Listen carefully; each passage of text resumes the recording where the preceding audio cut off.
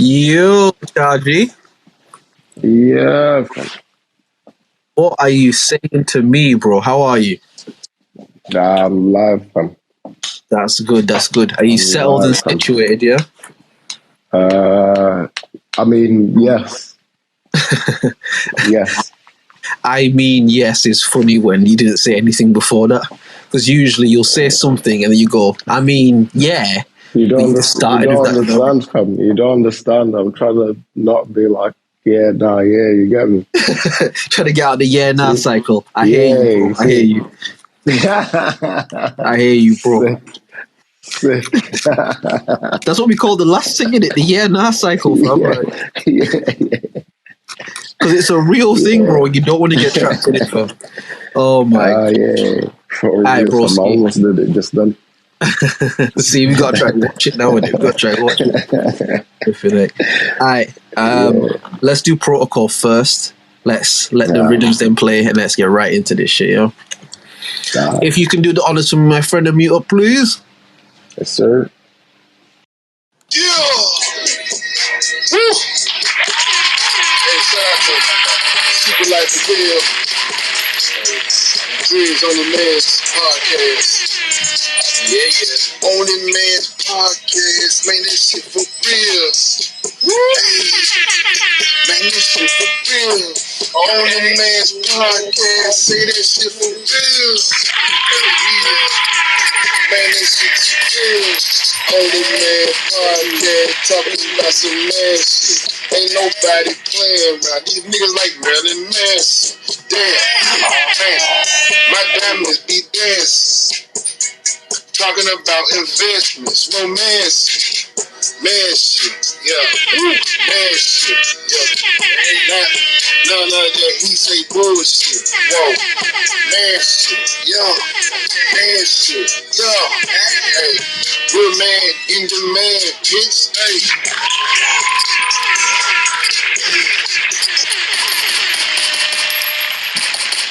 You know what it is, yeah. The OnlyMans podcast, episode 101, like the Dalmatians. 101, Done 101. We here 101. You know what it is, episode 101. We in the scenes.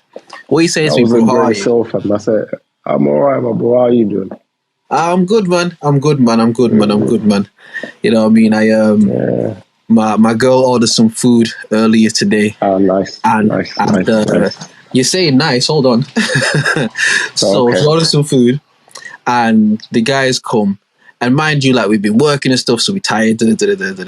Cool. Guys come, we tracking the guy.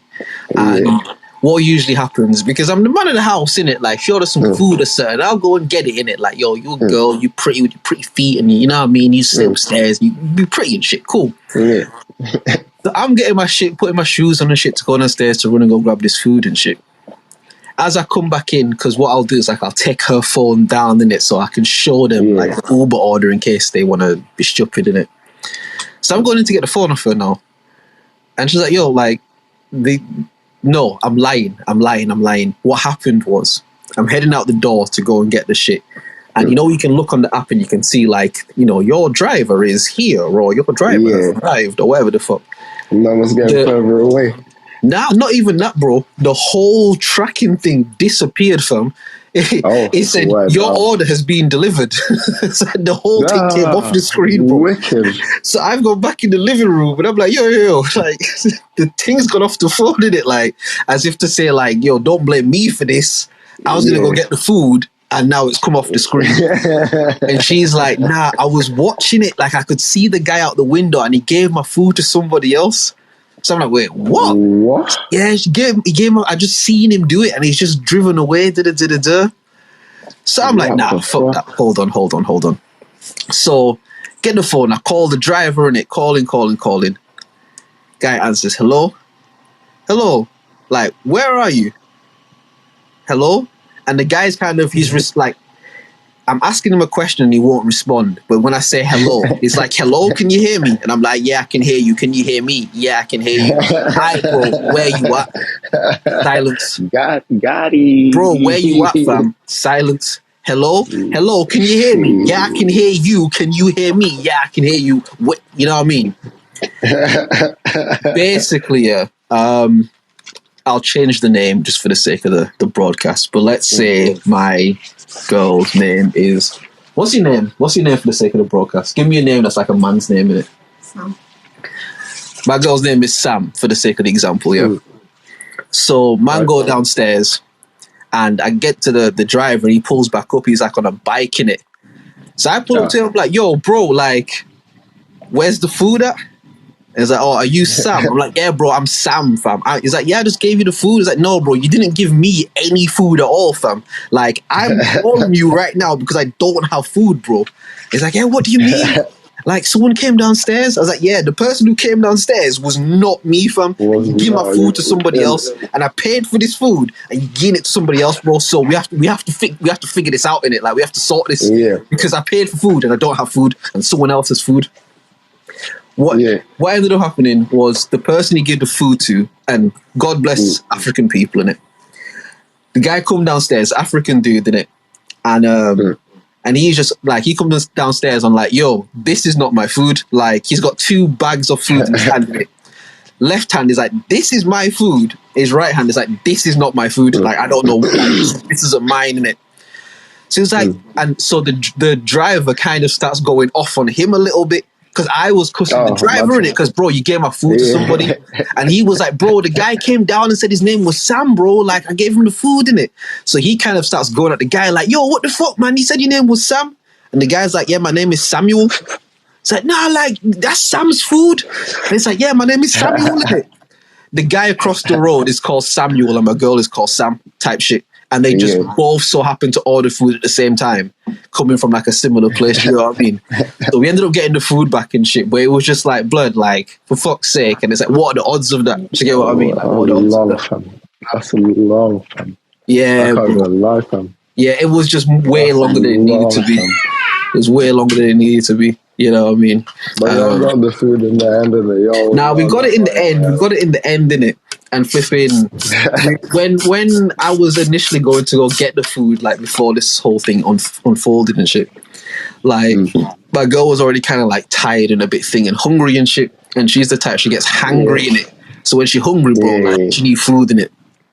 And when I've come back in with the phone saying like, yo, the thing's gone off the phone and shit, she starts going, oh, it's going to be one of those fucking days, innit? It's going to be one of those fucking days. So I'm like, nah, I got to fix this now, innit? I got to fix it, you know what I mean? Like, can't have shorty in here just mad and hungry, bro. Like, let me go sort it out. Yeah, nah, that's not a good case, man. Yeah, it's not a good case, bro. You know what I mean? That's a bad case, man. I'll be on the podcast lumped up right now, innit? Do you get what I mean? Looking like trust me. Mine Lawrence, even that time when they slapped him on the billboard, fam. Trust me, bro. I'll be talking through the wire like right now, bro. Do you get what I mean? Like, man.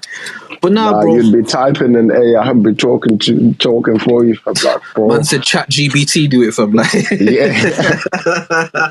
Man got the AI out, said, bro, my face is broken. Bro. So I'm gonna do it through this episode. Hey, bro, I tell you what. When the episode comes out, whether we do it or like someone who listens does it, it's like, yo, I'm just gonna program these niggas into an AI, bro. Like, that's gonna be some mad shit in it. That's gonna be wild, isn't it? My friend, it's already happening. If somebody just you know what? Yeah, we could automate the thing, fam. We could just like automate it and just be there, fam. And just collect the spoils. I don't think we could automate it. I think we can. We definitely can. Like, you know the reason I say that, yeah? You know the reason I say that, yeah, is because I get what you mean and what you're saying isn't wrong in it. But I feel like you and I, bro, like some of the left field shit that we come out with on this pod, bro, some of the tangents and turns that this conversation has, like, I don't know if an algorithm could track that. Can, fam. I don't know, fam. I don't know. It's got 101 episodes at least, yeah. To look against, fam. It can, fam. I'm telling you, fam. But they're all different, though, bro. They're all different, fam. Like, that's exactly the thing, fam. It will pick up on that and know exactly how to do it. Where to just trust me, fam. Listen, if we can do a Kendrick, and everyone thought Kendrick put a new song out of him, my friend, isn't it to all them? We're doomed. Is it to all them? Did you hear that Drake Weekend? That shit slapped, fam. Slapped, bro. Weekend was going crazy on that shit, bro. That shit slapped, fam. I've heard Kanye West sing all the greatest songs of the last 50 years. Man, you know what I mean? You telling me, fam? Yeah, it's over, fam. Yeah, it's a mad thing. It's a mad thing. I'll tell you this, though, man. I'll tell you this. All right, I'll break the fourth wall for a second. Shout out to Queensflip. I told you I messaged Salem in it, and should I even say this on the air? No, it's fine. Basically, I said I'm gonna write some shit for him in it. I was like, yo, if I write you some shit with your thing, and it's like, yo, it's a pattern in it. Like, if you do that, bro, like, I'll do it. So obviously, I've been in the yard, like, recording stuff, whatever, and I'm recording some of this shit, and I'm thinking, yo, what would be really dank, would be to, like, write hooks and verses like I was writing them for, say, like, The Weeknd or Drake, or like, write a verse like I'm writing it for that person and just get AI to do it and just get my feet off. Drake, bro, you know what I mean? Like, do you get me? Yeah, for sure. And the weak AI end, you know what I mean? Like, AI end. And on this end, he had a farm, like, you know what I mean? Weak AI. Bro, that's the new one. AI over, like. Yeah. AI, yo. AI, yo. Yo, we might have the title already, bro.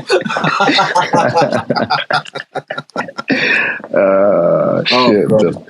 Yeah, but yo, peep how simple it is, fam.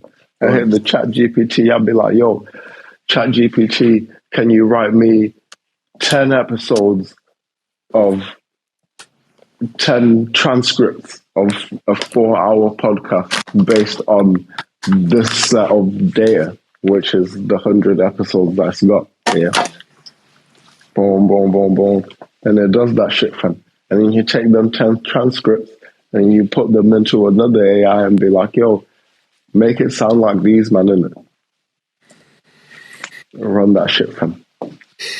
I don't know if AI can come up with Drunk God crashing the party because he didn't get invited and shit. Like, I don't know if AI can come up with that. I don't know if AI can come up with a Wagner, Zulu, Zenio. Like, I don't know if AI is going to take you in that direction. Like, that's the only pushback. It's just like some of the shit that we go on, bro, is like so left field, fam. Like, I don't know if AI is going to be able to, like, collate that. Do you get what I mean? Like, yeah, fam, like some of these episodes, bro. No, do you know what it is, Give it time, fam. Give it time. Trust me. No, it will certainly become better. I'm talking about AI right now. AI in the next 10 years will be able to knock this shit out like easy. Do you know what I mean? Like easy. But I'm talking AI right now. I don't know if it has an algorithm powerful enough to create a podcast the way that you and I would do it. Do you know what I mean? Or an episode the way that you and I would do it.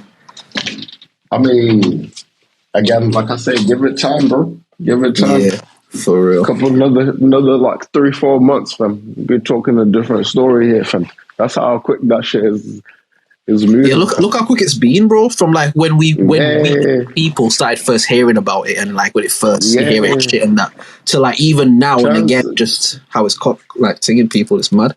It's mad. Terrence told me that he heard about it like 3 years ago, something like that, But then, obviously, because that's like what he do, isn't it?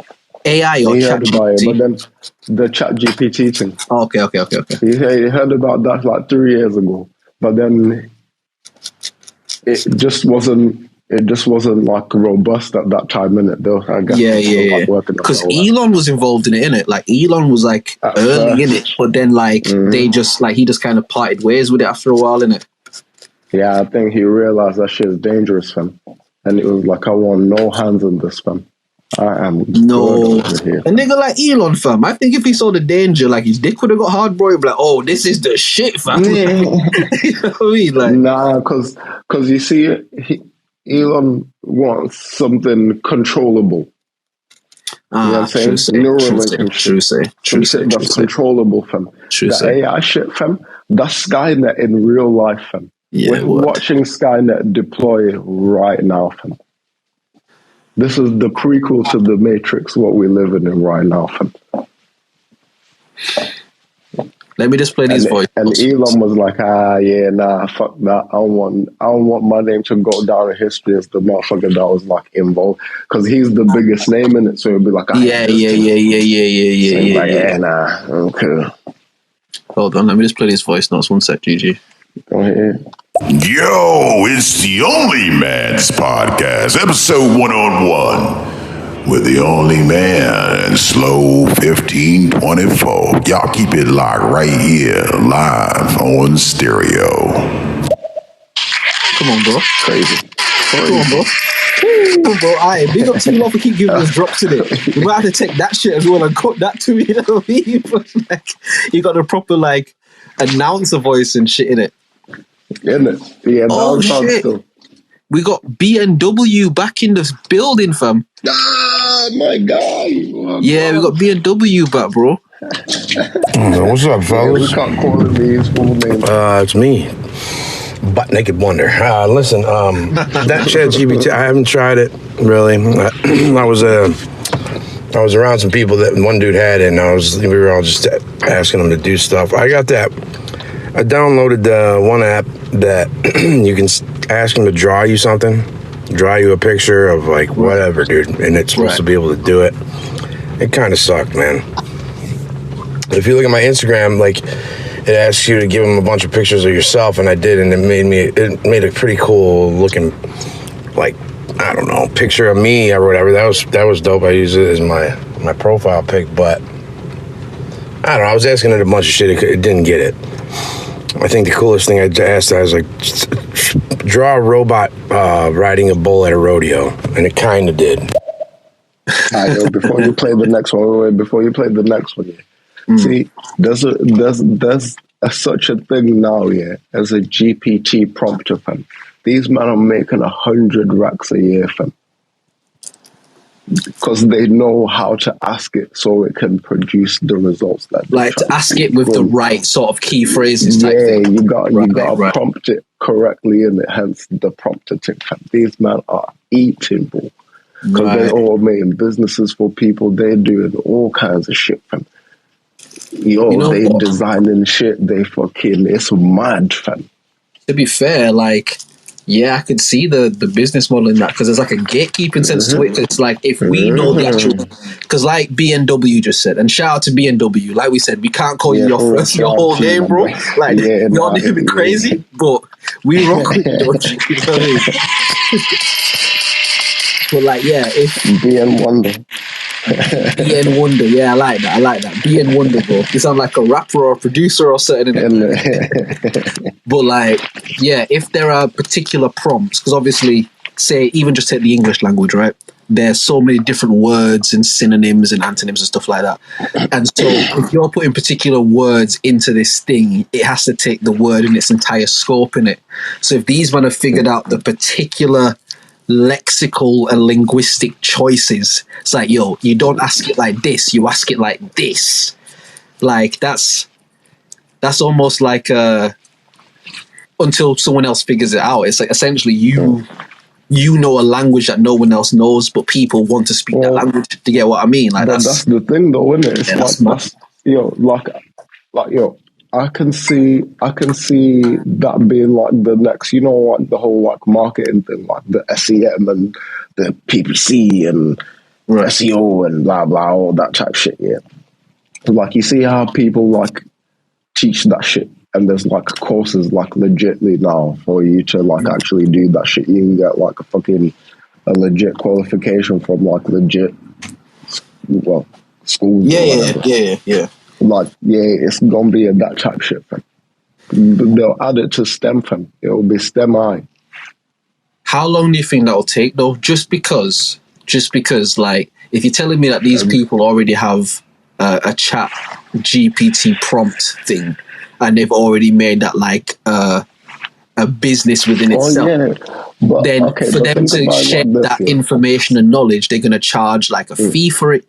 And obviously for things to get into, for things to get into like the curriculum and stuff, for like where they teach it, like you're saying, like the knowledge has to be widespread enough, but still not accessible enough. And as far as I know, like you're telling me about this, so I don't know in it, but as far as I'm aware, like I don't think there's a lot of people that have that prompt thing in it, where it's like you prompt the AI in particular way. So it's like, I think for them to actually begin to teach that, we'd have to see the rollout of people making as much money from it as possible. You know what I mean? But we're going to see the industry part first before they start teaching it, though. Do you get what I mean? We're going to see the industry first. And when there's enough industry, then they'll be like, all right, we'll teach you niggas this shit because we've capped our market now. You know what I mean? Yeah, like, of course, man. But this shit is inevitable, man. People, like, it's gonna happen as a business model or whatever. Then there's gonna be people that maybe say like, try and learn it, or like learn it to some degree or whatever. You know what I'm saying? And then people be like, you know what? Yeah, I'm sick and tired of paying these man 50 racks when they're not as good as these other men that, you know what I'm saying? Ooh. So now we don't need like it to be standardized. You're gonna need to like at least understand like the concepts of this shit, you know what I'm saying? And then it turns into curriculum. The shit might take like 5-10 years or whatever, but it's coming. It's coming. I'll say this here, then I'm going to play the voice notes in it, but I'll say this quickly. Like, when they figure out a way to merge AI with video games, and when they figure out a way to merge AI with porn, that's when they would have hit their cap on the market. Like any new technology, look over the last 50, 60, 70 years, any new technology, the first things there are pornography and video games. Every time, bro. I remember when PSPs came out and it was in the news like, oh my god, it's allowing kids to connect to the internet and and kids are watching, like, you know what I mean? Do you get me? Like, I remember that era. So it's like whenever this new technology finds a way to interact with those industries, that's when it's going to be like super duper here in it. But let me just play the voice notes quick. Get right back to it. One second. I am not a man, but I'm here. Nah, you good. Go ahead and stay as long as you want. Nah, you can chill. You can chill. But we appreciate the vocals as well in it. Like, just introduce yourself nice in it. Elon said it. He said it in interviews and stuff. He's like, the most dangerous thing is AI. Like he put that up there amongst them. Either the most or one of the most dangerous things that we have to worry about soon. See, I told you, my boy. So, and he's like, I thought he was AI himself, but I don't know, man. Elon do look like AI in it, but he looks like early AI. You know what I mean? Elon looks like AI when they knew there was something genius there, but they hadn't quite figured out all the kinks. That's what Elon looked like. You know what I mean? Like, wild. But just saying that though, like you lot just reminded me. There was a dude, I think he worked for Google. I think it was Google he worked for. And like he recently stepped down from Google because he wants to go and do like speeches and talk about the dangers of AI. This, where you know what? As broadcasters, when we give news, sometimes we be like, "Yo, I heard a nigga, what the nigga said, yo, one of them man there, they were saying like we don't give no sources, we don't give no fucking journalistic nothing, fam. But we're not journalists, bro. We just niggas talking on a podcast, innit? Hold on. Google AI step down. If Google finds this, then Google's AI. Right. The New York Times, here's the article, from the 4th of May. So this is like 2 weeks ago. The godfather of AI leaves Google's and warns of dangers ahead. No, I don't want to subscribe to the... No, I don't want to... No, man. Just let me fucking... read anymore, innit?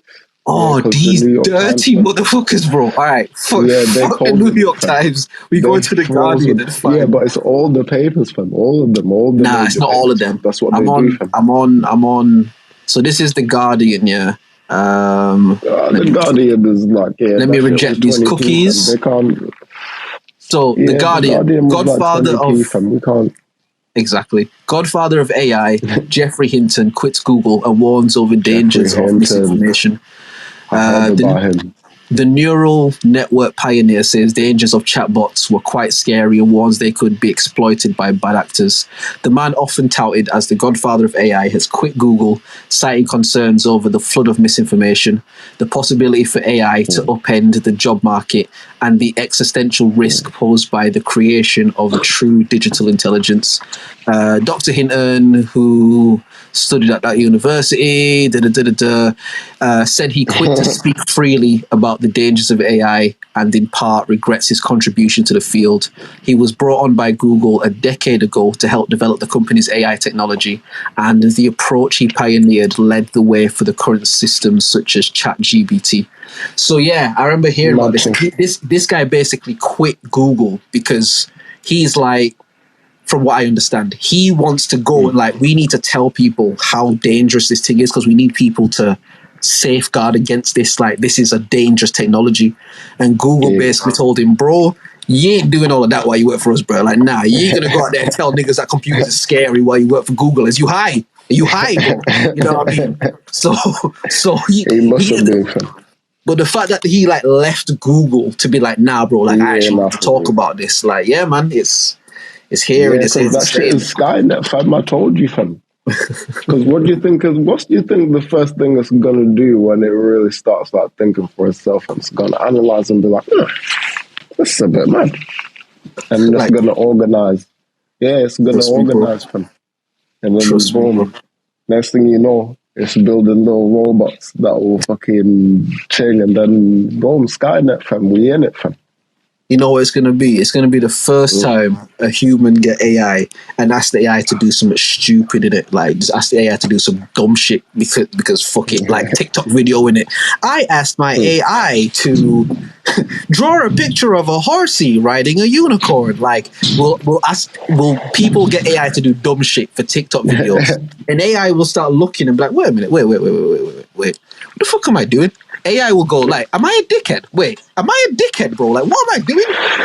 A horsey on a rainbow? Wait, I can take over the world, bro. What the fuck is... And then watch. Then it's going to come AI is going to be like, hold my beer, fam.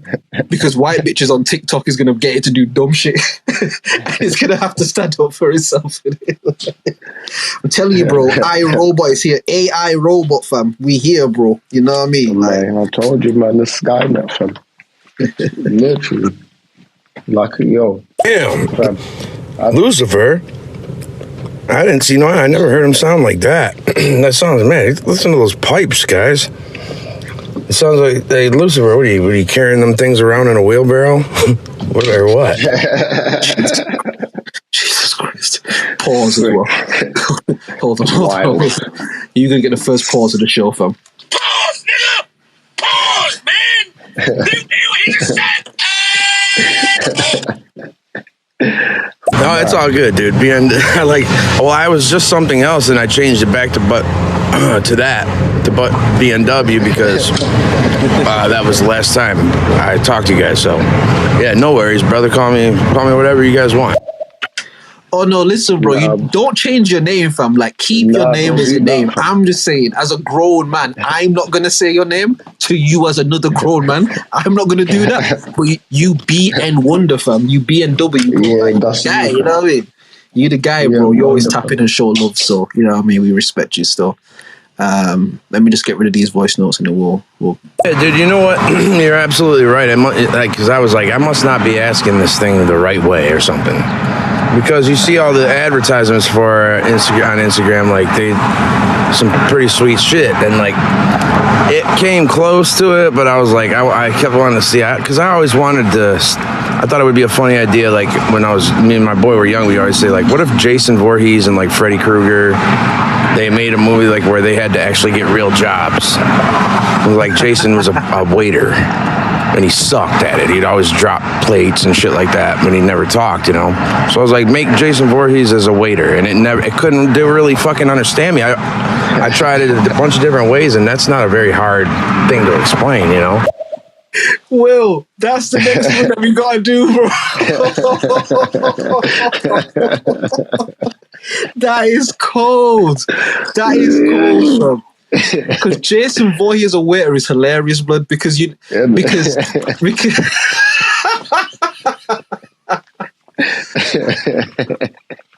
Because imagine Jason Voorhees stood there with the dickhead like waiter apron, the waiter blazer, the waiter shirt they have to wear, and like he can't speak in it, so he's just got to like either do sign language or just stand there with the pen and the notepad as if to say like I'm ready to take your order in it. And you know you're gonna get some ignorant niggas in there in it.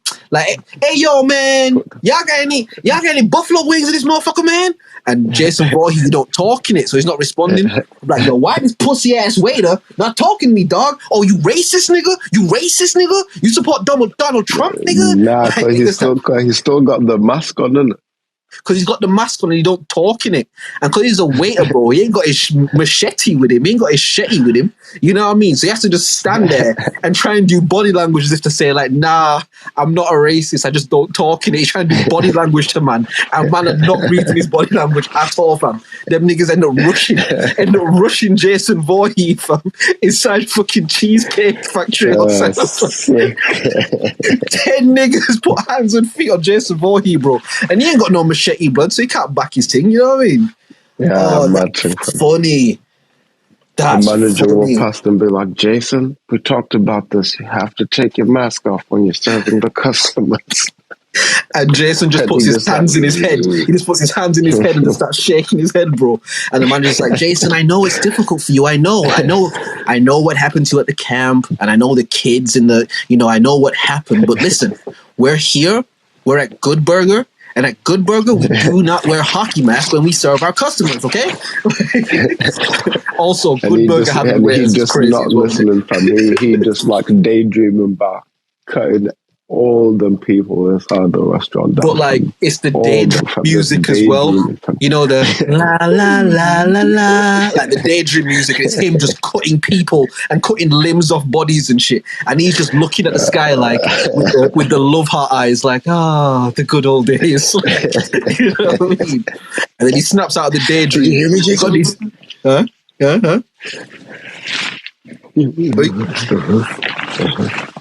Like, he snap out of the daydream and shit, and it's just these same hood niggas like, man, this motherfucker with the mask on, man, I'm gonna start roasting this nigga out here, cuz. I'm gonna start roasting this nigga, cuz.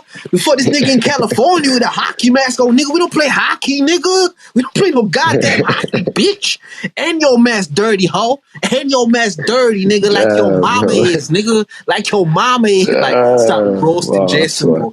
And like, now Jason gotta go to Good Burger HR and try and like make his claim, but he can't talk, so the HR don't know what he's saying. Yo, be in Wonder, that's an amazing idea, bro. I'm telling you now, just tell us a skit or something. That's a hilarious idea, bro. Because Freddy Krueger bringing out like your spare ribs, but his fingers are swords in it. Drop the plates. So he's dropping plates left, right, and center. You know, Freddy Krueger got a bad temper in it. So if someone's like, yo, what the fuck, man? You drop my plate, you be like, yo, fuck off, everyone, fuck off in it. Like, he can start going crazy in the middle of the restaurant. You get off here. And his skin is bad as well. Really trying. He's really trying because he needs this job, innit? Oh, because he can't go really trying in their dreams, innit? Yeah, you feel me? Because it's AI world now, innit? So like all that shit dead now, innit? Niggas ain't got dreams no more. They just got AI from he bringing out the menus to the people, and he just sliced through that shit from. Oh, sorry, I'll just get you another one. And you know it's going to be some Karen in there, innit? That's going to go off on him. She's not going to give a fuck about his sword fingers or any of this shit. She's going to go right in. What kind of a server are you? Can't even fucking bring a menu, you piece of shit. This is the worst service I've ever had in my life. Okay, first of all, I don't appreciate being served by somebody who's got really bad eczema on their skin. Clearly, there's something wrong with you, and you shouldn't be anywhere near food. Secondly, you're here with these knives in your fingers. I don't know what those knives have touched. You might have HIV. I don't know if you do drugs. You look like you do like Karen go off. Daydreaming all the way through that shit. I mean, just daydreaming about slicing her into little cubes. And he just holding it back, fam. He just holding it in, fam. And he just going off, and he just holding it in. Freddy Krueger's doing the Arthur fist in it, but because his fingers are knives, he's cutting his hand at the same time. That's crazy. That's wild, bro. That's wild. And then he hear, and then at the end of that, he hear with the, I'm so sorry, man. Maybe I'll get one of the other services if they're free to attend to you. Sorry about that. and the Karen is like, yeah, I think that's the best idea. You're so bad at your job. I'm gonna leave a review about this place, and I'm gonna say especially that you were the worst waiter. And he's just walking away like, oh, fam, 5 years ago I would have fucking cut this bitch's head off, nigga. I would have cut this bitch's skin off, nigga. Could pull the heart right out of her chest, but you just gotta go to the staff room and just eat it, innit? Like you just gotta go to the staff room and just sit there and just take it. You gotta hold it, fam. Yeah, the sofas in the staff room, fam. Yeah, BN Wonder, your idea, like, of Freddy Krueger and Jason Voorhees being waiters, it has to be them being waiters after they've been, like, the serial killer horror guys. They're like, you know how, like, old people who have, like, broken shit have to go and get jobs when they're old? It's like that, innit? Like, it has to be like that, do you get what I mean? Like, they have to have come out of killing niggas and now they just can't kill nobody, you know what I mean? They just got to serve food and shit. Yeah, that man ain't got no pension, but Freddie thought he'd be killing niggas in their dreams forever. Because Freddie was like, yo, people gonna always have dreams, bro. Like, what? People not gonna have dreams? The shit ain't gonna never stop, fam. He did not see the AI generation coming, bro. Like, he did not see the shit coming at all, fam. You know what I mean? Gotta go in the AI, fam. Yeah. Yo. Get a regular job in the AI. When they next do the Jason Voorhees Freddy thing, because you know they're going to bring it back at some point, they have to put them niggas in AI. They have to. Especially Freddy, bro. Like, he has to go into AI, fam. Yeah, nah, they about you, fam. Nah, hey, man. I'll tell you what, though, Will. Will, Secret Life, Will, and BN Wonder, if Jason Voorhees or Freddy get put in any kind of AI film in the next 10 years, we gotta go get a check, boys. We gotta go and get a check, boys. That's AI. Oh yeah, nah, you actually right, fam. You actually that's right. IP, fam. You know what I mean? That's our AIP, fam. You know what I mean? Like, that's AIP right there, fam. Trust me. For real, fam. Artificial intellectual property. That's cold, fam. That's heavy. Yeah. Oh shit. That's cold, fam. Let me go rest of these. One sec. Why do you guys love talking about other men so much? Are you gay? Do you like to suck dick or no? Only on the weekends.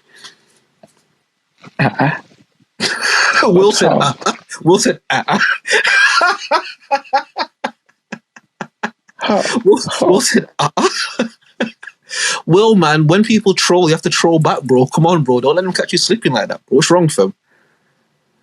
A bitch you call dog call you gay, you just be like, yeah, I'm gay, fam, because look at you, bro. Like, you know what I mean? You have to troll back, bro. Like, it's cussing match, isn't it? Wild. Oh, shit. Anyway, I think this lady called dog is cussing us out even more. Who's it? Oh. You're dumber than a fucking robot, so I don't think you should have any opinions on AI. Well, how could I be dumber than a robot if a robot doesn't have a brain? She's AI, bro. She's AI, bro. No, she's not, man. The AI would not have called itself dog, fam. Like, the AI has too much information. That's it, fam. Nah, bro. Fam, it studied the thing, and dog, bitch, fam, female. You see, but then it didn't make the connection and just said dog, fam. She's AI, fam. The AI is barring, fam. Is what you're saying, fam. The AI is fucking doing, like, wordplay and shit. Fam, because, you know. Man said the AI is doing word flips and that. The AI is flipping words and doing punchlines, bro. Fucking hell, we need to get AI on King of the Dot in it. Like, you know, yo, dog, you want to go Canada one time? You got some bars, yeah? I said, yo, you're dumber than a robot, so. Oh, God. I don't. I'm dog. That's D-O-G. You know me. I think you guys are gay and you suck D. Whoa. Fucking yeah. Look at me. Look at me. Oh. Oh, baby girl, go look in the mirror and that's shine and flee.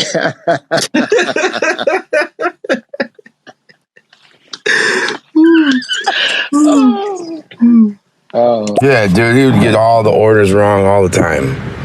He'd be like, hey, wait, waiter, what the hell is this? I ordered Salisbury steak. This is a fucking, what is this? It's chicken. Did I order chicken? And then he takes the plates and he just drops like hot coffee on the customer's lap. Freddie just having a bad day of it all in it. Like just having a bad day in it. Manager talking about, can I see you in my office, please, Freddie? And Freddie's like, fuck's sake, man, it wasn't my fault, man. The woman walked into me, dog. I was holding 5 plates and 3 cups of coffee, man. She walked into me, man.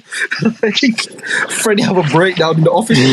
He's like, no, you don't understand. Like, I would just kill motherfuckers for this kind of shit, man. People is playing with me. They think I'm pussy. They think I'm soft.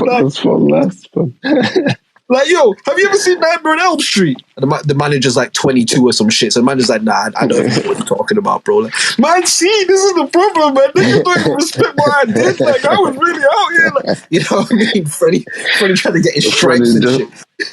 Yeah, nah, Freddie will quit, fam. He'll be like, you know what, fuck you. I don't need this job anyways. I'm going back to kill niggas in their dreams. Yeah, until Freddie P officer called him in it. It's like, nah, Fred, you need that job, though. You going back to AI prison if you don't keep that job. Like, you know what I mean? And I know that he was able to fuck with the humans in their dreams, but these AI prisoners will deal with you, bro. Like, you know what I mean? Freddie don't want them problems, fam. He does not want those issues, bro. Whatever Mark Zuckerberg and them lot made in the metaverse, Freddie does not want to go see them in their jail, fam. Yo, Will. Do you think there'll be a prison in the metaverse? Oh, for sure. Do you think there will be one?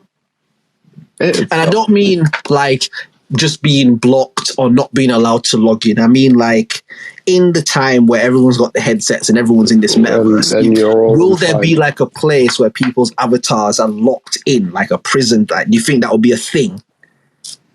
So I just had a thought while you were saying that, and you were like, oh, it won't be just like not letting being logged in or whatever. Yeah, it will be a case of like when you put your headset on or whatever, you'll just be loaded into a prison, and like let's say you didn't pay your subscription or whatever. Right. Or like if you got banned for like certain shit, you'd just like load into a prison and you'd just be there. It's like behind bars, but then obviously there'll be like there are other people around you and. Then next thing you know, because you're in jail, fam, motherfuckers is fighting and shit. Stabbing. Shanks is coming out. Dangerous. Yo, getting shanked in the metaverse is wild, bro. Getting prison shanked in the metaverse is crazy. Yeah. They take the headset off and be like, yo, I need to pay my subscription in it because yo, my shit about to not be alright, fam. Boom. Pay the subscription because if you know what I'm saying, you can't afford to get another vessel inside there because you spend all your whatever you had saved from here on that shit. So now you can't in it. And then boom. Or like if you got banned for some shit, do you know what I mean? You might just every time you'd be like, let me try it. But maybe they've like lifted the ban, getting and it's been like 5 years. I feel like that'll be a different thing, though. I think it'll be different. You'll be in the jail, innit? You'll just go into a jail every time you when I say jail, I mean like if niggas is in the metaverse, like you know how there was reports of like people trying to like sexually assault other people's avatars and shit, like weirdo shit, right? I feel like, I'm asking the question because I think paying your subscription and shit will be like a different thing. I don't think you'll get put in a place with like the weirdo people in it. Like, I think there's going to be whether it's literally virtual like prison cells. Like jail. Yeah, it's like you see how there's like jail, and then there's like prison. Like if you get like, let's say, banned or some shit, you'll be in the prison every time you log in, because you're not allowed to be here for at least another like 8 years. And you just gotta wait 8 years before you can. And you're literally just in that place for 8 years. Like so now you got a choice between like logging into your AI world and being in prison, or like tapping back into the real world and like just being regular. Most of the people out here, they doing the bid in it. Like, but the real world, nah. I'm just gonna hold this 15 in it. I'll just hold this 15. No, bro, I'll just hold it. The real world, nah. I ain't doing no fucking real world shit. You can eat a dick. I ain't real world. Yeah, right. Yeah, right. Like, you know what I mean? Yeah, a lot of people, bro, they are not trying to deal with that at all, fam. Man, I'll sit down and eat 20, bro. Eat.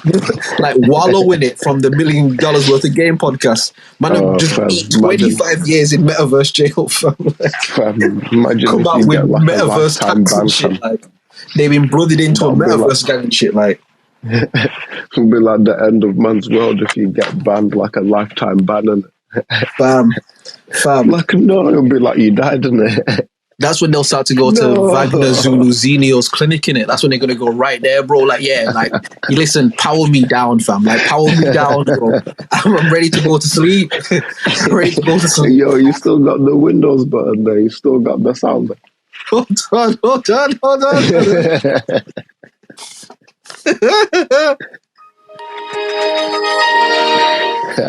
Power me down, Wagner Zulu Zenio. Power me down. They banned me from the metaverse. I'm ready to get out of this shit, fam. I'm ready to get out. Free me from this cage. Oh my god, fam. These niggas, bro. These niggas, real. Do you want to go back to the real world or do 15 years in metaverse jail? Man, my life is over, fam. Why are you standing there saying it? Man, bruh, these niggas are jumping in front of a train, bro. What? Ban them from the metal? Nah. You're gonna see a real pandemic on your hands then, bro. I promise you, fam.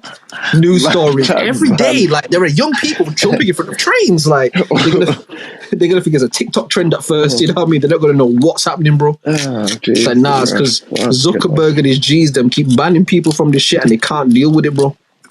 Because again, like, the thing with that whole metaverse shit for me is like, I think conceptually the idea of it is cool. Like, it's a cool idea, but not even to try and sound like that guy or anything like that. But in real life, like, I'm too much of a dope nigga to like walk around my yard with a headset like, and like gloves that go into the headset, and then like I'm just too much of a real nigga to do that, in it. Like, do you know what I mean? Because like, who said you'd be walking around, fam? You'd just be sitting there. You come with the chair and shit that you're saying, fam. But brother, like, because it's your mind, isn't it? If I roll a zit in real life, does it roll in the metaverse? Like, that's what I'm trying to ask, bro. Like, did they have better prices than my guy, fam? Nah, if the metaverse bud, if they pack that like the Kaiser bud, then we might have a conversation, bro. You know what I mean? We might have a conversation. You know what I mean? Oh. Nah, I don't think it's fire yet, fam. But when ChatGPT gonna make it fire, just give it another like ChatGPT would make an ill strain of weed in it. It would probably kill you because, you know what I mean? It would be that fire. It would probably just kill you. But it would speaking of which, yeah, there's a something that these kids are doing now called like THC acetate or something like that, or THCO. People calling it like the god molecule or some shit. But then I was watching this video of like this doctor guy explaining all like how it works and shit, and he was like, basically, it's acid. What did he call it? Acetylated, right? Form of THC, but then heroin is basically it's like mixed with acetate. Okay. Is that the right one? Yeah, something like that. Yeah. So boom. But heroin is like that, and like LSD is also like that. He named off like a couple of the shit that's like like heroin is like opioid based in it, like opium based. Yeah, but like that same like the same acetylation. Right. So basically, the heroin basically was saying basically. Like he's basically saying like that shit is like that bad, fam. And he's like, a lot of people will experience psychoses. We're already starting to see a lot of people like calling in and shit, and it's like Okay. Chat All right. GPT back at it again. All right. Let me give a little pushback. Yeah. Let me give a little pushback. And if you can answer this and you answer it, then I'll say cool, innit? I remember the commercials back in the early 2000s. Remember that commercial with the guy like with the egg in the frying pan? He's like, "This is your brain on drugs. This is what happens if you smoke weed." And the Call Frank commercials and shit. And how niggas made weed out to be like the most dangerous thing on planet Earth. Like these niggas didn't say nothing about cocaine. They didn't say nothing about heroin. They said like, yo, if you smoke weed, you're going to die, nigga. That's what they said to it basically. And it's like all these years later, they turn around and like, actually, you know what? Weed actually has a lot of health benefits. Like, yeah, you can like use it for so many things. Is this like a similar thing to that where they're doing the thing like, oh shit, like, yo, nah, they heroinize the weed, so the weed is crazy? Or is it like not like that, fam. Like this guy's like a legit doctor here, and he like runs this like a clinic thing, innit? My nigga, it was legit doctors saying it back in the day, bro. Like, it was legit doctors saying weed will kill you. They said, nigga, if you even say the word weed, you're going to burst into flames. Like, you know what I mean? Like, but it's science backed, fam. He didn't hide no shit, fam. He even had pictures of the little molecules and shit. All that shit, fam. Like, I'm gonna trust that one thing. It's not even just that one thing as well. There was like a bunch of. I didn't just watch the rest of the other videos because I was like, I get the gist of the shit of what they're gonna say. But like, search it, fam. Niggas are great. Man don't watch like 3 minutes of it and be like, nah, I get that now. Because I do the same thing, bro. I do the exact same thing. That shit was like 15 minutes, fam.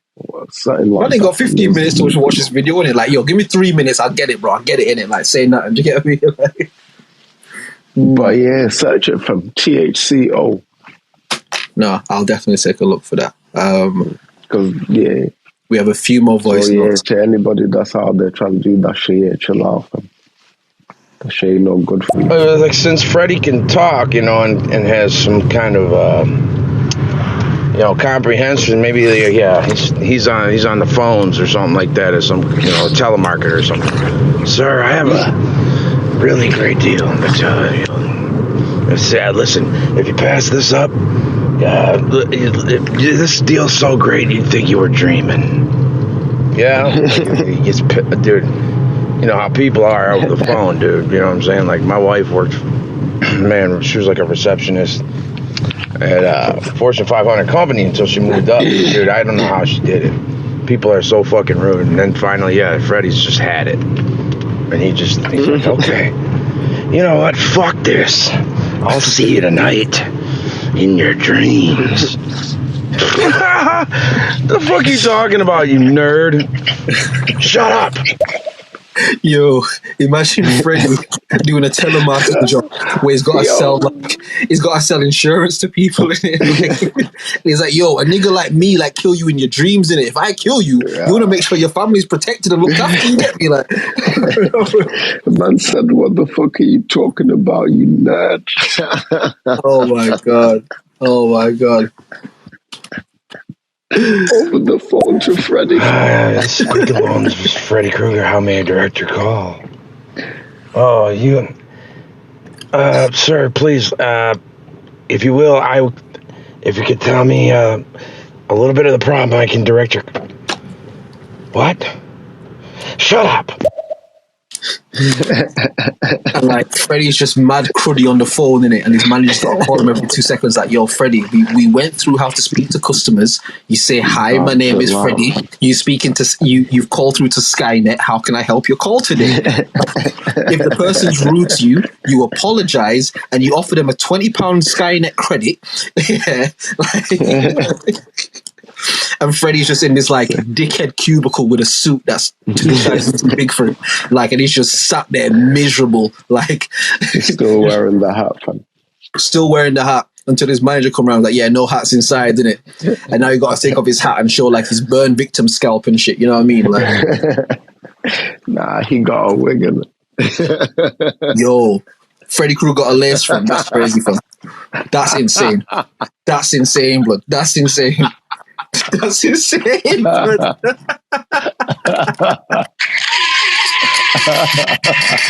But yo, instead of it being like a long hair, it's a fade in it. But it's a wig. Oh shit! Oh shit! You got a fade. You got a fade on the wig, but nah. That's AI. It's AI in it. See, it's the AI. Nah, you got a fade on the wig.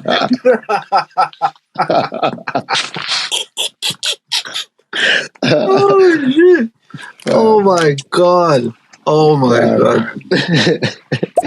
Maybe Freddy Krueger, you know, he lands the manager job at the restaurant Jason works at, and he just bosses him around. He's like, hey, idiot, get over there. You got orders. Well, you see those customers over there? Then go.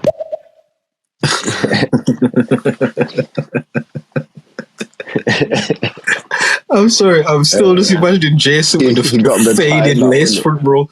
Lace in the front and a taper in the back, from the fuck these niggas talking about, and bro. the manager's like, Freddie, that's fade. Yeah, I just went to the barber the other day. It's fresh. Hey, Freddie, looking good, man. Hey, you gotta hook me up with your barber, dog. You know what I mean? Fuck, you know. Freddie gets sexually harassed by Jason, Jason, because he can't talk. Like, the manager's been being like making a lot of sexual comments towards him and stuff, and then he tries to make a move on him, and Jason just rips his head right off his shoulders. Yo, the manager that makes sexual advances towards Freddie is a sick nigga, fam. The manager that looks at Freddie Krueger and goes, he's a sick. It's because that fade, isn't it?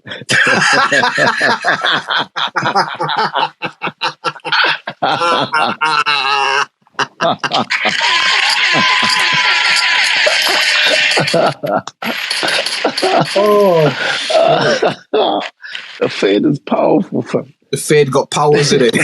The fade be transcending for real, fam. Flipping heck. Man walking. It's just so powerful. He hit them up next week and be like, yo, let me get a beard too. he spin the block on the barbers, fam. Like, no. I don't know what crack you put in this wig, but I need the beard too, fam. I need the beard too, fam. Man, I get like the Hasidic Jew curlies on the side. He's gonna get all the hair he can get. Like, yo, put this on me, fam. Pause, innit? Like, put it on me, bro. And come in the next week, just full beard, fam. Looking like James Harden, fam. Blood, full beard, fam. And the beard got a fade on it too, fam, because he was like, no, just make sure you fade it in it, because the fade was doing shit before. Tapered, fam. And he go back in. Nice beard. Hey, man, your beard is looking fresh, dude. Fuck you. Oh, sick. Nah, this AI shit is real, man. The AI shit is very, very real. You know what I mean? And it's going to become a very modern part of life soon, innit? It's going to... Well, I say soon, like it's not already a part of life, but it's going to be very heavy-handed in the next couple of years. Like you know how we'll go to like supermarkets and we'll go to like the self-checkout shit, and how that's just normal now. Like AI is going to be like normal like that. You seen Terminator, right? Yeah. What did she say happened with Skynet? The motherfuckers built a thing. They thought it was going to help solve the world's problems or whatever. And then it was like, the world's problems is y'all motherfuckers.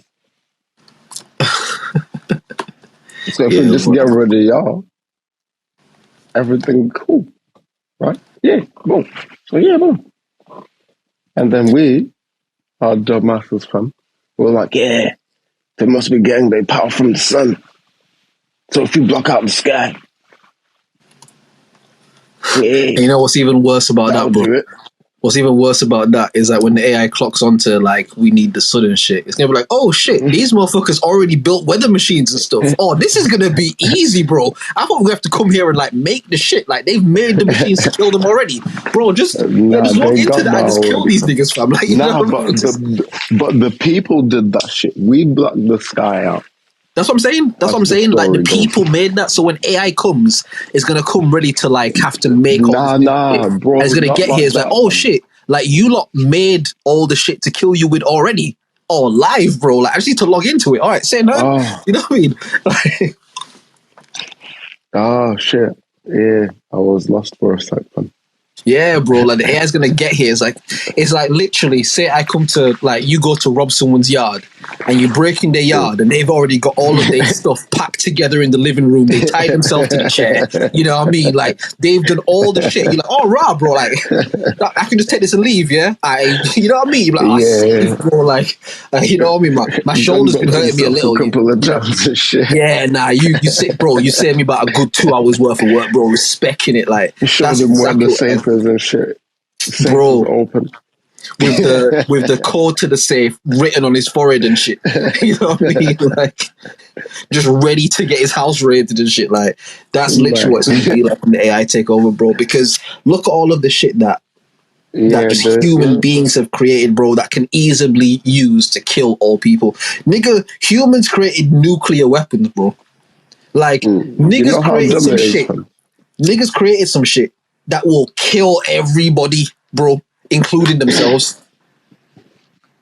So when AI gets here, it's gonna be like, oh shit, like, go on. Oh shit, lost it. My fault.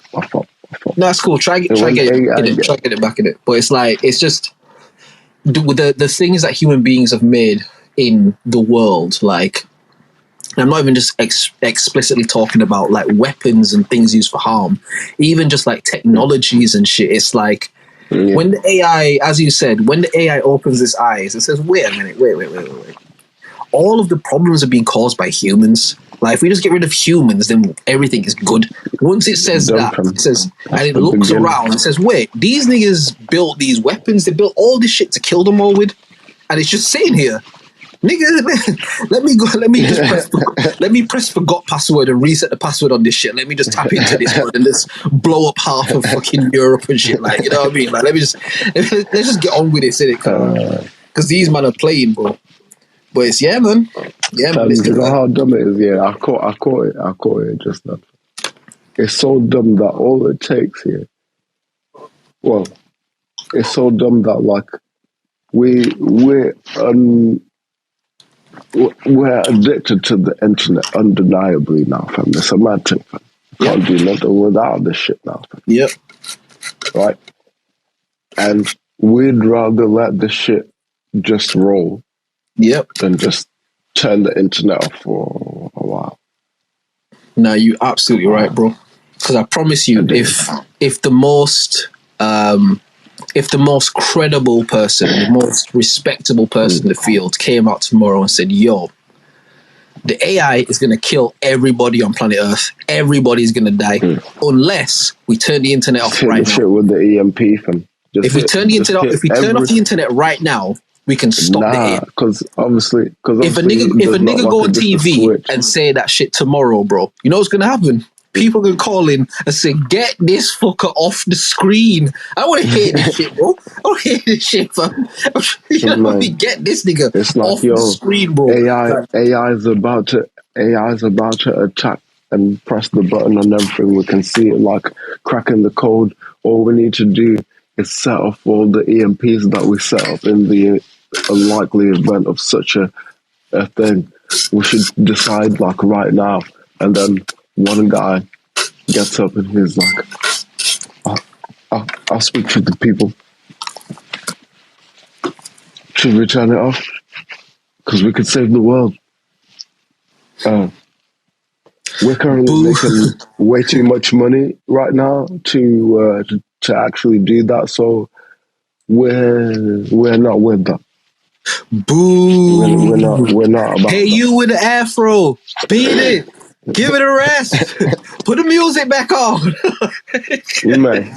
You want to hear that shit? Nigga, put the internet back on, bro. What are you talking about, nigga? What AI is going to kill us? It ain't kill us, nigga. I need to get this tweet off, bro. What the fuck? We all going to die. Yeah, I got a fucking huge investment in the balance right now, fam. We gotta turn that shit on, fam. Yeah, you better turn that shit back on, dog. I don't give a fuck what AI is gonna kill, nigga. I don't care what AI is gonna kill, dog. If you're gonna kill me, let me die rich, bro. Turn this shit back on. Got 100 mil there just waiting, fam. Bro. Yeah, because fuck it. I pose this question in it, like, and I think it's an interesting question to think about, to actually try and think about. How long do you think it would take if they switched the internet off tomorrow? The internet stopped working. It just stopped. You couldn't, no internet shit at all. No surfing the internet, no social media. Anything that needs an internet connection does not work, yeah? And they get on the news tomorrow and be like, yo, yeah, like, we deaded this internet shit in it because it was going mad. How long do you think it would take before people were rioting in the streets? While it was off. The internet's off and it doesn't come back on. Because I used to say that about like a week or two. I was thinking around 7 to 10 days. I think around the 10-day mark. Yeah, something like that. Yeah, I think around the 10-day mark, people will be like, "Nah, fuck this, bro." Like, nah. Because imagine all the people that have their livelihoods on like the internet and shit. Bro, all the people that are like, even fam, fuck that money, fam. Yeah, bro. How am I going to transfer you some peas if I can't connect to the internet, fam? How am I going to pay for food, fam? Brother, no, how am I going to sell food, fam? This is what I'm saying to you, bro. This is what I'm saying, fam. I think around the 10-day mark, where niggas ain't been able to access their money, they've not been able to work, they can't do nothing, you know what I mean? I think on the 10-day mark, niggas are gonna be like, yo, I am not going to Asda again. Like, bro, ground, just fam. Yo, burn everything down in it. Like, I'm not going to the shop again for the guy to tell me that, like, the shit's not working again, bro. Like, nah. Like, next time I go to the shop, you're taking everything out of there, blood. Like, nah.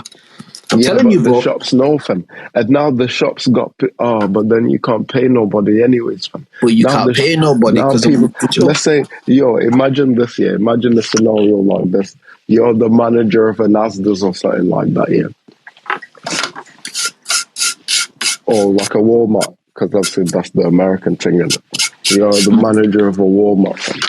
And also they got guns in there and they got, you know what I'm saying? Yeah. So you like to your staff here, you like, this is what we're gonna do. We're gonna like form a tribe and we're gonna like stay here and shit. We're gonna do our thing like here. And what we're gonna do is get them guns right there, you know what I'm saying? And we're gonna secure the thing, fam. Take it in turns to work, because you know them people's out here going crazy some days, looting, rioting, burning down shit, fam. We gotta keep this shit like, you know what I'm saying, like this. So I'll tell you what, yeah, well, and they I'll tell you what, that will work and that will be super effective until they run out of bullets. Yeah, but they don't know that they run out of bullets. Nobody knows that they run out of bullets, man. Except for the manager, but he's gassing it though. He's like, nah, we got unlimited bullets. Nah, as in like the people that they, you know what I'm saying. But I'm saying because obviously if you're saying Walmart, it's America, right? And really, if something like that happens over in America, all the lunatics that live in the hills and the countryside with all the wax and shit, they're gonna be the warlords in it. Like really, they're gonna be the warlords because they've got the hammers. Do you get what I mean? And in a time like that where it's like a dystopian type of shit, like the nigga with the hammers wins. Do you get what I mean? Like whoever can crash out more is the leader because he's gonna kill them Florida niggas gonna be the presidents of the world. Man, call that black and people gonna go mad in it. Like them Florida niggas gonna be the presidents of the earth. I tell you what though, presidents gonna be your side, yeah. Them cartels, man. Up your side, like press sides, if you can get like a good handful of man together and y'all just back shanks, bro, in the day when like the internet go down, y'all can have like a nice little a nice little racket up there. You know what I mean? Like, the people up there ain't really like that. You know what I mean? So if you're just back shanks, you know what I mean, and you'll just be like that, people will fall in line in it. Like, I wouldn't say they really like that, but like, you know, some people that, you know what I'm saying. Now, I know that there's people up there that's like that. Trust me. Like, I don't know if you watch. There's a guy on YouTube. He's from Birmingham, but he basically just covers like UK news, but like news that the news won't show. Scarcity Studios. Shout out to Scarcity as well. He covered a story of my cousin that got killed as well, to be fair, but that's a different story. But yeah, like I remember watching one of his videos and he was talking about some man up Lankside that were on some whole different kind of smoke, fam. Like these men were crashing whips into yards and shit, backing hammers at dot. Like yeah. Some of them Lanks man are crazy, bro. Like yeah, those I don't know if I can talk about that shit, to be honest with you. But let's just say there was a break-in and machetes and lots of threatening and stealing of properties. Yeah. Like I know, like on those sides, it's but you know what it is? I feel like and I know Lancs Press isn't north, but compared to here, it's north, innit? And I feel like a lot of those up north places, the people who are like that, they like that. Meaning, whether we in the world that we in now, whether we in the post-apocalyptic world after the AI, like those niggas that back shetties and shit are gonna be those niggas that back shetties and shit. Like they gonna be them in reality. You know what I mean? They gonna be the guys. That's just normal life for them, man. Trust me. Like, there's nothing. I don't want to say funny because it's not funny, but it's like, it's not that you look online. Like TikTok is good for it, innit? But it'll just show you like videos of people from the UK. And it's usually Americans, and they're like laughing. It's like, lol. They don't have guns in the UK, so they've got swords that are like 52 inches long and shit. Like niggas are fighting sword battles, and it'll show like 2 men shirtless and shit fighting with big shetties and that. And the Americans obviously they laugh at it because they're like, yo, look at these men fighting with swords like pirates and shit, but you know what I mean? But it's like nothing like they're pirates and shit. Do you know what I mean? But like man are fighting like it's King Arthur days and shit, do you get what I mean? Like, but it's mad because a nigga who will back a shetty and fight you with a shetty like is a different mindset from a guy who will pull a gun and shoot you in it. Like much. The two of them are killers, but one of them, like being up close to somebody and tussling with somebody and doing all of that shit and trying to chop them in pieces with a machete is a different mindset from taking out a small hand thing and squeezing something in somebody's direction and it pause. Like, do you know what I mean? It's just and even like the mindset to be like, yeah, he got one too. And he might chop man down, but yeah, I'm a guy. But we here, fam. Like, it's a whole different mindset in it. Like, I've always said, I definitely think that if put in a neutral environment, like neutral, no weapons, no man can't do nothing like that, hood shit, I think UK hoods will fuck up American hoods personally. Interesting. And I say that because all them hood niggas out there got guns from like 7 years old. All them niggas know is to shoot. And don't get twisted, there's people over here that shoot too, but the access isn't the same thing in it. And it's like over here, you can't just get a Glock or you can't just get a hammer if you want one. Not that you can't get one, but you can't walk into Asda and get one. Do you get what I mean? So it's like, man over here,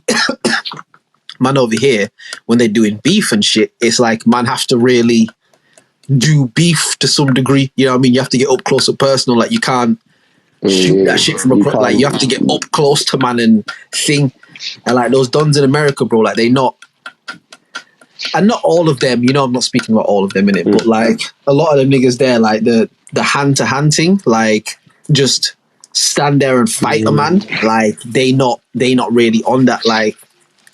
They're not really on that. anybody who's trigger happy like that is petrified, bro. Like anybody who will just pull a gun out at any second over anything, but that nigga is scared and lives in fear, bro. Do you get what I mean? That's a fearful mentality, bro. Like, because especially as like a man, not to know like shit like that, but it's like there are so many other ways for things to be solved if you really want to solve them. In it, if you've got to pull a Glock at the first sight of trouble, bro, then you've never been punched in the face, really, in it. Like, you're scared, in it. Do you know what I mean? So, I think, for real. Yeah, it's although it's a similar mentality, I just think the close and personal thing. And I'm not glorifying it. I'm not saying it like, yeah, that's better. Like, kill somebody up close. Like, I'm not saying that. I'm just saying the mentality of the two hood niggas. It's like one nigga can. And that's why, bro, when they do these drive-bys and shit, and they be hitting the grandma and the niece and the uncle and the dog, and these niggas will shoot everybody except for the person that they're shooting it. You know what I mean? These niggas shoot everybody except for the person they're trying to hit because they scared, bro, because they just driving in the car fast. It's like, right down the window, right, shoot, and drive off really fast. Like, these niggas are scared, bro. It's petrified, isn't it? Do you get what I mean? Like, I hear you. And again, I think over here, there's obviously definitely the same thing with niggas that are scared. I'm not trying to say that everybody over here is fucking Braveheart. I just mean, like, even in the fear state, if you want to do grease to somebody here, 9.5 times out of 10, you have to get up close and personal to them to do grease. You know what I mean? Like, it's like even that whole King Von shit. You know what I mean? Like, and I won't say rest in peace, but I won't say anything bad. Just, you know, anyway, that's a different thing. But it's like even that whole shit, it's like man rolled up on you, you and him have got a problem, and he opened hands on you. And the first thing that your homie do is grab a Glock and just start shooting, bro. Like, oh shit, that nigga punched you, shoot. Like, that's a fearful mentality, bro. That's niggas that's scared, bro. Like, and I'm only saying that, like, growing up in the time we grew up, bro. Like, I remember going to school, and the nigga who ran the school was the nigga who could fuck up everybody in the school. Niggas didn't bring knives or bats or anything like that, bro. It was like, yo, if you and him got to do a square dance, he's gonna punch your shit up, bro. So leave that nigga alone. Like, you know what I mean? And there's a level of respect that comes with that. And even the nigga who can fuck everybody up, yeah. Like, what I realized again from high school days is like that nigga doesn't want to just be like, oh my God, he's so scary, no one go near him. He want to chill with the cool people and that, because, you know what I mean? Niggas like me and other niggas, we around the girls and shit, we vibey niggas, innit? Yeah. So the niggas who fuck everybody up want to chill with the vibey niggas. You get me? Like, they're like, yo, nah, I'm not here to punch anybody in the face. Like, I just want to catch a vibe too, you know what I mean? Like, but if it ever goes down, you can punch somebody in the face, innit? Like, type shit. Yeah, fam. Alliances and that, you know what I'm saying? You get the vibes, you get to punch a man in the face if they step out of line.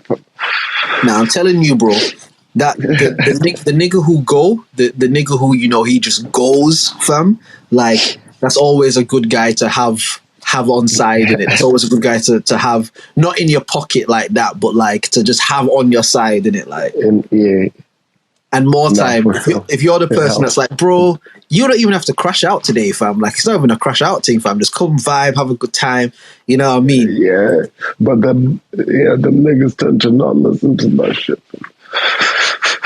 Nah, they tend to not listen because that's like not in a fucked up way, but there's like a value to being that person. And there's like a value to being the one in the crew where if shit gets techie, niggas are looking to you for help. There's a value to that. Yeah. So whenever man are around, even say a situation where that's not called for, you'll often find that people will try to find that so they can show and prove their value. Like, see, you see how I fuck niggas up? This is what I do in it.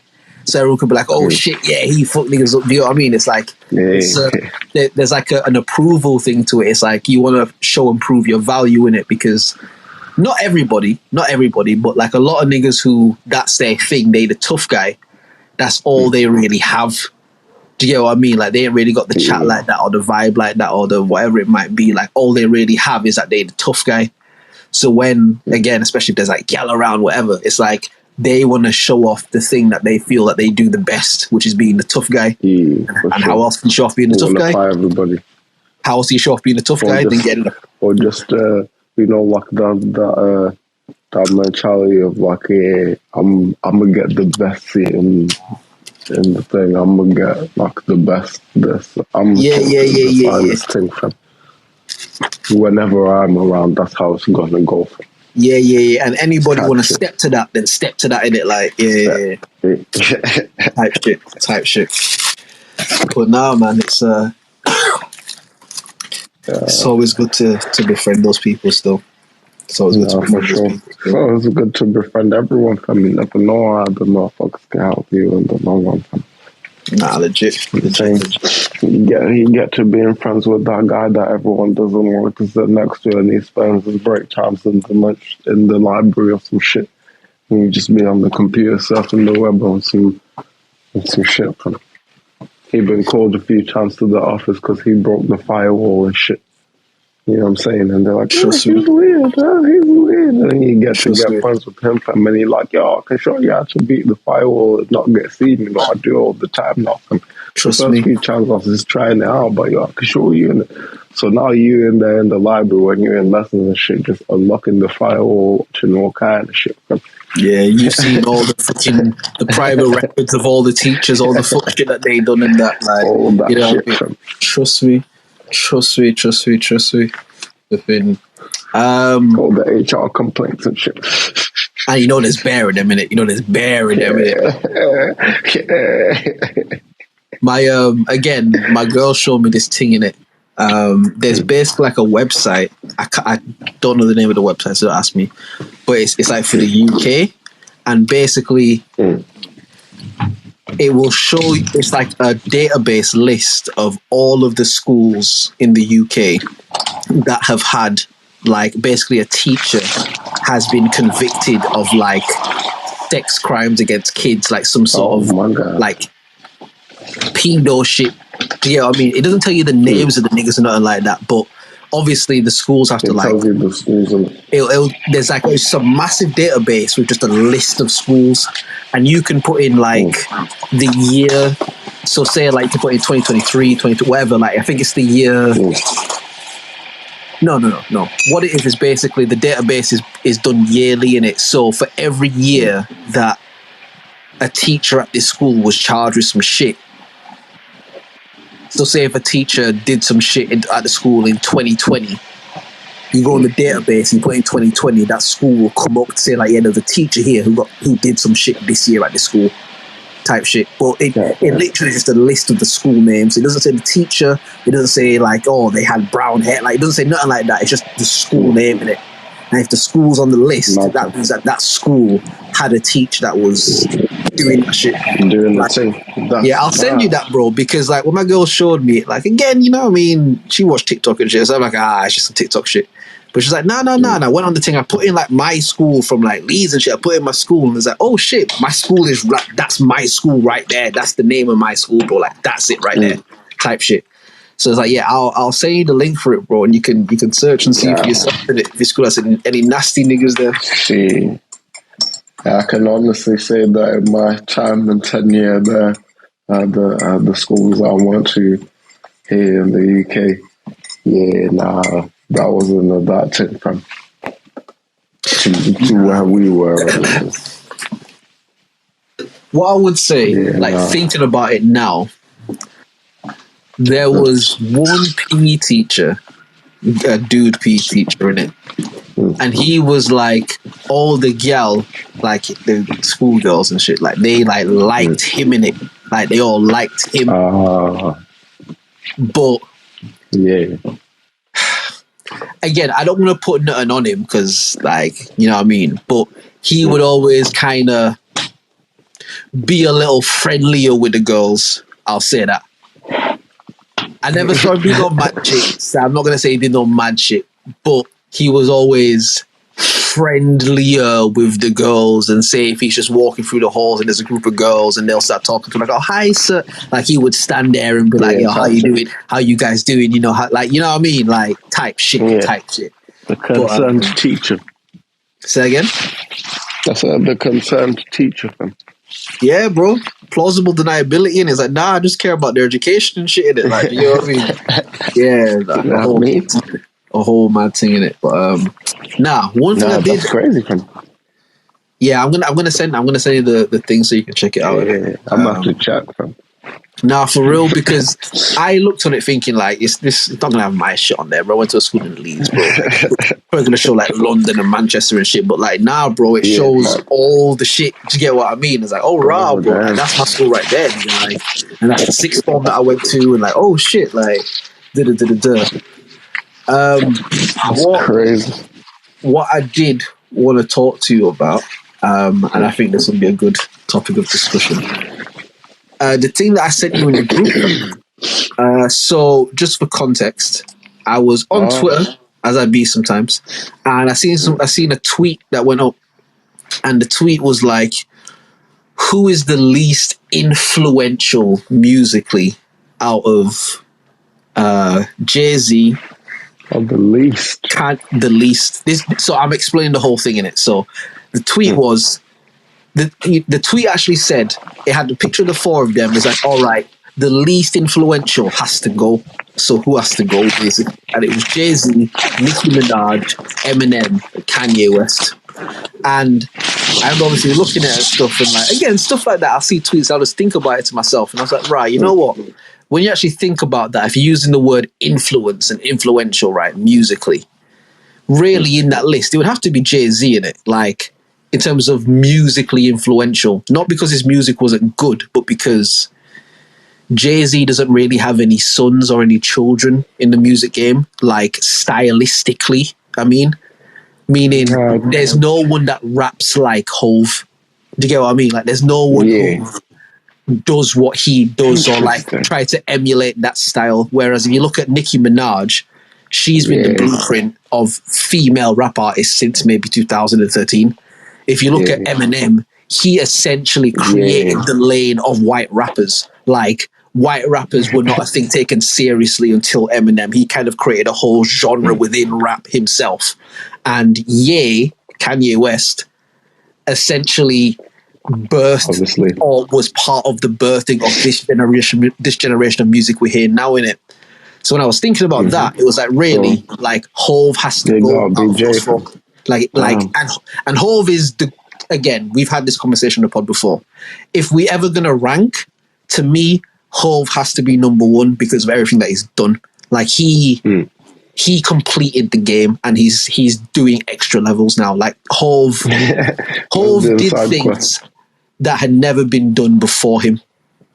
Like Hove, so this is no disrespect to Jay-Z, like he's him in it. Like, but if we're talking about musical influence, out of those four, would have to be Jay-Z. The one that gotta go for. So again, I was sort of thinking to myself, like when I kind of thought about it, I was like, right, that's like an easy choice when you think about it. Really, like it would have to be Jay-Z. So I was trying to think to myself, like when you actually line it up and think about it, it's like Jay-Z's the obvious choice, isn't it? All right, cool. So I'm thinking to myself now, like, what would be a more interesting debate? Like, how does this get more interesting? Like, who could you replace instead of Jay-Z? And you know me, fam. I was like, fam, Wayne, bro, Wheezy. And that's when I messaged you, and I was like, who is the most influential out of Wayne, Ye, Nicki, and M? And then who is the least? So all right, so let's start with the most. Let's start with the most. So wait, you said out of wait, let me pull it up so I can look at it. Right? Yeah. So again, just for everyone listening and stuff, the conversation we're gonna have first is who is the most influential musically out of Lil Wayne, Eminem, Nicki Minaj, Kanye West. So those four we're having the conversation about. So it's isolated with those four. And if your answer is Wayne, then what I'm going to do is pod, and I'm going to try and make the argument for the others, because my inclination is to agree with that, but I think I'm biased, so I have to take that into consideration. Right. But if your answer is Wayne, I'm going to try and make the points for the others. But yeah, so Will, out of those four, who would you say is the most musically influential? It's Wayne from. It's Wayne from. Like, then they've got a word in the dictionary and shit. It gotta be from. Like, yeah, like yeah. The thing with Lil Wayne is that moment in time existed in such a vacuum, meaning if you weren't there and you didn't feel how that felt in real life when Wayne was Wayne, then hearing this conversation, you'd be like, what? Lil Wayne, the guy with the dreads falling out his head? Like, nah, it was cool, bro. Yeah, It's cool. Like people get mad disrespectful in it. But because I was there, and again, I have a Wayne bias, I know, but because I was there and I remember what that nigga did when he was in his apex form, like, I remember every verse, every feature, every tune, whether it was a pop tune, a rap tune, like whatever he did went global. This nigga had white people on Saturday Night Live putting fake tattoos and dreadlocks on their head, bro, to make a funny thing out of Wayne, because this guy was everywhere, bro. The most ignorant looking nigga that you could find, bro. Ignorant, fam. Tattoo on his face, smoke weed, bitches, for ignorant, bro. And he was everywhere, fam. You couldn't escape Wayne. My mom knew who Lil Wayne was, grandma, grandpa, like, there's no way you could go where someone didn't know who he was. They might not listen to him or anything like that, but you couldn't go anywhere and someone not know who Lil Wayne was in it. Like, and again, the thing that makes me agree with what you said is there's a generation of artists that have face tattoos and colored dreads because of Wayne. That's no one else but Wayne. All of those are the children of Wayne. Like, he made an entire generation of children tattoo their face forever. Man, that nigga made it cool for niggas to be like, I eat pussy. Bro, he made it cool for niggas that say they eat pussy, like, with chest. Because niggas have always eaten pussy, innit? But no one ever jumped on the track and just claimed it, bro. And he made it cool to, like, I fuck a pussy, suck a pussy. Like, bro, like... Man, this guy made a song about the police, fam, and that shit was a vibe, fam. I went, bro, and went, charted. Niggas in the club, hood niggas, singing that shit.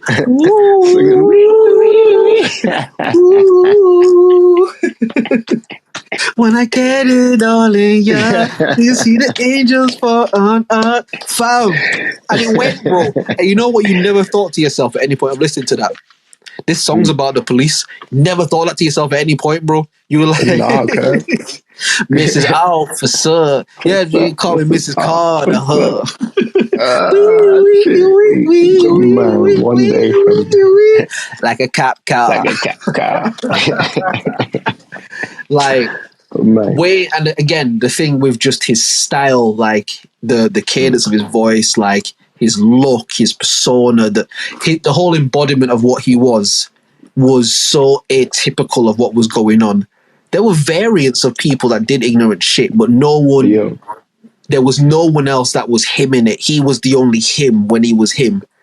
And a generation of kids after that all are doing impersonations of Lil Wayne right now. Like a whole generation of youths all like, we want to be that nigga. Do you get what I mean? Like, so that's what makes me agree with you. Example, fam. Look at his like the way that he just pumping out project after project after project after project after bro, project. Do you remember that era, fam? Do you remember that time? I remember fucking. I think it was either in 1 year, fam. It was either GQ or like Forbes or one of them, bro. But he was on the cover of the shit, and it was like the 100 verses of Wayne this year. This nigga released 100 verses in a year. Niggas ain't hearing me. Like, he released projects, man. And Bro, I'm saying the 8 word released projects, on fam. purpose, bro. I'm saying the word released because as someone who records music, you know how that shit go, bro. If you had to do a ratio Yeah. between your shit that's out and your shit that's not out, what would be the greater ratio? Oh, shit. I Do you get probably what I say mean? like 80% not out, fam. 20% Do you get what I out. mean? And I'm saying this nigga in that 20%, what the 100 verses in 365 days came out, bro. Like, Man wrote 500 verses, fam. bro, yeah, At the least. way the Wayne run was like nothing else that I personally have ever seen in like Never, fam. my life, like the Wayne run. And again, that's not to discredit people like 50 Cent. Because I remember when 50 Cent was like, I remember that Yeah, time. like Like, where his thing was. you get what I Mad when mean? he came out, fam. But his Cool. thing was it burned super hot and then it fizzled out very quick in it. Like once 50 Cent was done, it was over in it. Like once niggas stopped taking it serious, it was over in it. And that's when 50 started getting to like his funny shit more on like the online funny shit he do. You know what I mean? Because before that, if niggas remember, 50 was a street nigga, bro. Like street nigga shit. Like, and not pretend like 50 was really in the streets, bro. Like he was like that nigga got shot 9 times, bro, in real life, bro. Like that happened, bro, because he was in street shit for real, fam. But like when that whole thing finished, when him and Kanye did that whole thing that they did, like, and when Kanye kind of won, the direction of music shifted from there. Do you know what I mean? Which is why I think that in the more recent years now, we've seen a re-emergence of street rap. Because you have to remember, the last street rap era was 50 Cent's era. That was the last era of music where niggas was spitting pure street shit and that's what was going. And all of this emotional shit, we didn't want to hear that. It's only like in the last maybe 3, 4, 5 years where street rappers really come back like that. Do you get what I mean? Yeah. So it's like, back to what we were saying though, all of that is to big up Wayne. So man, after, you know what I mean? Nah, for sure, fam. Niggas can't talk to me. I'm from the north and I grew up on Easy. You know what I mean? But I grew up on Easy. I did say I am going to try and make the other argument, yeah. So, all right. I'm going to start with Ye. I'm going to start with Ye. Yeah. Again, from what we were just talking about with the 50 Cent shit, Ye essentially, and I'm saying single-handedly, I'm not talking about like producers and his team and the people. I don't mean that. We're talking about the entities of the thing, right? But essentially, Ye single-handedly shifted the entire sound of music with one album. And when I say shifted, I don't just mean a tempo change. I mean, like I just said to you, bro, early 2000s, like that early 01 or 02, like that time period, bro. Street rap shit, fam. You had to be talking that shit, bro. And not just talking it, you had to live it too, fam. That's what the label was looking for. You had to really be in there, like doing that shit. That's what they wanted, fam. And Ye came with the pink polos and the Louis V backpacks and this shit that was nowhere near cool. Niggas was not jacking that shit, bro. But this guy came through with this different sound, and he built his thing. He built like the whole shit, you know what I mean, doing what he was doing. And when he finally got to that position where, all right, 50 Cent is the guy who's currently running the game, but we think that he's going to be the next guy that runs the game. And when him and 50 went album for album, bro, and Ye outsold 50, bro. When Ye, I remember seeing the videos on TV from MTV News, back when they used to actually tell you news about music television. Imagine. But I remember on MTV News, it showed, fam, it was the HMV stores, fam, and they had the Kanye, you know, where they put like the CDs in the stacks, like, and it's like the artist name, the CDs are all there. I remember there was the one that said Kanye West, and there's one that said 50 Cent, and the Kanye West one was clean out, fam. Empty. Nothing in there, fam. Nothing in there, bro. And the 50 ones, there was some gone, but there was still some there. You know what I mean? And they did that to show, like, yeah, Ye won this, innit? Like, because they let you know that the Ye thing was clean out, fam. Clean out. And as influential as Wayne has been, if we use and we're talking about the word influence, I think that an artist single-handedly shifting the sound of music, and not just shifting it, but shifting it from gangster street rap to emo emotional, how I feel rap in the space of literally like a year, 2 years, to where street rappers only really come back maybe 2019, 2018. Like when the, okay, 2017, I'll say, when the Chicago niggas and that really started like bubbling. Yeah. That's when street rap came back. Up until that point, from maybe 01, 02, it was emo shit. Like Drake has thrived because of what Kanye did, which is why I have always viewed Drake and Kanye's beef different, because I know that those niggas love each other. Drake and Ye beefing, all right, it's not the same thing. It's not the same. So I was about to say it's the same, but it's definitely not the same. So let me just preface it. But it'll be like me and you beefing. And if we had genuine feelings of animosity towards each other for whatever reason, it's like, if it was like, oh man, fuck this nigga, but also I couldn't have done what I'm doing without this nigga. Like, do you know what I mean? That's what their beef is. Like, they both love and need each other, but ego and machismo and all that sort of shit. Do you know what I mean? And all that shit. But it's like, you fucked my wife. bruh. Also that, like, because that will definitely get in the way of some friendship, innit? Fucking hell. Well, I love you, bro. But let me tell you something, fam. Trust me, fam. I am going to crash out, bro. I'm crashing out, bro. What? Nigga. Be like the robber in the house, fam. I mean, be like the geezer in the house waiting for the robber to come all tied up. Brother, I tell you, it won't even matter, bro. It won't even matter, fam. I'm crashing whatever happens, bro. If I get there, no one's at the crib, I'm crashing the crib, bro. Like, it don't even matter, bro. Like, it don't even matter, fam. You know what I mean?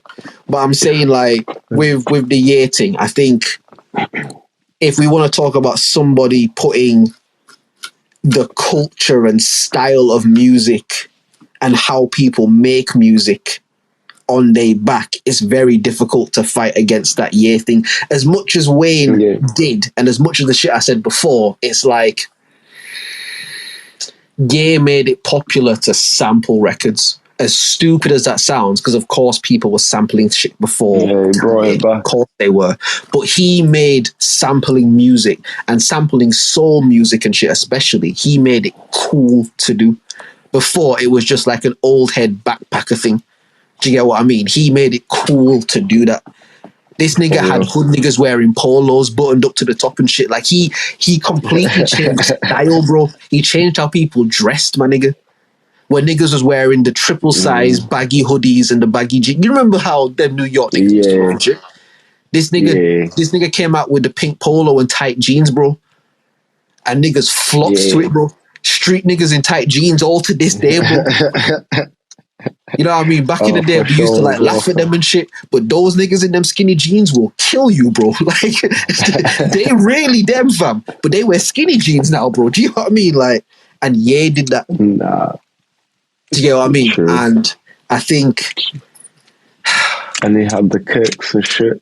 And shit. Yeah, and he had the kicks. The bullshit. And if I'm going to have an honest conversation about quality of music out of these four artists, out of Wayne, Ye, Nicki, and M, I'm going to be honest with you. Wayne, I love you, but there's not one of their discographies that fucks with yours. There's not one of them.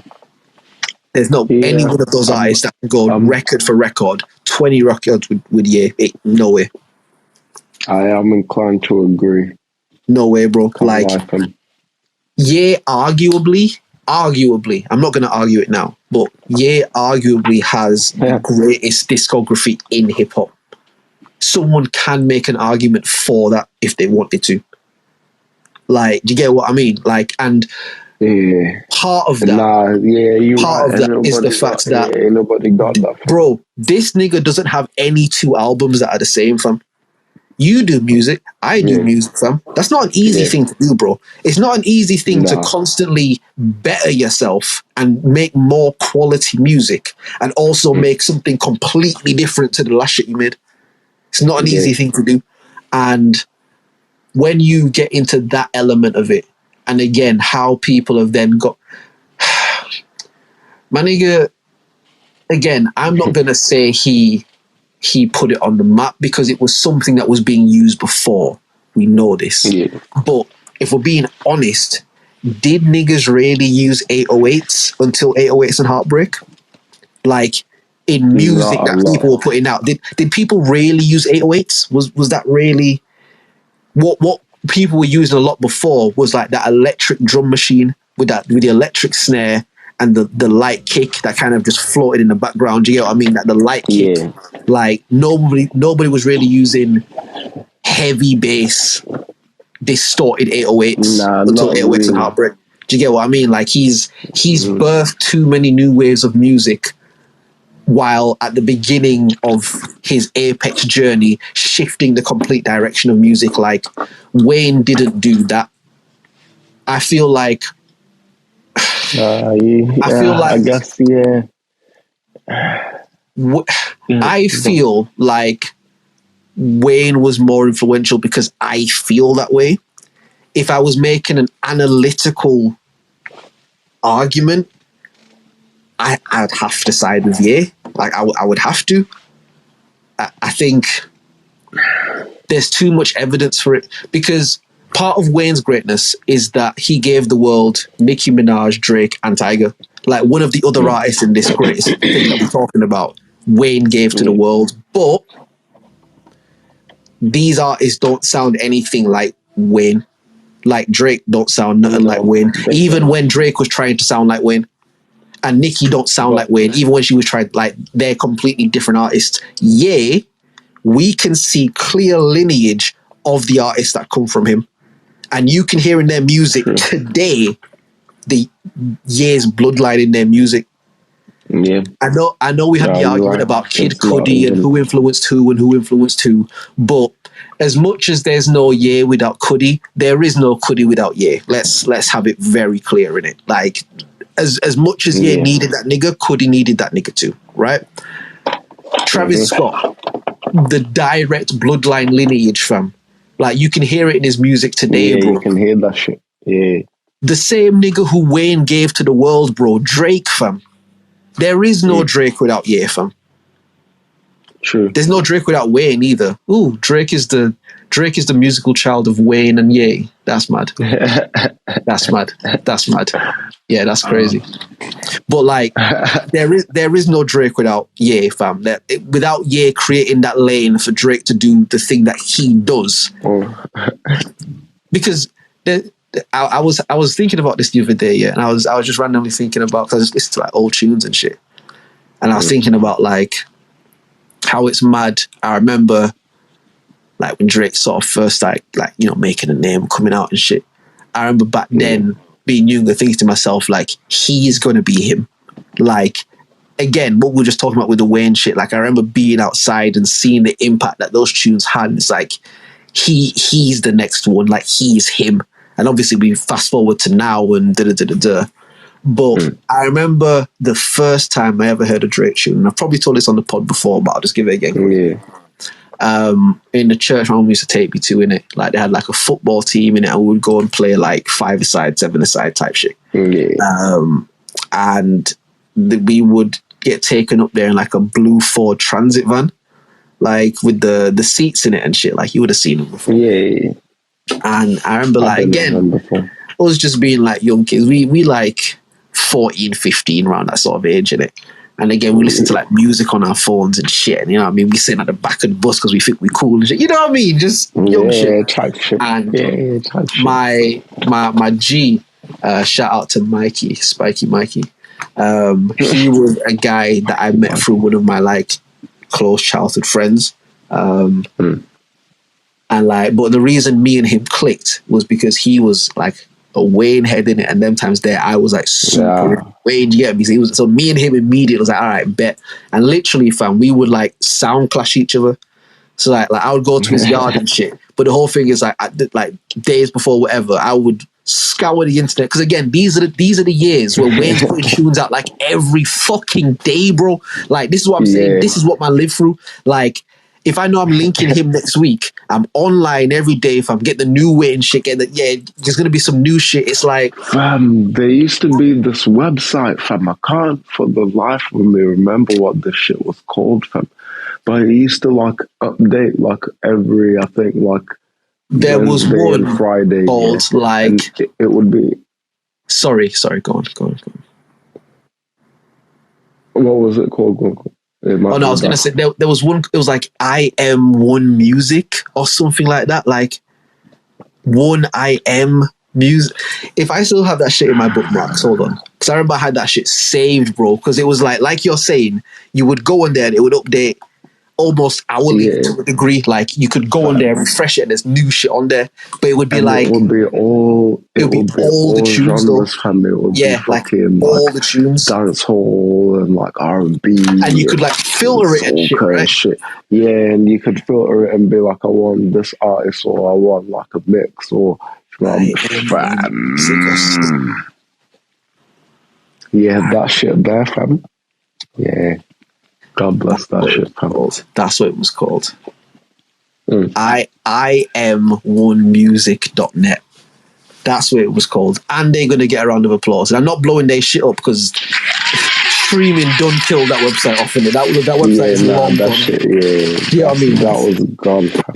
Yeah, that's in a split. That's in an ashtray right now, fam. You know what I mean? But nah, I am one music. That's in a landfill right now, fam. Bam, for real, at the bottom of that shit too. But nah, I am one music, bro. Like you're literally saying, and it was like a black and dark blue kind of background. It had like a really cool background in it and shit. And like as you said, literally, bro, you go on there and any new tune that's come out, especially like quote unquote what they would call like hip hop, R&B, urban type shit, it would be on there. Again, you would get the other shit, you'd get pop shit, and you'd get other things, but it mainly catered to like that type of music in it. And any new shit, any like back when, you know, the unofficial record, and then there was the CDQ version. I remember, bro, sometimes you get a track and you listen to it, but it's proper muffled. It's like, fuck, I gotta find the CDQ, and you'd be going through. Bro, that was like porn back in the day, fam. I'm be on like page 22 trying to find the CDQ version of shit. Do you get what I mean? And it's like, anytime I would like link Mikey and shit, that's what we would do. Like we would sound clash, bro. And he would be like, oh, yo, have you heard this? I'd be like, nigga, of course I heard that, bro. Have you heard this one though, bro? This came out today. And we did that literally like maybe every week or every other week for maybe about 2 years. So what I'm saying to you is that Lil Wayne was at a point in his career where he was putting music out, I don't want to say daily, but pretty much damn near for like that period of time and more, bro. Like that was the Wayne running it. Like it was, I've never seen no shit like that in my life. And like as a kid, you just kind of think that's just how shit goes in it. Like it's just happening, so you go with it. But I remember we're on the back of this blue transit, fam. We're going to go play ball and shit in it. And my guy Mikey says, yo, fam, listen, yeah. Wayne signed this new guy. And already in my mind, I'm starting to switch off because he's bro, I don't really give a fuck about this new guy. Like, bro, just put on the Wayne shit, fam. I don't want to hear about no artist he signed. I don't want to hear Gunna. Like, I don't give a fuck in it. Like, just put on the Wayne verse, bro. Like, what we doing? It's like, nah, bro. He signed this new guy in it. It's like this mixturist guy from Canada. I'm like, my nigga. If you don't put on the fucking Wayne song, bro, bro, are you taking the piss, bro? A mixturist Canadian, bro, rapping. My nigga, this is like 2008, 2009. I'm telling you, like, a Canadian mixturist dude rapping, bro. My nigga, if you put that shit on, I'm gonna dash your phone out the window, bro. He's like, nah, trust me, bro. Like, I think the guy he was like a child actor or something. So now, Will, you have to understand. In my head, I'm thinking a mixed race Canadian ex-child actor that's about to rap with the greatest living rapper in my lifetime. What do you think that I'm thinking at this moment in time? Yeah, get off the stage. Hey, you in the afro, give it a rest, beat it, put the Wayne verse back on, bro. So I'm roasting Mikey in it. I'm roasting him. And obviously, all those man that like were there listening to music and shit. I'm like, yo, you nigga, are you? Because Mikey was mixed race as well. That's important to throw in. He was a mixed race. Like, he was a nigga in it, but he's mixed race and he was light skinned mixed race too. So I'm like, yo, so you man, like look at him trying to vouch for people, fam. Look at him trying to care for a guy, bro. This nigga talking about Canadian acting, rapping, bro. Fuck out of my face, nigga. Like, rap with Wayne, bro. You mad? And he was like, no, bro. Trust me, fam. Trust me, fam. And again, man does this thing, fam. Me and Mikey had this equity at this point where it was like he put me onto so much Wayne shit and like shit I had never heard and stuff. Him saying, "Bro, just trust me, listen to it." Because honestly, sometime. Because honestly, if it was like not a thing like that, I would have said like I don't want to hear it, bro. Like I don't give a fuck in it. Like don't play that shit. And if you play it, I'm just gonna talk through it, bro. I don't give a fuck in it. But because he was saying, listen, it was like, all right, bro. You know what? Fuck it. Put it on, fam. Let me hear this bullshit, fam. Let me hear this Canadian child rapping. Fucking. Let me hear this shit, fam. And he put on Ransom. And if it wasn't for more fucking copyright laws and copyright strikes, I would play that shit right now, fam. I'd bang that shit right now, fam. But you know the shit I'm talking about, innit? Yeah. He put on Ransom. Again, this is 2008, 2009. And I remember listening, expecting to laugh this shit right out of the park, right? And this guy get on talking his shit on the track. Hey, mom, I'm sorry, I'm high. I had to do it, mom. I'm sorry. And I'm like, okay, all right, shit. Like, all right. And then this nigga start rapping like, I'm a hard guy to get along. We get on a song where when I be going right and I just move it to the wrong shit. The people I put on, dude, the niggas I put on, we don't never nest for nothing because them niggas are some whole shit. Me and Weezy like a mouthful of hot peppers, black Ferrari with the red seats. And I'm like, yo, what the like, this nigga's going, bro. I'm like, yo, like, this dude is going, fam. And I remember listening to that shit, thinking to myself, like, I've never heard anybody rap like this. Again, this is 08, 09, I have to remind you. This is, we still kind of, there's the remnants of that streety shit that's going on. You know what I mean? Like, there's still remnants of that shit going on. But like, this is a dude who jumped on a track and didn't make one gun reference, didn't make one hood reference, didn't say he was going to pull up on you. Like, nothing like that. Just got on a track and was just talking fly shit. Like I never heard no one talk fly shit, but fly relatable shit. Not like I got fucking 12 million thousand quadrillion dollars. Like just fly relatable shit. Like, yo, fam, like I can't be feeling like that sometimes. And like I remember listening to this shit, I'm thinking like, yo, who the fuck is this guy? And Mikey was like, bro, I told you, fam. I told you, bro. And I'm like, nah, this nigga is cold, bro.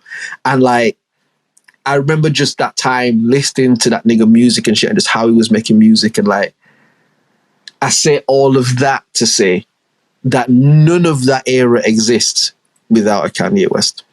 Yeah.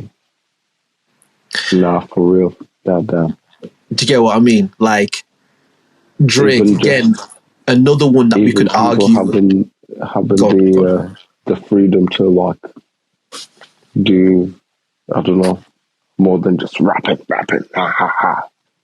Now niggas can do a bit of melodics in there, you know what I'm saying? And bro, like T-Pain and that shit just go crazy from it, that one.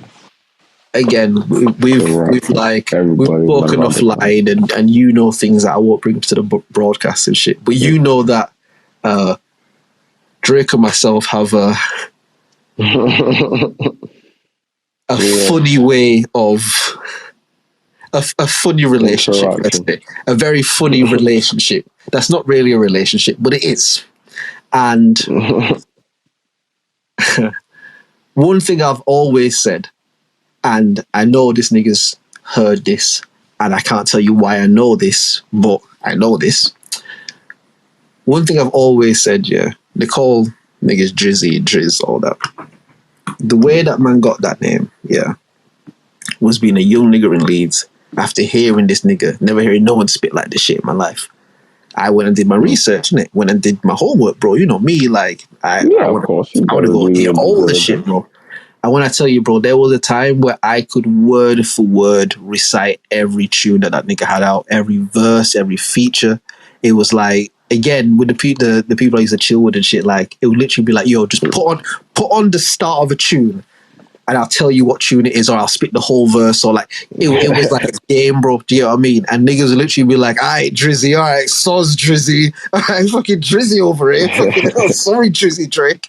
You know what I mean? But like, they were trying to crack on me. But I was like, nah, bro, I'll take that, fam. Like, you think you dissing me, bro? Like, have you not heard this nigga spit? This shit is cold, fam. Like, that's literally where I know I've said that so many times, but that's literally where that came from.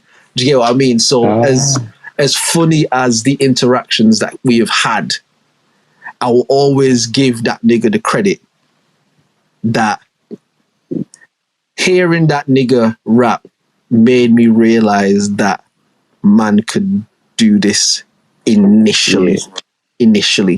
Again, like real life circumstances, that's where you get into like people like yourself, Travis, like that's a whole different type of realization with the man and shit. But in just terms of like a young kid growing up in the north of England who isn't really known for producing like rap stars and shit, or musicians and shit. Do you get what I mean? I remember hearing that nigga spit and just being like, rah, bro, like you can just spit about your life. Which seems like such a weird thing to say. But again, as a kid, you're indoctrinated and programmed with kind of, you know, if you're going to rap, you got to be tough and this and the chains and that.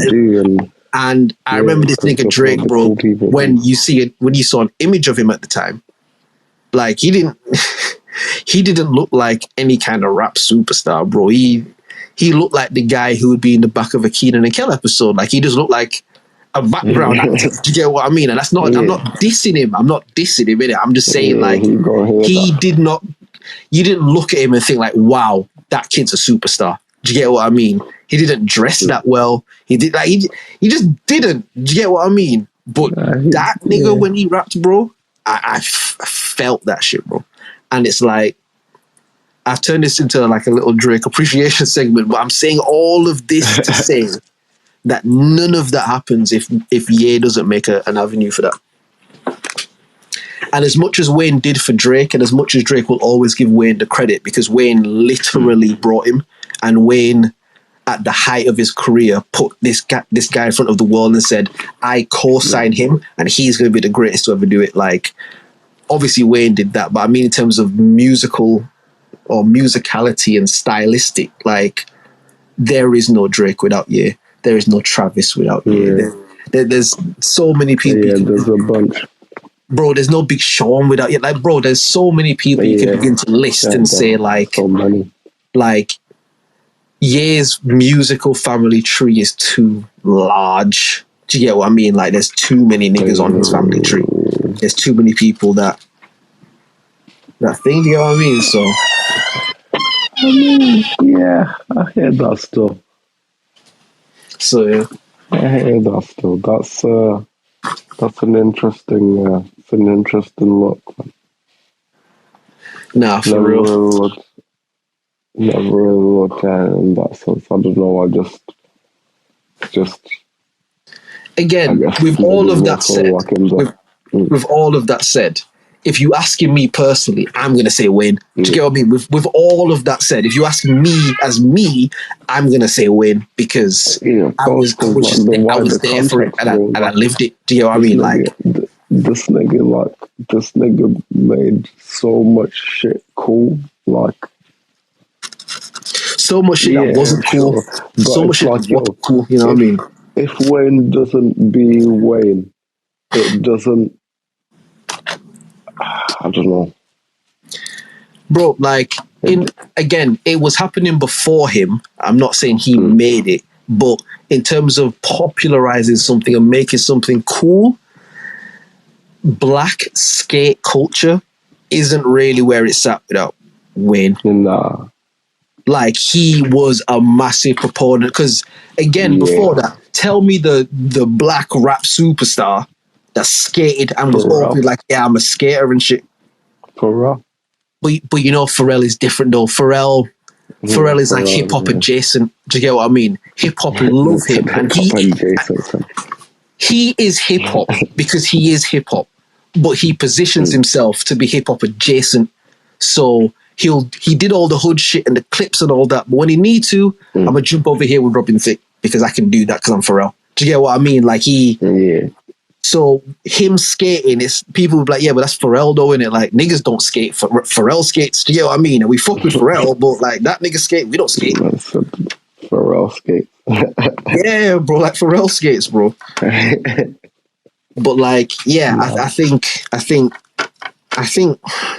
if you wanted to, you could try and make an argument for all of them, because I feel like I could make an argument for Nicki, and I feel like I could make an argument for M. Like I feel like I could.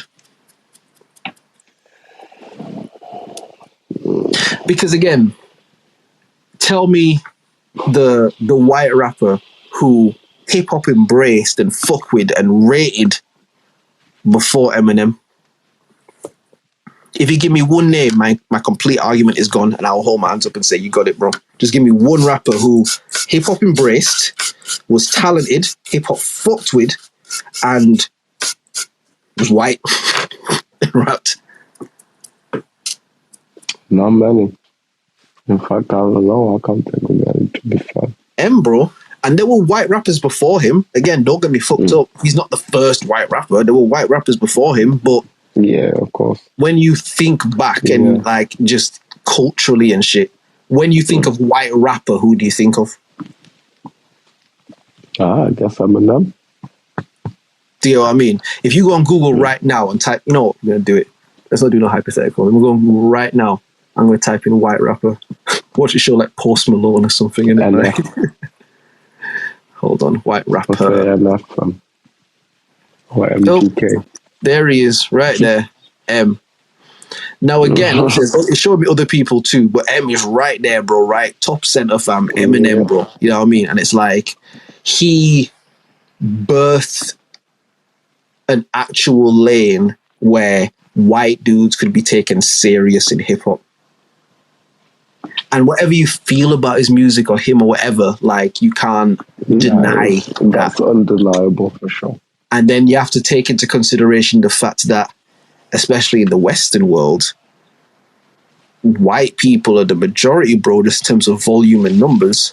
So we as niggas talking our nigga shit, hip hop shit, whatever, and like to us, this is our world, so our world kind of reflects it, whatever, cool. But there's a whole bunch of white people, bro, that never even thought about rap until they saw M, bro.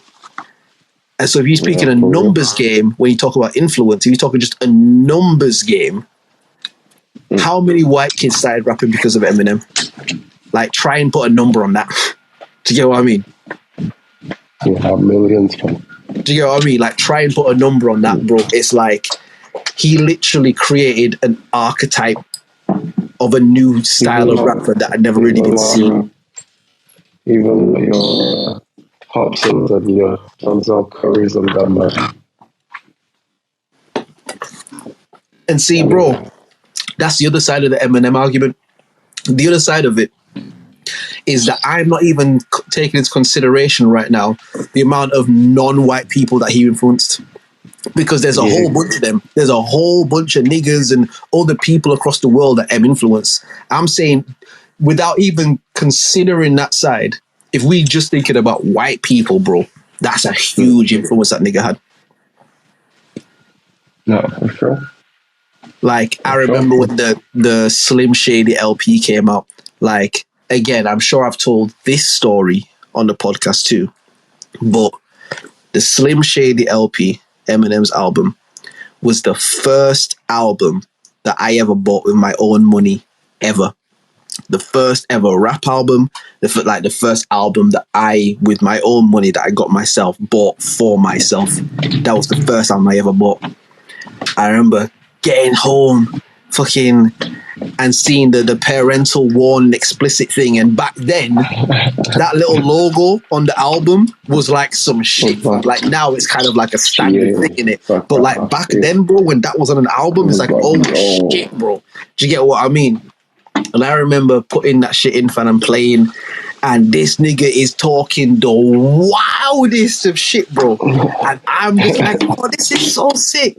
And my Black Jamaican Christian mother come in the room, hear this white boy talk about killing his mums and doing this and that and fuck this bitch and fucking, yeah, and then I'm gonna put a torpedo in her ass. Like, you know how M used to rap in it, like, you know, he used to go crazy. I remember mum was just like, turn it off, don't play this music in my house.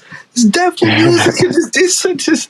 Mum, yeah, mum's lost her mind, bro, and I had to fucking return that shit, bro. It took me time. I had to return the shit, fam. Do you get what I mean? But I tell her money back at least, fam. Bro, but I say that shit to just say, like, the influence M has had, because maybe it's not as recent as some of the other people were talking about, it's very easy to overlook. And the fact that he white is very easy just to be like, but when you actually, again, that's another time that I was alive for. And granted, I was younger, but I remember being a younger kid seeing, again, MTV, when it was actually MTV, and seeing fucking when they would put up the disclaimer saying like, yo, what you're about to see, parental advice, and you know what I mean? Basically, if you've got youths, take them out the room because it's about to get crazy. Like, and then Eminem would be on stage, the lights flashing, he got the hockey mask on, he got that dungarees thing, he going mad, the crowd going like, I remember seeing that and just being, bro, the bleach blonde hair, fam, the bleach blonde, fam. Like, and I remember just being like, whoa, this is some shit I've never seen before. I never seen no shit like this. And it's like, man, one of my first most like vivid memories of seeing the Eminem is the real Slim Shady video. You know, like when he's eating the burger and the lady take a bite, and it's just like, whoa, man, bro, do you remember when you first saw that shit, fam? Do you remember when you first saw that shit, bro? Because I don't know, like, if it's the same for you, but like, I remember seeing that shit. Like, bro, I've never seen a music video where a nigga's done that before. That nigga spat in her burger, and to me, it looked real, bro. Like, it looked like he actually did that shit. Like, yeah, he did, fam. And then when she bit it, and it all just like, to this day, fam. It's kind of like when Tyler did that thing where he ate the cockroach, fam. Oh yeah. That shit was nuts, fam.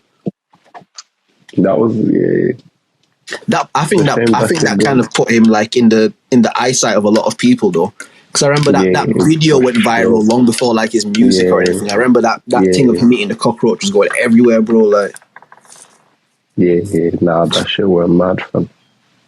But M was really M. Like, I remember the countdown to what was the song? I am whatever you say I am. If I wasn't, then why would I say I am? In the paper, the news every day I am. Radio don't even play my jam. Like, I remember the countdown they did. This is the way life goes. Jeez. Like, from here, but they did a countdown on MTV Base, like the music video dropping and shit. And I remember like the whole thing of him falling from the building and he's spitting his verse. You know what I mean? It's like, oh, this is so sick. Like, yeah, M. And again, what you have to remember is that M was white. I'm saying was like he isn't now. But at that time, like, we've never seen a white rapper that people really like, yo, this motherfucker is intense. Like, because white rappers, it was like parody rap, innit? Like the Beastie Boys, Vanilla Ice. Like, it was funny, kind of taking the mic, kind of like parody rap, what I call it. Like, what that what Little Dicky, that rapper, what he does. Like, in fact, I'm going to play the thing for that because his name is crazy too. His name is like BMW's name, innit? Like, You hear what he just said? but it's like parody rap, innit? Like, it was kind of just like a playful type of thing. Like, M was the first white boy who came through with rage, fam. Rage and anger, bro. And let you know that shit, fam. Like, and he on the MTV Awards with the do-rag on his head and shit. Like, ignorant shit, you know what I mean? Like, I remember seeing that. The Jordans and shit. Bro, but Will, I remember seeing that, and you at home thinking, yo, this is the coldest nigga on planet Earth, bro. Any other white dude got up there, you would think they were taking the piss out of black people. When you look back and look at it, it looks like he's doing a mockery of black people, innit? But at the time, bro, like, it's a serious thing. Like, when he's up there with the baggy tee, the fucking do-rag on, chatting his shit, bro, like, M was definitely him when he was him, bro, like. Nah, I mean, I can't even argue with that, but yeah, I would say we did this before, and we talked about how he got so technical that it's like even his progenies, they don't. Did that. Yeah. Yeah. Yeah. So There's all the yeah, man yeah, that the back that in the back net in the back net with the back net all with the that shit. But back to the back to the back to the back to the back to the back to the back to the back. Bruh, you all scaring the that fun. bitches, fam. You scaring the bitches. Come on, bro. Like, come on, bro, man. Like, So you're scaring the bitches, fam. And it would be fun. yeah, trust me, fam. But again, there was a time where that worked. There was a time where he was able to just be like this outlandish, scare the bitches dude, and it worked. But then when that stopped working and he kept doing it, it was like, oh shit, you really scaring the bitches, bro. Like, you know what I mean? It was cool when you was lit, but like, fucking hell, bro. Like, now it just kind of comes across like you're gonna shoot this place up in it. Like, do you know what I mean? Like, nah, for real.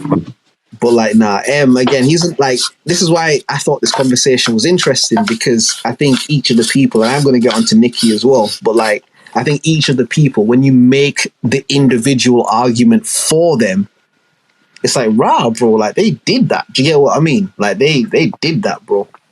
I guess that's why they're on the list, isn't it? Do you know what I mean? Exactly. And it's like, to go on to Nicki Minaj, what I'll say is this.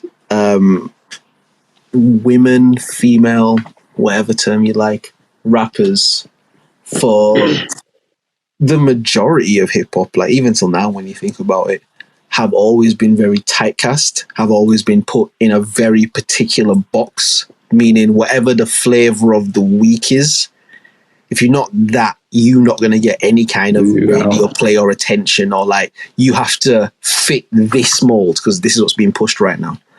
And for a very long time, obviously, like Lil Kim was the prototype of female rappers. Like once Kim got her success and, you know, that whole thing, she was connected to P Diddy and Biggie and shit. Like, whenever the newer female rappers, everybody was kind of doing like a poor imitation of Lil Kim in it. Like, and in Nicki Minaj's early days, I think that she was compared to Lil Kim, which she should have been, but I think she was compared in an unfair way. And what I mean is, that because Lil Kim was really the only measuring tape that someone could use to measure a female rapper. I mean, at that time, it's like, oh, there's a new female rapper. She better than Kim. Nah, I don't want to hear that shit then. Like, yo, she rap like Kim. Or like Kim was the benchmark in it. Like, Lil Kim was the benchmark. And so when you've got this new female rapper that's come out, that's making a name of her own and stuff, naturally, they're going to compare that to the benchmark. And I think the fact that Nicki leaned so much into the comparison, that's where like the Barbie shit, because again, Kim went through that whole kind of like Barbie stage and shit, like that whole thing that they do. And I think the fact that, okay, the best way I can describe it is this, yeah. Whether you agree or disagree with the statement, understand what I'm saying. Nicki Minaj is to Lil Kim what Kobe Bryant is to Michael Jordan. That's the best way I can describe it. Meaning, if you look at Kobe, and God bless his soul, we're going to rest in peace, Kobe, as well. If you look at Kobe Bryant's game, right, how he played and stuff, he modeled his entire game around Michael Jordan. That's fair to say, right? That's a fair thing to say. Yeah. Like, he modeled what he did around Jordan, even like the baldy on the top and shit. Like, he's kind of like Jordan 2.0, but Kobe was so great as that he became his own entity, meaning like, even though you're copying Jordan, you're so sick, you might actually be better than Jordan. That's how sick you are. Yeah. That's what I think Nicki Minaj is to Lil Kim. Okay. Oh, nothing. I think Nicki Minaj leaned so much into the Lil Kim comparisons and started rapping similar and the pink hair and all the shit she did. And I think that comparatively, Nicki Minaj knocked that shit out of the park, dog. To the point where it almost became insulting to compare her to Lil Kim. Do you get what I mean? It almost became like, bruh, don't compare Nicki to her fam. Like, Nicki's gone in it. Like, she turned into a global superstar. Do you get what I mean? Like, she marketed that across the world and was still able to rap. That shit she did on that Kanye thing with Jay-Z and Ye and like all them, and she rapped everybody under the table, bro. Do you get what I mean? Like, verses that she wrote. All respect to Lil Kim, but Biggie was writing most of her verses at the time, innit? Like, that's just what it was. Like, that's how the shit go. Yeah. Like, Nicki was writing her verses then, bro. Like, and do you know what I mean? And I think even though for herself, bro, and I think even though she was the progeny, if you will, of Lil Kim, I feel like she took that baton and she ran it home from, like, and I think when we look now, if you were to compare Lil Kim and Nicki Minaj, it would be an unfair comparison on Lil Kim's side. Yeah. Because in the same way, not the same way, but in a similar way, how if you were to actually compare Jordan and Kobe, meaning you have to remember the time that Jordan played, the type of players he was playing against, how the pace of the game, like all of those things. If you actually compare him to Kobe, you can make an argument and say Kobe was actually better than Jordan. Yeah. I think the difference was that, say if Jordan was a 10 out of 10, I think the majority of the league was 5 out of 10s. You obviously had your players, you had your Magic, your Larry Birds, like you had your people in it, but the majority of the league is a 5 out of 10 league. I feel like in Kobe's era, the majority of the league is like a 7 out of 10 league. I feel like just the basic basketballer in the NBA is a better basketballer than in Jordan's time. Do you know what I mean? And I think if you compare it on that metric, what Kobe's actually doing, like, because I think he was bigger than Jordan, right? Like he was taller than Jordan, right? Like he was, I don't know. But I just think if you were to actually compare the physicality of it, it's like, you know, the whole thing like big fish in a little pond. I'm not calling Michael Jordan a big fish in a little pond. That's not what I'm saying. But I'm saying the concept of the argument is like Jordan was able to flourish because he was so much better than everybody, but also because everybody was so much worse than him. Do you get what I mean? Yeah. And I think with the Kobe shit, just with how basketball became like a full proper industry, well, an even fuller industry at that point, there's money being pumped into the teams and players, and you know, you're drafting these young kids, and you know what I mean, you building basketballers essentially, like where the basic basketball, it's like football, isn't it? Footballers today, just your standard football team that plays in the Prem today is gonna fuck up any Premiership team that played in the 90s, bro. Like, not because those teams were shit, just because the way football's played now, they can't fuck with this. Like, they can't fuck with it. Do you get what I mean? Like, you put a Phil Foden or a Jack Grealish on the ball against fucking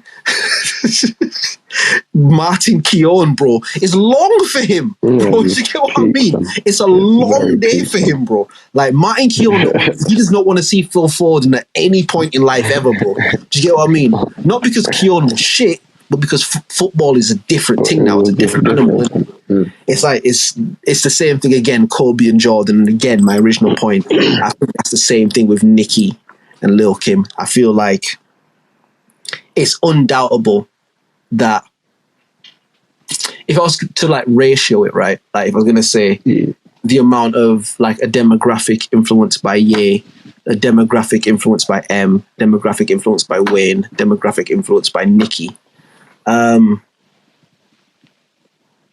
Demographic wise, it's actually Nicki and M, meaning they influenced a specific demographic of people, with M being white people and Nicki being women, innit? Females. Like with Ye and with Weezy, their thing was kind of spread across all demographics. Like everybody fucked with M and everybody fucked with I mean, sorry, everybody fucked with Ye and everybody fucked with Weezy. Do you know what I mean? There wasn't like just a specific. But the reason why, you see, but then that's the reason why it can't be them two, fam. Because these are the men were like a generational, fam. You know what I mean? You're right, and I agree with you. It was, I agree with you. But let me ask a question. Let me ask a question. If I influence 1 million black dudes with dreadlocks, and you influence 500,000 people, but there's a whole bunch of different people within that demographic, who influenced more people? Yeah, I guess. Do you know what I mean? That's the argument for Nicki, and that's the argument for M. Because again, in my heart and soul, I agree with you.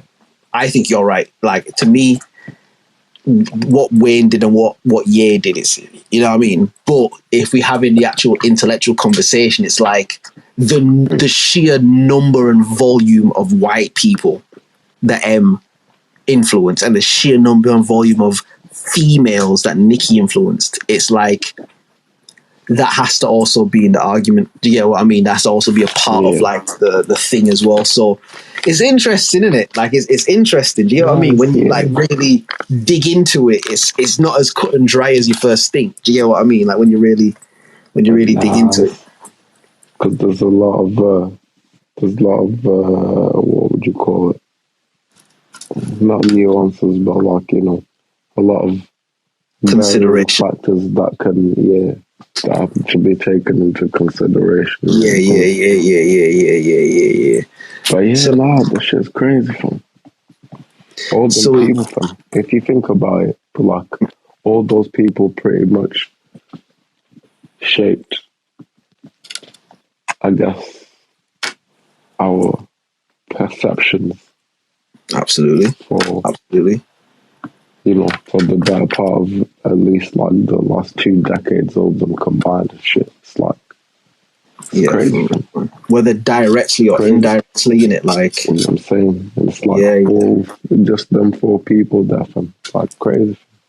For real, bro. You know what I'm saying? And that's what I'm saying. When you really think about it and really like start to get into it, it's like, rah, fam, like, that's mad. Like, this is just a handful of people. We talk about 4 people right now, but imagine if we try to sit here and really figure out like the sheer number of people that they influenced. And again, we understand, I'm saying this for the audience, like we understand when we say 4 people, we don't literally mean these 4 people by themselves. Everyone's got their teams and labels, and we're talking about the entities in it, the brands, like the whatever you want to call it. But it's like, shit, like how much. What did Ye say? No one man should have all this power. It's like, how many people? Do you know what I mean? Like when I start thinking about like live shows and stuff like that, and just the psychology behind it. It's like like when you performing and stuff, like you have control over like a group of people, and like they'll do what you say because you told them to. It's a very put your hands in the air. It's a very like particular thing that if you've never done it before, you might not get what I mean. But performing music and shit, like as Will just said, you can tell everybody, yo, everyone put your hands in the air, yo, everyone get your camera phones out right now, put the torch on. Like they'll just do what you say because everybody's even been to concerts and shit, fam. You know what I mean? And the artists be like, what did I say? You say? And what do they do, fam? Do you get what I mean? And again, even going to a concert, bro, like you feel like the dickhead if you're the person that don't get involved and say the shit too. Like you feel like you're not a cool guy for not doing it. Do you get what I mean? It's man. It's a very particular thing. It's a very particular thing. So I think I've been talking better, to be fair. So tell me, shut the fuck up too. But it's a heavy helmet to lift from. For real. But I just thought that, like, I saw the tweet in it, and I thought that'd be a really interesting conversation. Like, it'd be interesting to try to actually figure out of those people with all the points that we made, like who would we actually say is the most influential? Do you get what I mean? Like it's because I don't think there's a right or a wrong answer. I think anyone you could say you could make the point for. It's interesting, isn't it? Yeah. Like when you were saying fam, I was like, oh, interesting. Shit. But still Wayne though. Yeah, come on, bro. Because Wayne made it too for me to say the your shit ain't gotta be about no goddamn shooting motherfuckers in this, that, it's so dope or whatever. Yeah, you could just talk about fucking bitches and get money and shit. Bruh. And now to this day, fam, everybody talk about getting bitches and fucking up some money and goddamn foreign cars and all this kind of just bullshit, fam. Like, for real, bro. Shit. Bro, deeper than that. Even for Ye to come out and be able to rap like he rap, fam, there gotta be a way in there. You come out talking that fly shit, talking about my chain bling bling. Yeah, and you have to remember that Wayne has literally been kind of him since he was about 14 years old. That's also another really important part of like the himmest of himothies. Like Wayne was also a superstar when he was fucking 14 years old, bro. Like when Cash Money as a label was in the garbage, Lil Wayne as a kid single-handedly lifted them not only out of obscurity but lifted them to stardom. Because with like the Hot Boys and shit in it, like Wayne was the star, bro. Like he was the Omarion of the group in it. Like he was the him of the group.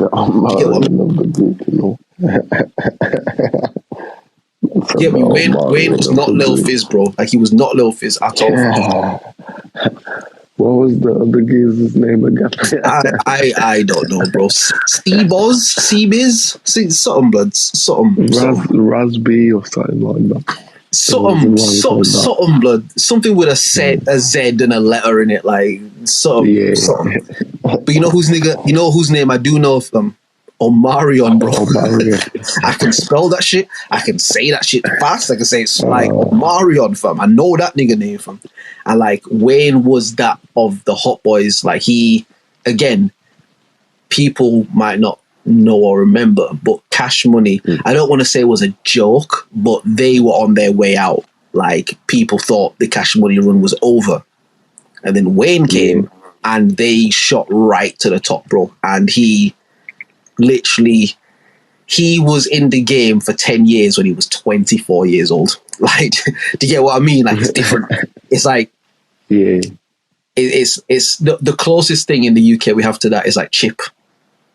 Someone who we can say like, we've seen it with our own eyes, who like, you've been in this since you was a kid. Like, we've seen you stand toe to toe. Like, that was Wayne, but to a much higher level. Like Chip has not got anywhere near the levels that Wayne's got to. You know what I mean? And that's not this to Chip. Like Wayne is the whole separate. Chip, put your pen down, fam. Nah, pick it up, bro. Do it, fam. Do it. No, do it, bro. You should do it. Nah. But like, Wayne was. And again, the era of Wayne I caught was when Wayne was like grown with all the tactics. Like that's the era of Wayne that I caught. But Wayne was already him before that. Way before he just became the himmest of himothies in that 2009, 2010 kind of time. You know, he made Southern rappers cool, fam. Say again. He made Southern rappers cool, fam. No, Southern rappers were cool before that. I think Wayne, because not them times when he came in. I think what Wayne did. I think what Wayne did, because I think Southern rappers had always been knocking at the door, but you know the whole thing, New York. Like, I think what Wayne did was be undeniable. It was like when Wayne was on his run, it was like even the New York niggas had to be like, yeah, he's him. Like he sells out shows in New York more than any New York rapper sells. You know what I mean? Like he's the himmest of hims. Like, do you get what I mean? I think Wayne just completely kicked the door off. Like I think But there's definitely southern rappers around before that though. Like I know that's not what you said. There was I know that's not southern what you rappers. said. There was southern rappers out before that, and there was southern rappers that was like out there doing their thing or whatever. But it's like, Because you got like before Wayne, Outkast, fam. you got Ludacris. Well, no, Luda might have been later. Luda was after, fam. Yeah, Luda might have been later. You've got UGK. I guess maybe I gave him a little too much credit. But again, maybe. to your point though, a lot of the southern rappers at the time, like you had to be in the culture to know them like that. Like Wayne put that shit on the map where like this is be under 3,000 fam. Yeah, like so. Do you know what I mean? Like, do you know what I mean? It's like Wayne was different. Yeah. So it's not weird. It's definitely not weird. But whenever I hear you say Andre, it's always like, huh? Yeah, no, don't worry. I wasn't talking about you this time. Even like when I was up at your mom's for the barbecue and that. Oh, yeah. Like, oh yeah, this is my friend Andre. It's like, oh yeah, shit. Like, yeah.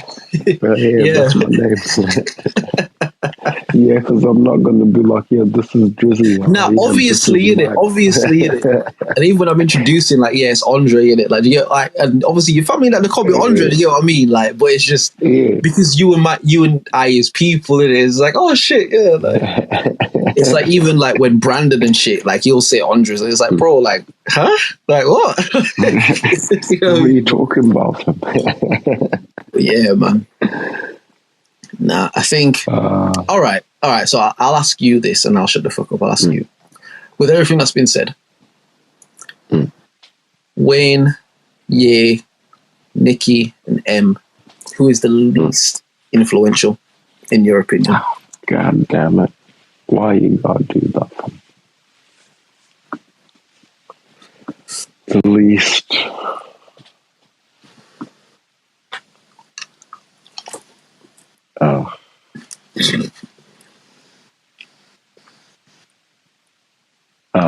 That's tough, right? It's tough, right? Yeah, you can't. Yeah, the least. I should put the whole music on right now, innit? To me. Can't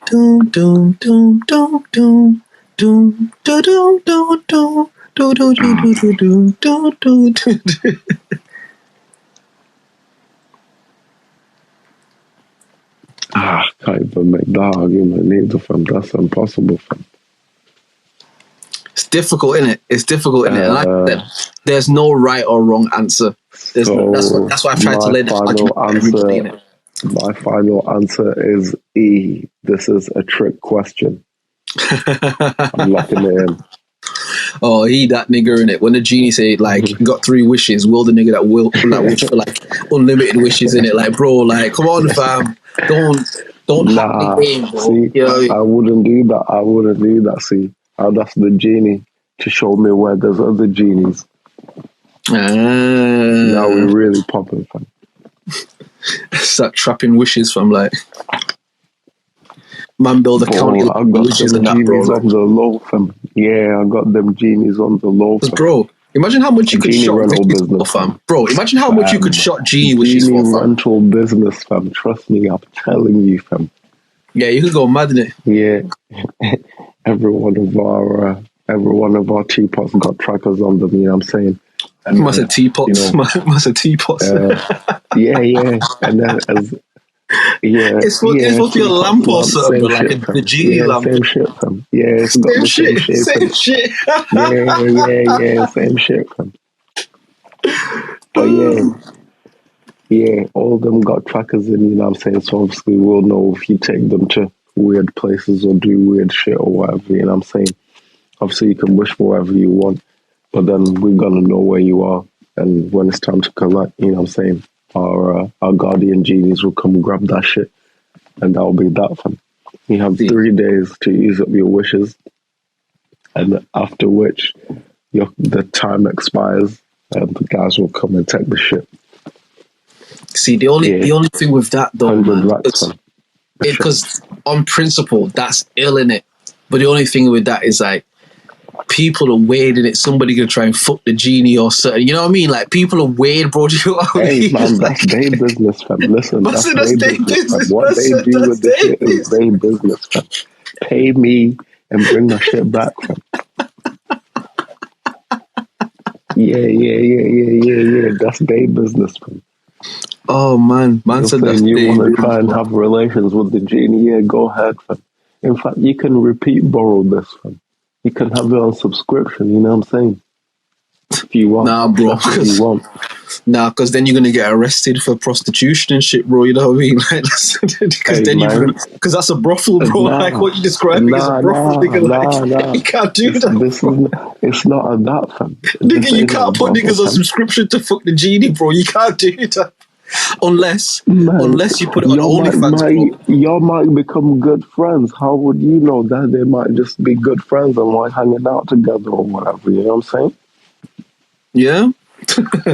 Yeah, Is that what you're gonna do? shit. Is that what And you're gonna say? again, Understand, like I yeah? said, Is that what you're gonna say? listen, like I Understand? said, Like, yeah. nah, they're just good friends, bro. Like, Listen, nah, your my honor, thing is your honor, bro. plausible deniability, fam. My thing Man is calling the plausible judge bro and shit, deniability, calling the fam. judge bro and that. And Like, yo, bro, listen, and yeah. it's in the contract, fam. Whatever you do, yeah, whatever happens, you get caught doing some fucked up shit. That's you, fam, not me, fam. And plus, I need my property back, fam. Yeah, straight like that, fam. But brother, now, I'll fam, have you them can't. sign a what do you call it, like them waiver things in it. What, Yeah. the genie? No, not the genie. The people that borrow the shit. But I'm saying obviously if someone try and fuck the genie don't want that, bro. The genie's gonna be fucked up, bro. You can't just put the genie back out on the strip. You know what I mean? Well, Like, no, like obviously if the genie's like, yeah, nah, that guy's weird. Yeah, like, nah, not you then, innit? You get banned from for a certain period of time until you change your ways. Then bring that money, fam. What the fuck you you know what talking was about? hilarious here? Because I'm trying to tell him, bro, if the genie gets sexually assaulted, bro, like, and Will's like, yeah, if the genie says he's weird, Yeah, bro, like, we'll that's send what the niggas genie say. on If the... some bad shit happened to them, they don't say that, bro. They're gonna say more than that, fam. Like, Will's like, yeah, if the genie says that he's weird, we'll just ban him with it. Well, yeah, well, I mean, shit. Yeah.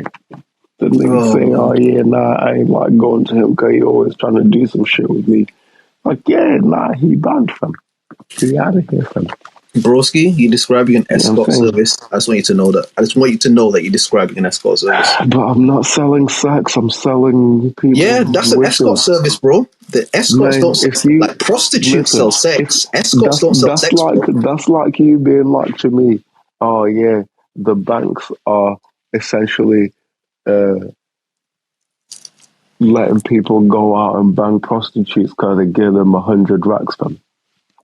Man, listen, I'm loaning you some shit, fam, with the payment up front plus interest.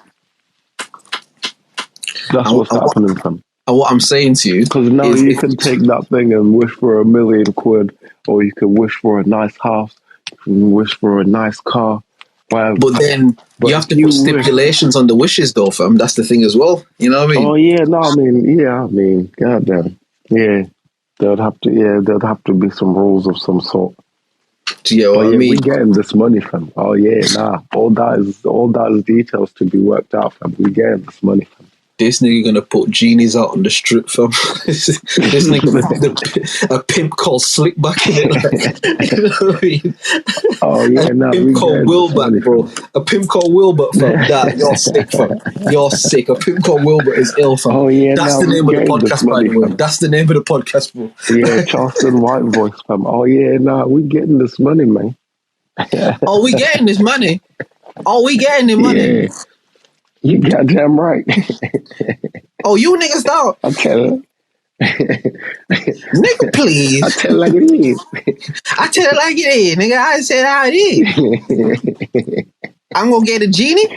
I'm gonna make that genie sell a pussy on the strip. And I'm gonna get this money, Man, nigga.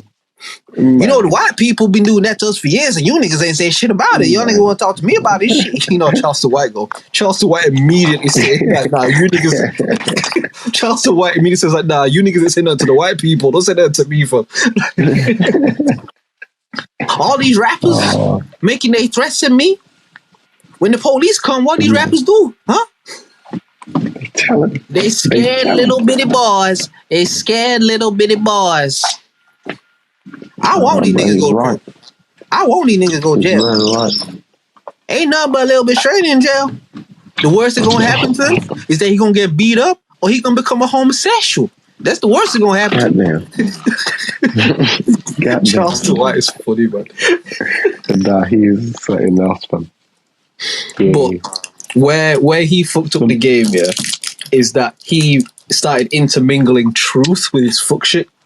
Because one thing about Charleston White that I always respected, like even among the dumb shit he did, he always came out and said, like, bro, I'm playing a character on the internet. This is some bullshit, and it's bullshit in it. If you choose to get offended by what I'm saying, you're the dickhead, because I'm just doing bullshit. This is the internet, and I'm fucking about. But then what he would start to do is like start to make like real valid points in his fuckery. So even the whole thing about like niggas doing harm to other black people, but then they scare the police and shit. Like, I've spoken to you about that at length. Like we've had those discussions. I've put that shit in music, bro. Like it's a very real sentiment. But he will include that in like him trolling somebody and calling like their wife ugly or some bullshit. Do you know what I mean? It's like, bro, like you intermingling real shit that should be talked about with like the dumb shit that you doing. Do you get what I mean? Like, I guess that's the allure of it, isn't it? I guess that's the draw from. Like, these niggas. Let me tell you. Nah. You know, he say nah 24 times in it. You know, Charleston White. He said Charleston White. He's really trapped in the nah cycle for real, bro. Like a nigga trapped in that cycle is Charleston White, bro. He'll say nah for 27 minutes straight. Like nah. You niggas, nah.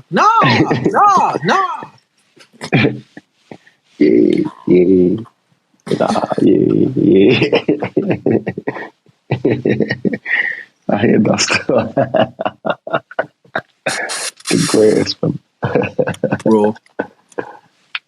But it's like, yeah.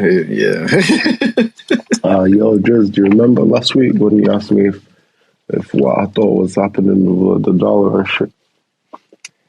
Well, my good friend, I recently found out just randomly from some of the shit that some people were talking about at work, I think. It was something like 21 countries now confirmed to be joining the BRICS alliance thingy and ditching the petrodollar. Soon to be another 20 to be added on that list. 21. Can you do something for me? Can you just $1 for me? 21. Can you do something for me? Can you help me sink a currency for me? 21. World domination. 21. World domination. Yeah. 21. Help me sink the economy. 21. Yeah. And also today while I was at work, like, so the little work computer got this like a little because they use that Microsoft Edge shit from. So it's this little like tab bar thing that come up at the bottom, and it always just flashes up like random shit, like it will have like the weather there, or it will have like what's happening with like currencies and shit. It just randomly times it. Right. Do you know that the pound and the euro is virtually the same now? £1 is €1 and like 7 cents or something like that. Right. The dollar, on the other hand, see how it started getting strong? It was like 110, 1 something. Nah, back to 124 from, and up trending from. Oh, the dollar's up. as in like £1 is $1.24 now, as opposed to so the dollar's down there. So the dollar's down. Now it's down, fam. Yeah. The pound is. Then it used to be worse than that, though. I remember there was a point where like you could essentially get like $2 for every pound. Like I remember my mom going to Jamaica and trading like the currency, and she got like double the bread type shit. Yeah, like it was. I think it was the highest I ever got was like 180 something. Or right, something around that, where it was essentially like pretty much. Yeah. But no mas. The dollar. It's mad though. It's mad though when you think about it. Like again, as you said, there's like you can see like the stock markets and the exchange for like the different currencies and stuff, and it's like, these are all like graphs and figures based on like belief, like based on like just people's belief, meaning all these charts and the currency's doing this and this point this and that point that, but it's all just based on us all believing in this thing that we call money or currency. Because like I think we said it on last week's pod, is like if we turned around and just said like, yo, we all using Monopoly money now, then they would start doing all the charts and the graphs for Monopoly money and shit. You know what I mean? Like it would just, and then the other money wouldn't mean anything if it doesn't mean anything. You know what I mean? It's like, yeah, like with the even before the euro and stuff, like where France had like the francs and stuff like that. It's like if you in 2023 with like $1 million francs, let's say, that doesn't really mean anything unless somebody's willing to give you euros for it. Like it doesn't mean anything unless someone's willing to be like, you know what, I'll buy those francs off you for this amount of money. Like, but if everyone just says like, nah, fuck your francs, your $1 million francs doesn't mean shit. Your 10 million francs doesn't mean anything. You know what I mean? Like, it's Monopoly money. Do you get what I mean? And you're not playing Monopoly. For real. We are. Like, no, yeah, yeah. I told you, I was explaining last week how the money even works, man, and how like basically it's like a fallacy loop, man. It has to end. You know what I mean? But then it can't end because then how will everything function and all the people, whatever. So it has to take the form of a different thing, and then a different thing, and then a different thing, and then a different thing, and then a different thing. Because if it ended, humanity would definitely revert back to a more tribal way of being. Like if money just didn't do anything tomorrow. It's like, yo, if I'm bigger and stronger than you, I can take your shit. Like, people would revert. You would see people change quickly, fam. Like, in the span of, like, a year, 2 years, you would see the world change if that happened, didn't it? Much different, fam. Where it's like... You know, the like people that had the houses and the cars and the what. Yeah, nah. You can't live in 27 houses at once, fam. Now you have one house. Yeah, you used to have 27. And me and all my brethren is going to come up to your house and we're going to take your house from you. So if you can stop us, then stop us. Ain't nobody backing that shit, fam. Ain't nobody backing that shit neither, fam. Because what do you have to give them now? Because money don't mean nothing. Now it's just take what you can get and keep it. You know what I mean? Now it's Mad Max. You know what I mean? Now it's Mad Max, bro. Like, anything that you can take is yours, blood. You know what I mean? Like, man used to have 100 cars in his thing, fam. Yeah, nah. Motherfuckers is coming, fam. And besides, what you got? How you gonna get fuel and shit? You know what I'm saying? Everything done broke down. Ain't nobody shipping no shit. Cause why? What's the point, fam? Because now you gotta know a nigga who know how to pump fuel. Do you get what I mean? Because there'll be a nigga who will make his way doing that, fam. And when the rude boys and shit come to kill everybody, they'll be like, nah, don't kill him. He can pump fuel in the gas. He cool, fam. I mean, he can put fuel in the tank like that. Fam. See, the moonshiners, they'll be bro. Fam. Yeah, fam. Because they can all make the fuel, niggas, fam. Anything like that you can move, bro, you good, fam. And you're going to get power doing that, fam. And you're going to be able to start calling shots, bro. If you the head moonshiner, fam, if you the nigga that's like, yo, I made this operation, fam, and we met moonshine and shit, niggas ain't gonna come kill the moonshine guy. Because how else you can get moonshine? Innit?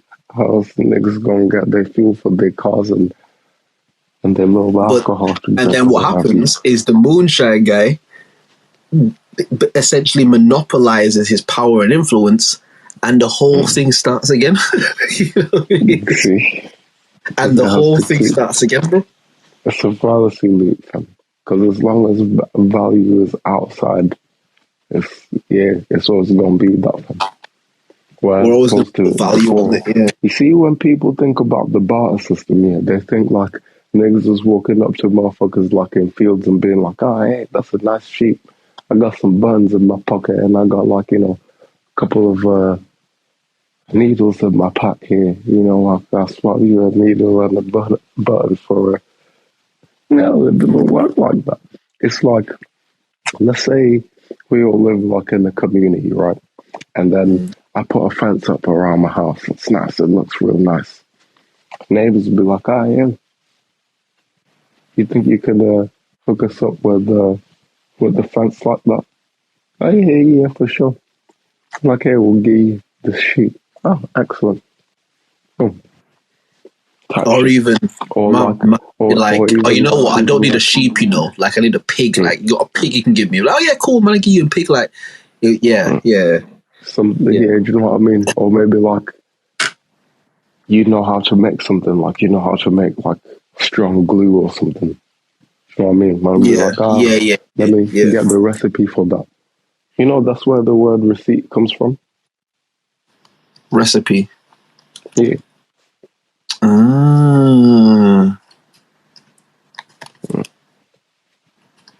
Yeah. Or like, well, not like in the modern day, I guess, whatever, but like the form of the word. Like the etymology. That's the one, yeah. Yeah. Like a recipe. It's like, now you have a way of producing something that you couldn't before. So now you would exchange something in kind. Or like, let's say I've got like a bunch of, I don't know, recipes for a bunch of different things. And then I need a chicken. And there's a guy up the road who got chicken. Go up to him and be like, hey man, I got recipes and shit. What you need? Maybe something for this, for this ache in my knee. I got just the thing. Yeah, this recipe for like some menthol, some bullshit to rub on your shit, and I'm saying I feel good. Just for that, because that's extra valuable to me, because I need to work my land and if my knee's good. But hey, for that, I'll give you 3 chickens. Here, hold 3 chickens. Thank you. Because the value is not like, you know what I mean? Yeah, because he needs his knee to work the field and shit, innit? Like, that's invaluable. You know what it does? It forces everyone to at least add value to the community instead of just extract it. And you have to find now, if you that nigga that got like need. If you that nigga that got like a thing that everyone needs, sure, you're gonna be like popular and shit, but like everyone needs each other equally, because you know what I mean? For like most of the shit that you can do, you need a bunch of other niggas to have done what they did to get the shit that you used to make, you know what I'm saying? So there's no like ultimate power in a sense. It's like what I was saying to you when I was up at the crib last time, innit? I was saying like, yo, the way the shit is set up, fam, product and service, fam. If you can find a way to create a product that people want or need, or a service that people want or need, you in, bro. You have to add value, fam. Like, you have to add a value to something, like, you know what I mean? That's really what it is. That's really what it is, man. For real. I guess even like a now sense, you know what I mean? If you got that, then you open it. Mm-hmm. But then in that sense, it's like if you got that, then not only are you up, but now your like village is up because like your village got a guy that can like make rubber tires for the wagons or whatever. Yeah. And now people come from far and wide to trade with y'all. And maybe you might have even swapped, you might have even given some of the people some extra tires for some other shit. And now motherfuckers is also doing business with the village across the river there, fam. Swapping whatever, because them man are like expert fishers and shit. And in our village, we ain't even got niggas that fish like that, you know what I'm saying? So if we give them a couple of tries, they might get us a bucket of fish. Type shit. And yeah, you know what I mean? But you lot know how to make nets. Like, you lot just, like, your team, like, y'all just make nets. Y'all is just ill at nets. It's like, and the fisherman's like, yo, bro, like, you can hook me with them. It's like, yo, fam, if you bring man back, like, fish, every time you lot hunt, if you lot get 10 fish, bring man back, like, 2 or 3, just so man can eat, I'll make you these nets, like, all day in it. Like, that's, you know what I mean? We'll do that. And then, boom, there you go. Add value. Alliances, fam. Alliances to add value. Exactly. But not only to the individual, but to the collective. To the collective, bro. See, that would be the difference. That would be the only difference. Because now, motherfuckers will work hard, just as hard as they work now. But every time they gain, the community gains. Like, imagine if you're a guy that's like, you just out here, like, let's say the I don't know, the chicken guy. Your chickens are reproducing crazy. Like, every 6 months you got like 100 more chickens or some shit like that. Yeah. Right. And now you got a bunch of recipes. Now you can even like teach your kids a bunch of all that shit. And you know what I mean? And now they have value without. Trust me, and they can like find new ways to innovate the recipe that you gave. Do you know what I mean? Like, they can, as you said, add value to the value that you've created. You know what I mean? And just continue to add value to it. Nah, for real, man. For real, man. Yeah, but yeah, again, Rome must fall, fam. So one more time. I said Rome must fall, fam. Yeah. Rome must fall, Olympus must fall, like all of it got to go for like a clearance sale, my nigga. It's all got to go for. You know what I'm saying? Even like the greatest civilization purportedly, which is the Cometians and the man. Yeah, they just too, fam. Yeah, fam. With that shit, no matter how great that shit is, yeah, that shit got to end, fam. Like your favorite song. Yeah, you can you can replay it. But it's never gonna be like that first time you heard it. You know what I mean? Legit. And legit. And at some point that song ends, fam. So it has to start. You have to start it again, fam. And the thing is with that is that that's okay. Do you know what I mean? Songs are made so that they end, bro. You know what I mean? Like that's the point. And it's like the more that you try to resist it, the more you feel fucked up when the shit ends. Where it's like, if you kind of just accept that's a part of the natural cycle of the shit, because for some new shit to start, some old shit got to end in it. Some old shit got to end, fam. It only works that way. Do you get what I mean? And like I said, the greatest of them that have done things that we've never been able to do, even there to end, bro. But in the same breath, I'm sure there's many things that we've been able to do that they haven't. It's just, it's all a continuation unto itself, in it, like in different forms and shit. I mean, I'm of the mind to think that those people were highly civilized, highly intelligent people. Fam. Like, what we think is our pinnacle right now might have like been part of their ascent, fam. Right. If you get me. But then obviously, you know, about the whole like the flood, it's referenced everywhere. About 10,000 years ago, whatever it was. It's like the amount of water that went through there, it ripped the face of the earth, fam, in some areas. Like, that's how much water we're talking about rushing through in not a very long space of time, short space of time. But it's like, bruh, nothing was surviving that shit, fam. No houses, no technology. It's scraping the face of the earth, fam. Nothing's surviving, fam. And if anything is surviving, it's under the earth now. Yeah. You sure? For real. Which is why it's even a testament that the pyramids are still like standing, fam. It shows there's something special Even about more them, so. innit? Like, because as you And said, all like this shit everything is else still has come and standing. gone. Yeah.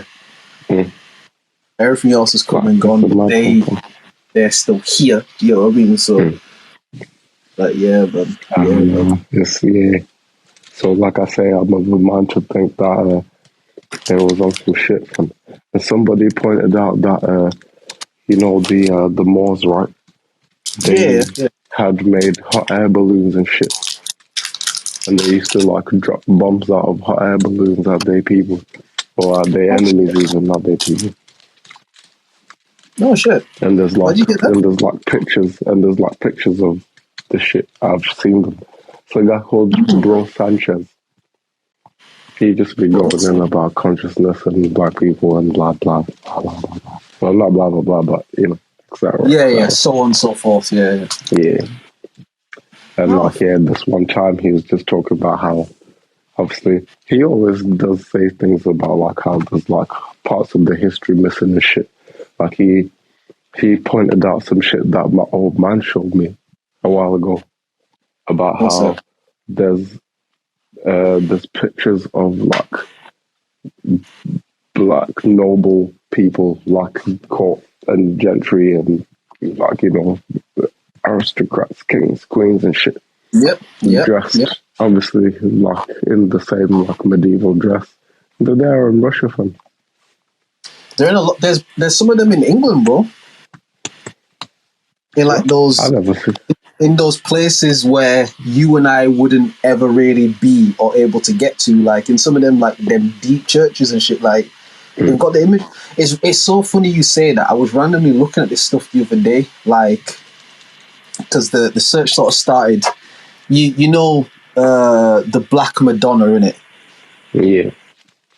Like I was just looking at something to do with that in it, and that kind of just set me on a thing. And like I was just reading this article, and it's basically saying how the person who kind of like surfaced this concept of the Black Madonna, or who this person was, like also studied like other. Basically, like there were black people in all of this shit. You know what I mean? Like they're all throughout, and if you look at like there's artwork that depicts them like black. Like there's one of even like Mary and Jesus, what it's supposed to be, and there's an image of them, and it's black people. Do you get what I mean? And it's like, Even Alexander the Great, his like top general guy, and his dad's top general guy was this guy called Cletus the Black, fam. Like literally. And apparently that's why Alexander the Great died, because he killed him while he was drunk and woke up, realized it was outbroken from and died from outbreak. Yeah, I've heard that. Yeah, I have. There was there's a show on Netflix. It's like about Cleopatra in it. I don't know if I spoke about this, but I can't remember if I did or not. But basically, there was like this. I think he's supposed to be like a comedian or some sort of like funny journalist or something. Like Egyptian guy, but like Arab Egyptian in it. And he was basically like complaining because he was on Piers Morgan show, and he was basically saying, because it's a black woman that's playing Cleopatra in this Netflix show, innit? And he was saying that it's cultural appropriation for this black woman to play an Egyptian because Egyptians aren't black. And I'm listening to this shit. What and kind of it's idiot like, thing to say is that? And I'm waiting, because again, they introduce him as a comedian. So to me, I'm thinking this guy's trolling in it. I think he's trying to be funny. Like I'm waiting for the punchline. And the whole thing go by. It's like, no, this thing was serious, bro. Like he wasn't joking, man. It's just, it's a mad thing. It's a mad thing. Yeah, but I mean, there's like a, I don't know what you'd call it, like an excerpt that I heard recently, and it was like this guy explaining that he was like, basically starts off with the question like, look at places that we deem like the third world, right? Why Right. do you think that those places are like the highest producers of shit, and yet they're the ones like that benefit the least from that shit? Word. It's because for the status quo to continue as it is, those places have to keep like producing shit so that we can consume it, right?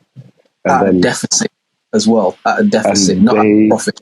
and as long as we extracting all the stuff that they're producing, as well as keeping all the money, like the status quo obviously continues. So there's, in today's day and age, there's a reason why, like a place like what is it? I think is it Democratic Republic of Congo, where they get the cobalt, or what's Right. it called? The same I think the shit that goes in the phones. Yeah, Gold. cobalt. Yeah. Yeah. Cobalt and nickel in it. Cobalt and nickel. Yeah. But it's like, yeah, they only recently in the last maybe like, I don't know, couple of years found some other deposits, some other place. I think it's like Brazil or somewhere. But without that, yeah, ain't no phones, ain't no screens, ain't no TVs, ain't no laptops, computers, none of that shit, fam. None of it. But them niggas been in civil war since how long, fam? Word. And it ain't come out of Like no the civil shit has war. been distable. Yeah, you know what I'm saying? This shit has been unstable for how long, fam? Word. But there's a reason why there's those conditions, because you see what that does, Ian. It's like, let's say we having a war, right? We're not really doing business like that, fam. Or like our industries are not really moving like that. They're not really working. That means, let's say, you now can come into my country and be like, yo, to me, I'll give you weapons if y'all get this stuff out for us and bring it to us, and we'll help y'all like win the war in it. Yeah. And I go to the other guys and I'll be like, yo, I'll bring you weapons and shit. You know what I'm saying? If y'all just keep getting that shit out of the ground and bringing it to me, you know what I'm saying? When this is all said and done, I'm gonna set y'all up nice and y'all gonna have the, you know what I'm saying, the country gonna be looking smooth and shit. Yeah, Proxy take these wars, weapons. isn't it? Like, yeah, proxy wars, You man. get Cold me? wars. And then now I'm extracting resources from both sides, the cobalt, the nickel. And these niggas are killing each other, fam. They ain't got no time to be worrying about no business or no fair prices or no shit like that, fam. You know what I mean? And you And get then it for boom. pennies on the dollar as well. You get it pennies on the dollar as well. Exactly. Because Because they they're in ain't the got middle time of to be conflict, bro. worrying about no fair prices, fam. Yeah, because they're in the middle of They conflict, need bro. guns Like, right now, fam. They need ammo right now, fam. Because them rebels or whatever, them fucking other guys are, they're advancing sharpish, fam. So we need bullets and rockets and whatever to stop them, man. for real. And if you And then could give boom. that to me right now, I'll just give you this shit, bro. Like, fuck it. Or even we could just might not make it a civil war, but you know what I'm saying, I'll get my people to kind of make it harder for you guys to do business, so that like the only way that you can do business is through me. And now Word. whatever price I say is the price of it. That's Word. it. Because if you can't sell it to them, man, because they You can won't only take it sell it from to you, me. you can only sell it to me. And And you I have to say, sell it because you broke. And you have to sell it. Because I've made it you so they've have to. broken it. Exactly. So I'm saying, yeah, 1/3 the price, my G. And you're like, wow, fam, that's bullshit. That's bullshit, fam. 1/3, bro. You know, all this shit is worth like 50 racks. Yeah, nah. 18, bro. That's why I'm a It's the D. same thing I was saying to you about like the yards in Wolves at the minute, innit? It's like, because a lot of them, like, you can't mortgage and stuff. It's like, yo, if you've got liquid cash, if you've got like 10 mil cash to just do shit, bro, you can eat food in Wolverhampton right now, fam. Like, you can yam food. Because if someone has a property that they're trying to sell because it's causing them deficit, the property might be valued at, let's say, 150 racks, yeah? If I come to you and I'm like, yo, I'll give you 92 racks. Now, on In an cash. average thing, not going to take that. They're trying to get above the value price. Yeah. But it's like, yo, you can't sell this to anybody else because no one else is in a position to buy this shit because the banks won't mortgage it. They don't want, like, you have no choice. You either have to keep paying the bills on this empty property that you can't fill, or you can sell it to me for the cheap. It's your choice. Because what will eventually happen, if you're going to fall behind in the payments for this place anyway, it's going to get taken off you. It's going to go for auction. I'm going to get it even cheaper. I'm going to buy it anyway for like 45. So tell you what, if you don't say yes to the 92 today, every day that you don't say yes, the offer goes down by 2 racks. Do you get what I mean? Like, because if you were a landlord now, well, not even a landlord, if you own a property now, because again, there's even properties like up by the station and shit, and a lot of them are for sale, bro. It's like a complex of flats in it, and like they're quite small flats, like they're not very spacious, quite small in it. And it's like, I remember I was saying to my girl, I was like, you know what? If man had liquid cash, I would buy them up, you know, because there's bare of them for sale. And she was like, nah, but they're for sale for a reason. You have to look at it like, why are there so many of them for sale? Do you know what I mean? And they've been for sale for time. There's an undercurrent of something happening, fam. People can see what going, fam. Do you get what I mean? So it's shit like, is about to go kaboom, fam. People are trying to get this shit off their hands in it. So even say them sort of places, if you can go in and get them on the cheap, bro, like, because I think those flats up there, each are maybe like between 100 and 110 sort of shit, like to just buy. Yeah. But it's like, when I say to you, bro, let's just say there's 50 flats in there. There's maybe about like 25, 27 ads on like Zoopla or Rightmove, like these different flats for sale up there, like bare of them are for sale. Do you get what I mean? And it's like, if you've got like good liquid cash, bro, and you don't mind, like you have enough to not have to make that money back anytime soon, bro, fam, I'm telling you, I'd go buy them shits up and just hold them, bro, because they'll become valuable at a point, fam. I'm telling you, when this shit starts going and people just need board and shelter, bro, like, I'm telling you, fam, like, just having properties where people can live inside so they don't have to fucking be homeless, bro, is going to become a commodity. It already is, but it's going to be even more so, bro. It's going to be like even more so. You know what I mean? Man. The Americans, fam, the way they got this shit fucked up. Even left to an extent, to be fair, but like, not as, I was gonna say, it's not just them. Fam. It's not just them. Yeah, fam. And everyone that's participated in their bullshittery, fam. I'll say this about buying up all them little fucking securities and shit, like, you niggas, fam. Y'all didn't learn the first time, and it's worse this time, because y'all made the bubble even bigger, fam. So when it pop this time, the shit gonna sound like, it's gonna go mad. Gonna sound like a goddamn.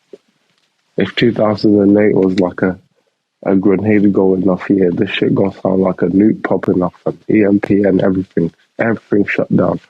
Yeah, word. I'll say this about America, innit? As fucked up as it is, and as corrupt as it is, and how rigged it is over there, if you're someone who can figure out the game, you can come up over there. Like, and this is a long-standing thing. This is from like the 1800 type shit. Like, what the place that they call America, because America is a concept. America isn't a real place. It's a concept. It's an idea. But the place they call America has always been the haven of get money. If you're willing to scam niggas and let niggas die and fuck niggas over and do terrible shit, go to America and get money, bro. Like, that's what America's always been. Do you know what I mean? And like, as fucked up as it is, if you can rig that game, you can come up over there. Like, you can really come up over there. Yeah, for sure. They call it the American dream, right? Yeah, which is also a scam and a lie. For sure.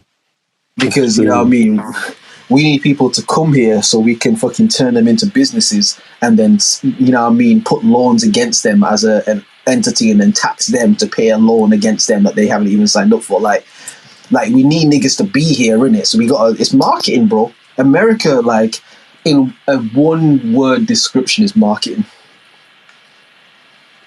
Yeah, pretty much. Marketing, fam. That was like the birth of that shit. You get what I mean? Like, again, over saying like the UK and stuff, it's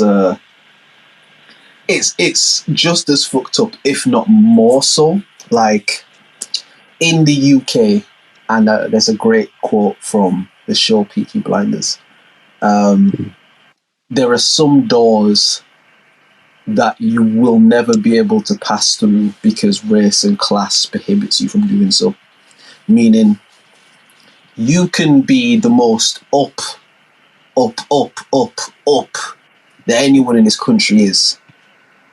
But there are certain doors that your money can't get you through here because the UK is built off like a very old thing that has, it's like a bloodline thing in it. Like, again, it's magic at play. Like, it's a different thing that's going on here in England, in it. Like, you can be as rich as you want, but if you're not in certain clubs, you can't get into them.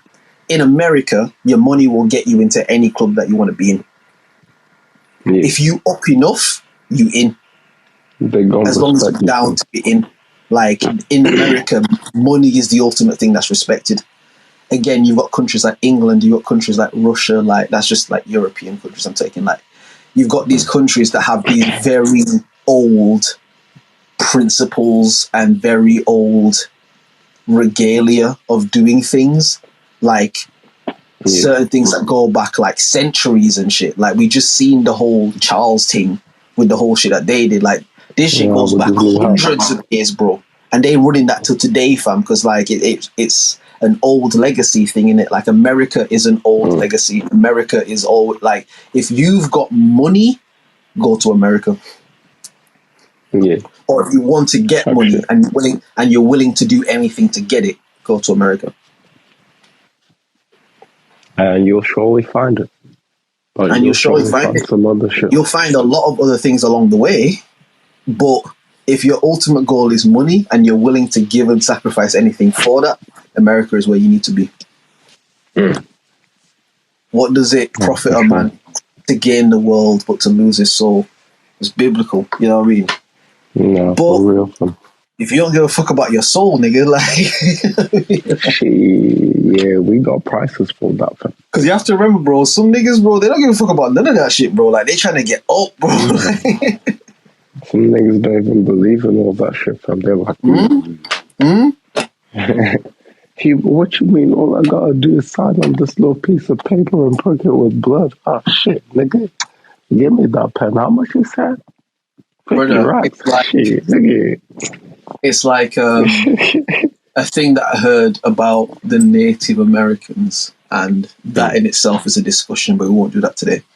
But you know the whole thing, I'm sure you've probably heard it in passing, but like how the colonizers came over and they basically like traded the land for like beads or some bullshit that they gave them and stuff. And people have always said like, oh, because, you know, they were savages and they saw these shiny things and they traded it, whatever. But again, I remember hearing this thing, and the whole concept was like the belief of the Native Americans was like, yo, look at these white people. They're so stupid, fam. They think they can own land. Like, they think that they can own the land. So they come in here and they're like, yo, we're going to give you all of this shit and then we're going to have the land. So, like, to them, they're like, yo, we getting one over on these fuckers because they think you can own land, bro. Land belongs to the earth. Like, what the fuck are they talking about? You know what I mean? But it's like, it's a similar kind of concept in it. It's just... They didn't realize how deep it was. They didn't realize how deep it was and how serious that man took that shit, to get what I mean, and what they were willing to do over that shit. If you want to get money and you're willing to do anything to get it, bro, go to America, fam. Listen, they genocide an entire people, fam. Yeah, so they could be like, yeah, America. So they could get up, bro. Because my nigga, listen, if we go over there and kill everybody and just start our own country, we up. You man down. Well, yeah, because we got our own country. I come there, bro. Like, it's gonna work, bro. Yeah, bro. Listen, now we're gonna get to India. Yo, you man, I discovered this place, man. You man, I discovered this place, man. That's what I'm saying. The whole thing, to what they say, he was trying to get to India, innit? That's where the whole West Indies shit comes from. Like, he's trying to get to India. That's where the whole American Indian shit came from. Because he he was went like, the nah, wrong way, bro, we fam. go in India, fam, and we're going to kill all them niggas, and then we're going to take their shit, but like, watch. And they got off track, but you know, white arrogance and shit. He's like, nah, I'm not wrong, bro. Like, we're not going the wrong way, fam. This is the right way, bro. All right, bro, And cool. I was like, see, I told you land right there, fam. Look, land, bro. Look. Oh, yo, there's people, fam. Look, Indians, fam. They're like, nah, those niggas is black, bro. Those is black niggas. No. Fuck that nigga. They Indians, bro. No. I told you it's India. Fuck that, bro. This is Indian niggas. Like, nah, but they got like curly hair. Nah, they don't, fam. Fuck that, bro. And when we kill them, I'm gonna write in the story that they don't got no curly fucking hair, girl. I'm write that they Indians, nigga. Fuck that, bro. Like, cause Indian, nigga. I told you it's India. Alright, cool. They land. Yo, what you man saying? You know what I mean? The natives greet them, the indigenous people greet them. What you man saying? Yeah. But obviously, some of the indigenous people are like, yo, like, I can feel the spirit on these niggas, bro. These niggas is evil, fam. Like, we don't need to fuck with them. What the whole first Black Panther film was about, where the character that Michael B. Jordan was playing was saying, nigga, do not fuck with these niggas, bro. Do not fuck with them, bro. They fucked up. And if you let them in Wakanda, they're going to fuck up Wakanda.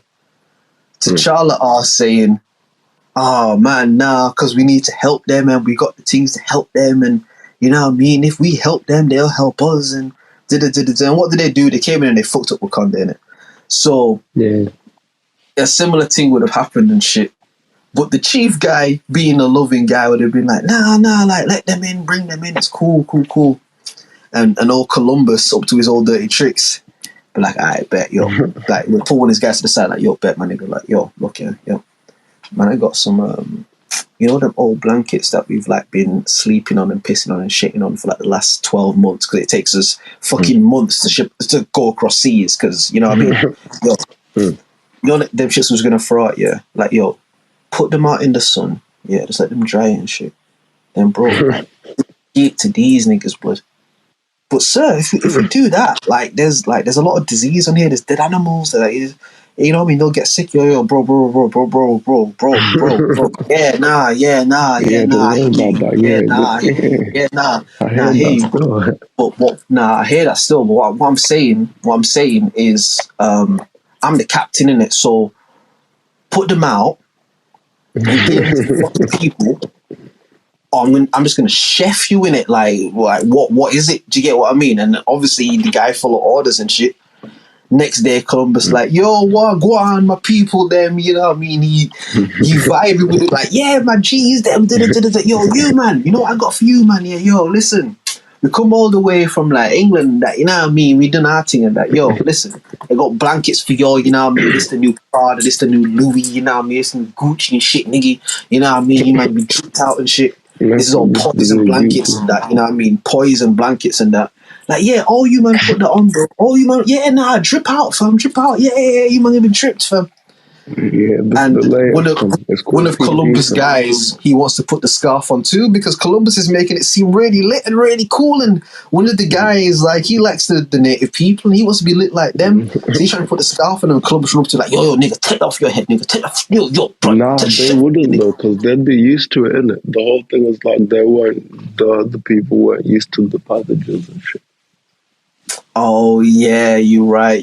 Because these niggas like the Pirates of the Caribbean. They come out wrapped in the blankets. They come out wrapped in the blankets. These niggas like Pirates of the Caribbean on the Black Pearl, and these niggas all dead and decaying, but they just live like that, innit? Like they just live like that. They used to it, you know what I mean? Like, but yeah, fam, like, and man went over there. Yeah, he like, hey yo, fam. Give me your blanket, fam. For me, yeah, you like that one? Yeah, nah, give that one, fam. You got more? Yeah, what? You said you want that in baby blue? Nah, I got that in baby blue. Yo, Richard, pass me the baby blue one, please. Yeah. Unkufu want the baby blue one, innit? So yeah, pass him that, please. Yeah, Unkufu, my guy, got you, innit? Next day, the natives wake up and shit, you know what I mean? Like they do every morning, early, ready to go do their thing. You know what I mean? Everyone checking everybody out. How you doing? How you doing? Good, man. How you doing, my brother? Yeah, the one guy. Yeah, I'm good. Sorry, man. Something in my throat. Yeah, no, I'm good, man. How are you?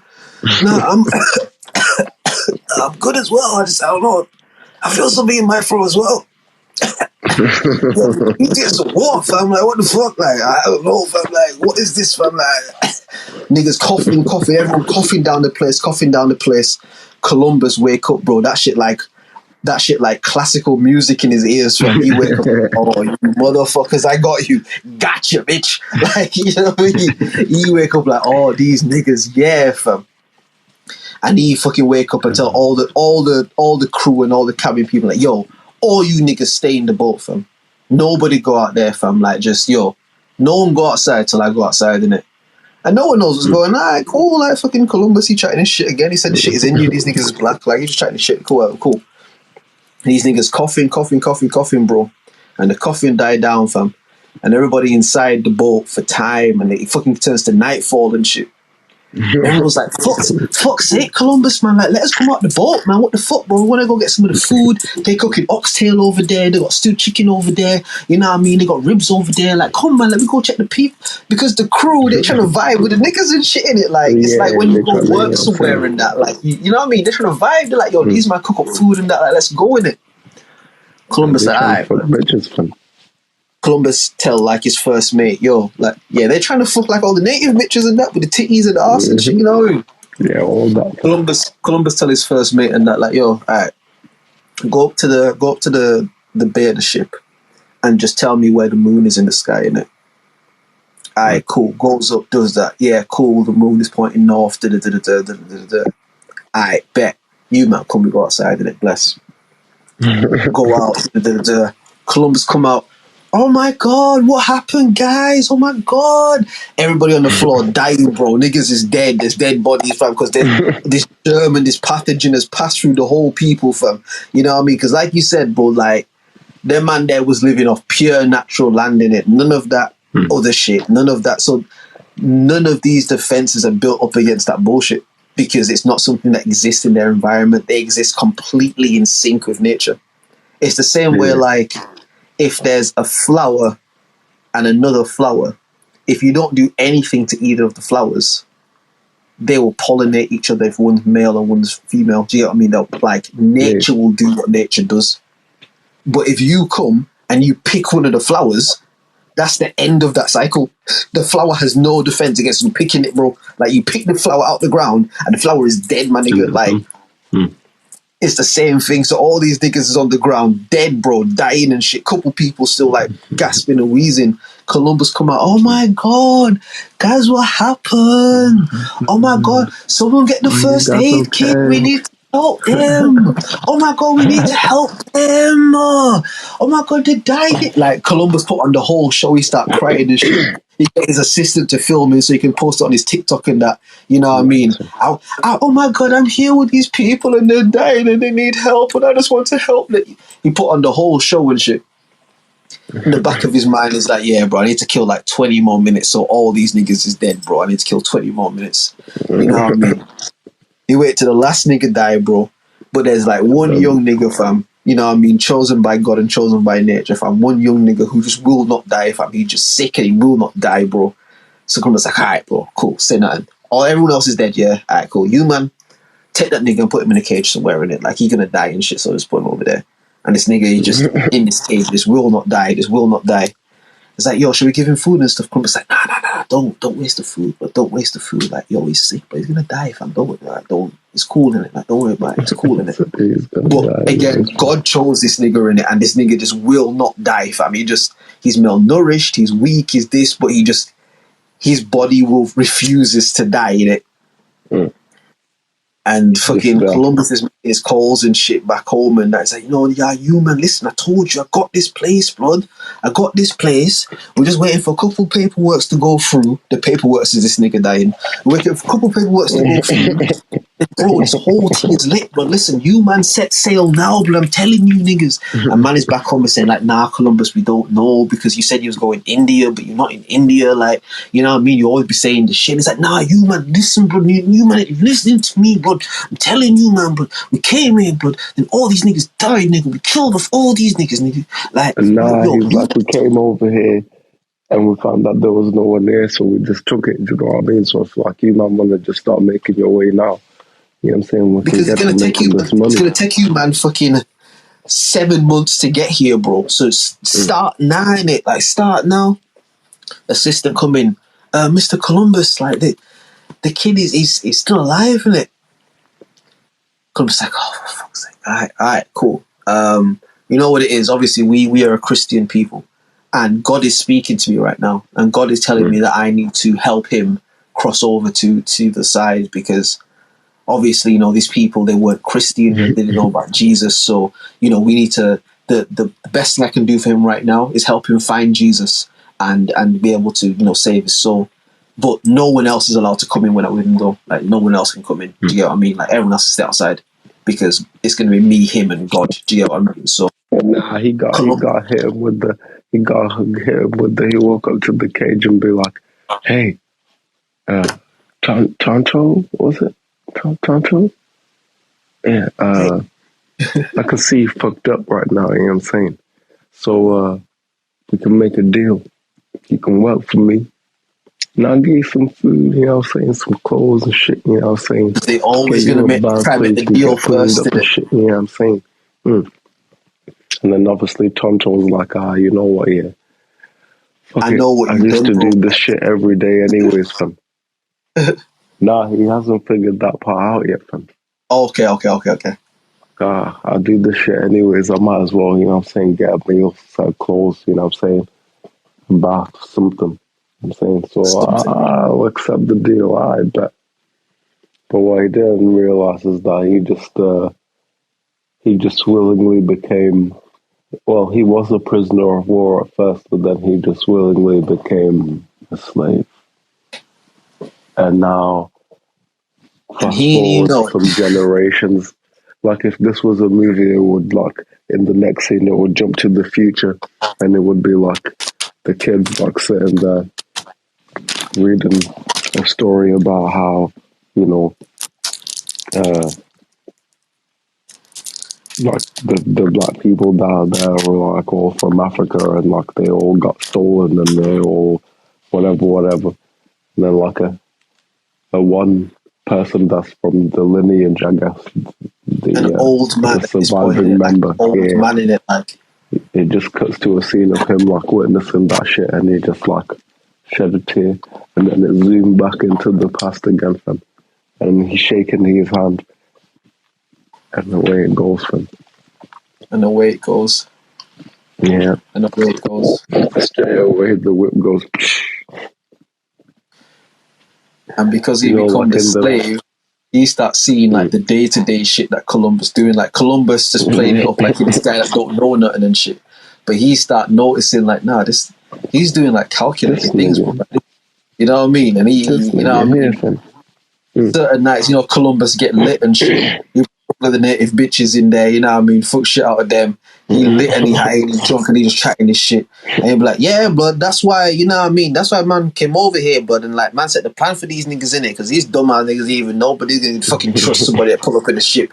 Motherfucker, if you pull up in the ship to England, we gonna kill you, bro. The fuck you talking about? Man, just come here and you man is welcome. Like, Columbus getting his shit off in it, and the slave guy like, oh shit, bro, like, oh shit, that's what it was. But by then it's too late, fam. But by then it's too late, bro. And he's holding the trays on the drink in his hand with a napkin over his wrist. You know what I mean?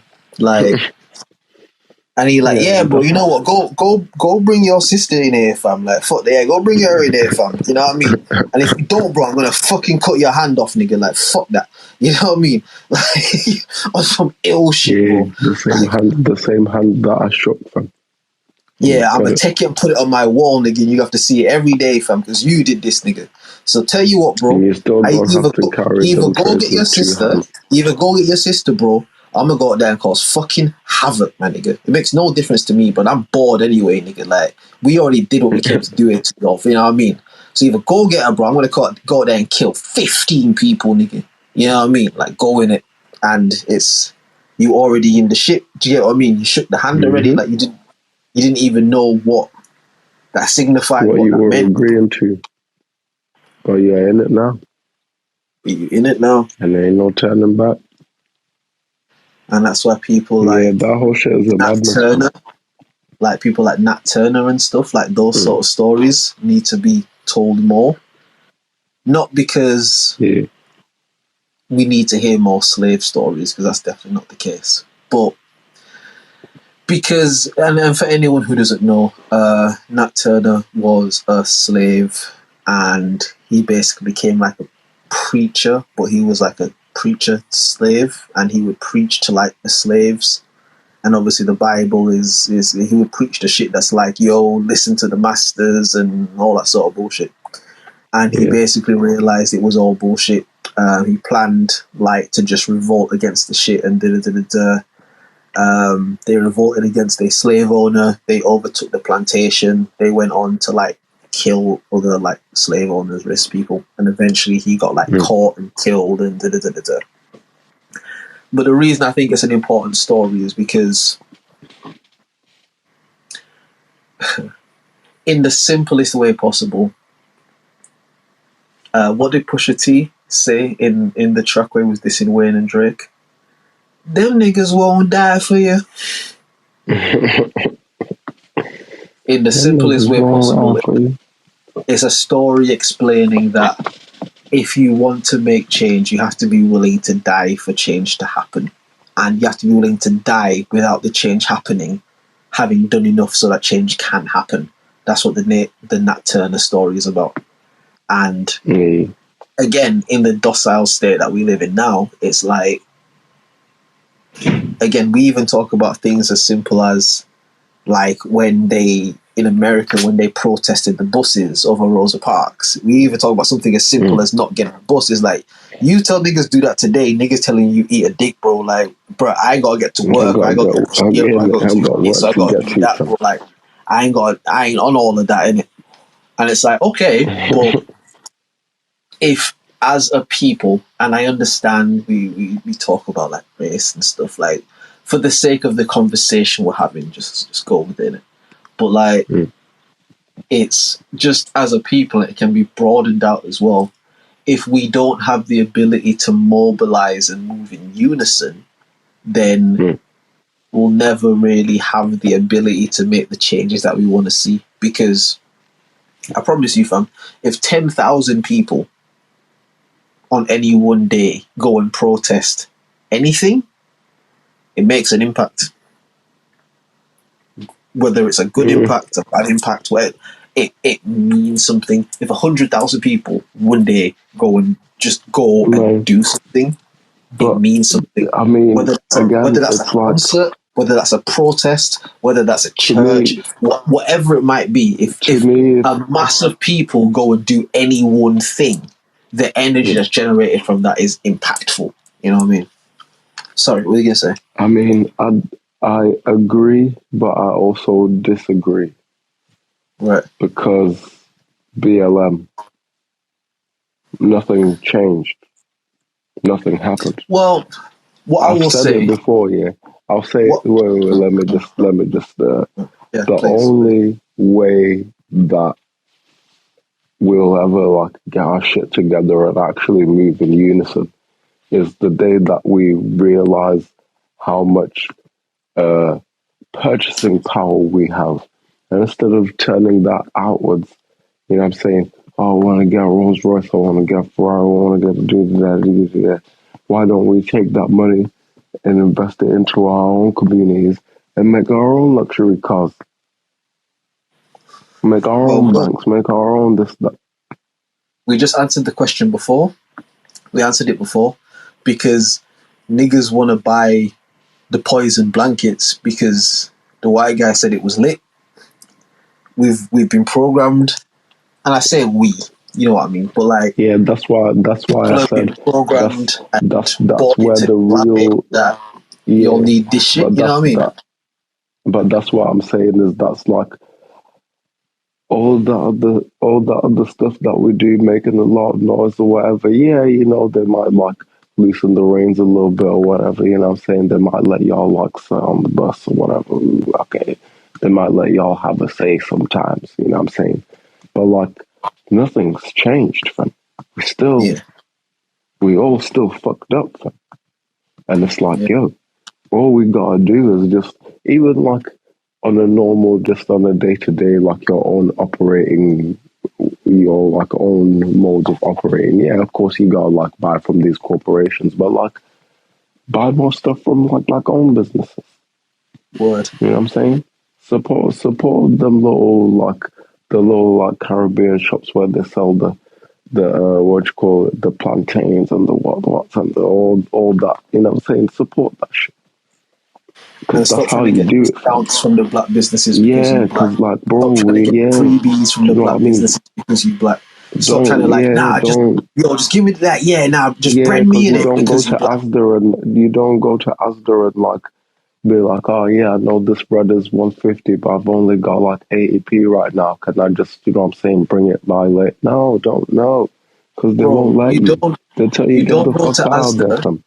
You don't go to Asda and be like, nah, just allow me because we all from here in it. Like we all from here in it. Loud. Like you don't go to Nah, Asda. that's not. So don't go to black businesses and They do tell that. you we Go there, American, fam, but the only thing we respect is money, fam. Bring that bro. shit here, right? Pause.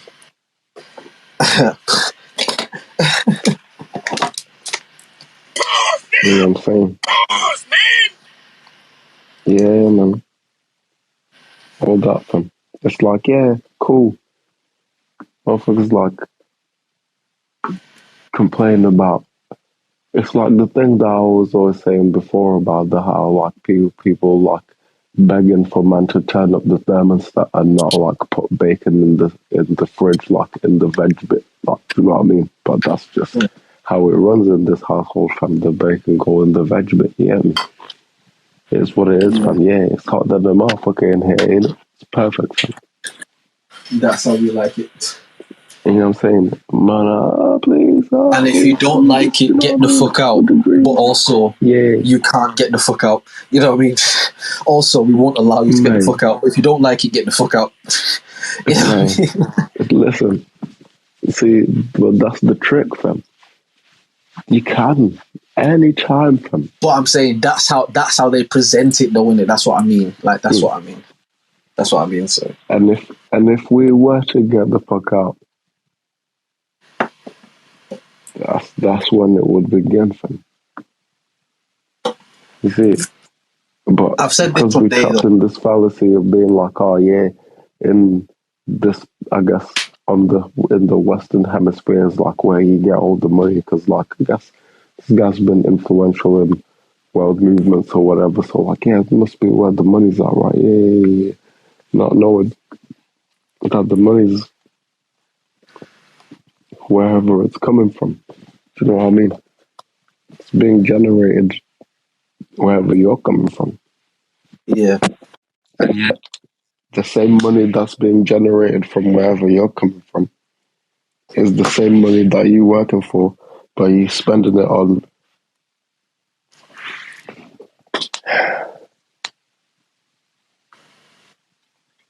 unnecessary shit. You know what I'm saying? Oh, I bought an Apple Watch so that I can like answer my phone from my wrist. Just answer your phone. What's wrong with you? Nigga talking about hello to their wrist. Nigga, if you don't goddamn get your phone and put that shit to your ear like a normal motherfucker. And you see the Apple Watch niggas here. You see them, bro. They want to do the most with Apple watching it. They want to do everything with like, bro. You go to the shop, they want to pay on their Apple Watch. They're like, oh, what time is it? Oh, let me just check the watch. Like, or like, you know, they want to like show you how useful the watch is. Like, my nigga, like the what, bruh. Like, you know what I mean? Like, stop begging it with this Apple Watch, bro. Like. Man always want to do the most stuff, bro. They want to like, nah, it's mad useful. It's mad useful. It's like, my nigga, you've been tapping the watch for like 50. You've been tapping the watch for like 3 minutes now. It's not responding, bro. Like, don't tell me useful in it. Like, the nigga be like, hello, oh yeah, just give me a sec. I need to find my phone. Send it you know what I over mean? somewhere. You know what I mean? Like, type shit. One sec, there's a voice. The Apple Watch go. Money, bro. You know what I mean? Still. But I feel like there's more to life than money. I mean, I got children, man. I got good memories. You can't buy them. You know what I mean? Nah, you're right, bro. Amen, Right. fam. Amen, nah, fam. You're right, fam. Who threw on the tomatoes, fam? Huh? Somebody threw tomatoes at our face, fam. It's all right, man. It's all right. We're on the public stand, I guess. So, but That's I hear what disrespectful, man's saying fam. in it. But it's Reveal like yourself. even with raising like your children and shit, though, and like those memories that money can't buy, you still essentially require money to help them grow and get by. You know what I mean? Like you still need that. And I'm saying the word need in the context of the conversation because Will's right. We can leave this shit and never come back to it. But I'm just saying, for the sake of what we're talking about, it's like even with what you're saying about your kids and your memories, like but also the kids need feeding, the kids need clothing. If they go to school, they need their uniform. They're gonna need this, they're gonna need that, and like good vibes and good memories don't get that done. Do you get what I mean? So it's like I hear, man, and money definitely can't buy those precious memories and moments, like definitely, but at the same time, in this thing that we're living in here, it is kind of a requirement if you want to live in this thing here. You know what I mean? Like, Yeah, because 100%. Yo, what? So what? You wanna let man up and chat to you, man? There or what? sorry, Will, what was you saying? We'll Sorry. really do that, my brother. He said he wanted to join the thing, innit? Oh yeah, no, my G, like with the show that we do, we don't really have people like come up and have the actual thing. Leave voice notes though, bro. Honestly, leave voice notes and we'll listen to them. We'll respond. Like we appreciate you fucking with the shit in it, but like we don't have people up on the platform. Like it's just a policy we kind of have in it. But yeah, like I definitely think that it's important to, in essence, strike a balance, because we're born into a world that is imperfect. So being perfect in that world would actually be more of a hindrance. You have to just find a way to be symmetrically imperfect with the world and find your way through that. Do you get what I mean? Because again, we on stereo using our smartphones to talk, like we hear. Do you get what I mean?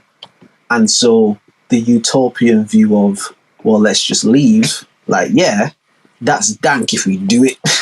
Do you know what I mean? If we just do it, then that's lit. Do you get what I mean? But if we don't, then we have to discuss the reality of us being here in this. And when I say leave, I ain't saying like leave, like we go somewhere else. I know. Be more internal, bro. Like Asian people, fam. Like the Asian folks, both like like Indians, Pakistanis, all that, and like the Chinese and all them, man, like Japanese and all them, man, fam. They come over here, they do their thing, fam, and then they bring their people in, fam, and they people will support their shit, fam. And you know, one thing I've always respected about those communities here is, because again, within Asia, there are so many different countries and communities and religions and cultures and all sorts of shit, right? So you've got you might have Pakistanis, you might have Indians, you might have Bengalis, you might have Bangladeshi, you know what I mean? You've got all sorts of people. But one thing I've always rated is like, whenever they've come over here to where I've seen, to them, they like we, us. Whatever differences we have, we here in this place where there's not a lot of us, so we, us. And that's not just like cheers to the guys type shit. Like they pool their money, like all these corner shops and shit that you see, bro. It's niggas that come together and pool money. Let's buy this shit. Let's get a shop. You know what I mean? Like the way they pool resources, I've always applauded. And it's not just like, because we all Pakistani, because again, my girl being Asian and shit, like you, and a lot of my previous girls being Asian and shit, like you learn a lot about these different cultures and that, and you learn that, these lot really don't even fuck with these lot like that at all, fam. Like, you know what I mean? But when they hear, they like, we all us. And I think that is something that black people definitely had. And I definitely feel like there's been a conscious effort to get that out of black people. Because again, my mum's like the Windrush era. Well, no, I lie. My mum's later than the Windrush era, because Windrush was like the year that she was like born. So let me not gas it. But so like post. But she's like a post Windrush sort of thing in it, and like when she tells me stories of like, again, Chapeltown and stuff, but then it's like, yo, you had people from Jamaica, you had people from Uganda, you had people from Zimbabwe, you had people from here, people from India, people from here, and like we all understood that we all us here, and there's this little space, this city here, this town, this parish in this place where all of us foreigners can come and be. So we all us here. Do you get what I mean? And again, my dad's told me like stories of like the race riots and shit in Leeds. Told me stories of like how, again, young niggas moving about and shit. Because my dad used to do like the sound system stuff.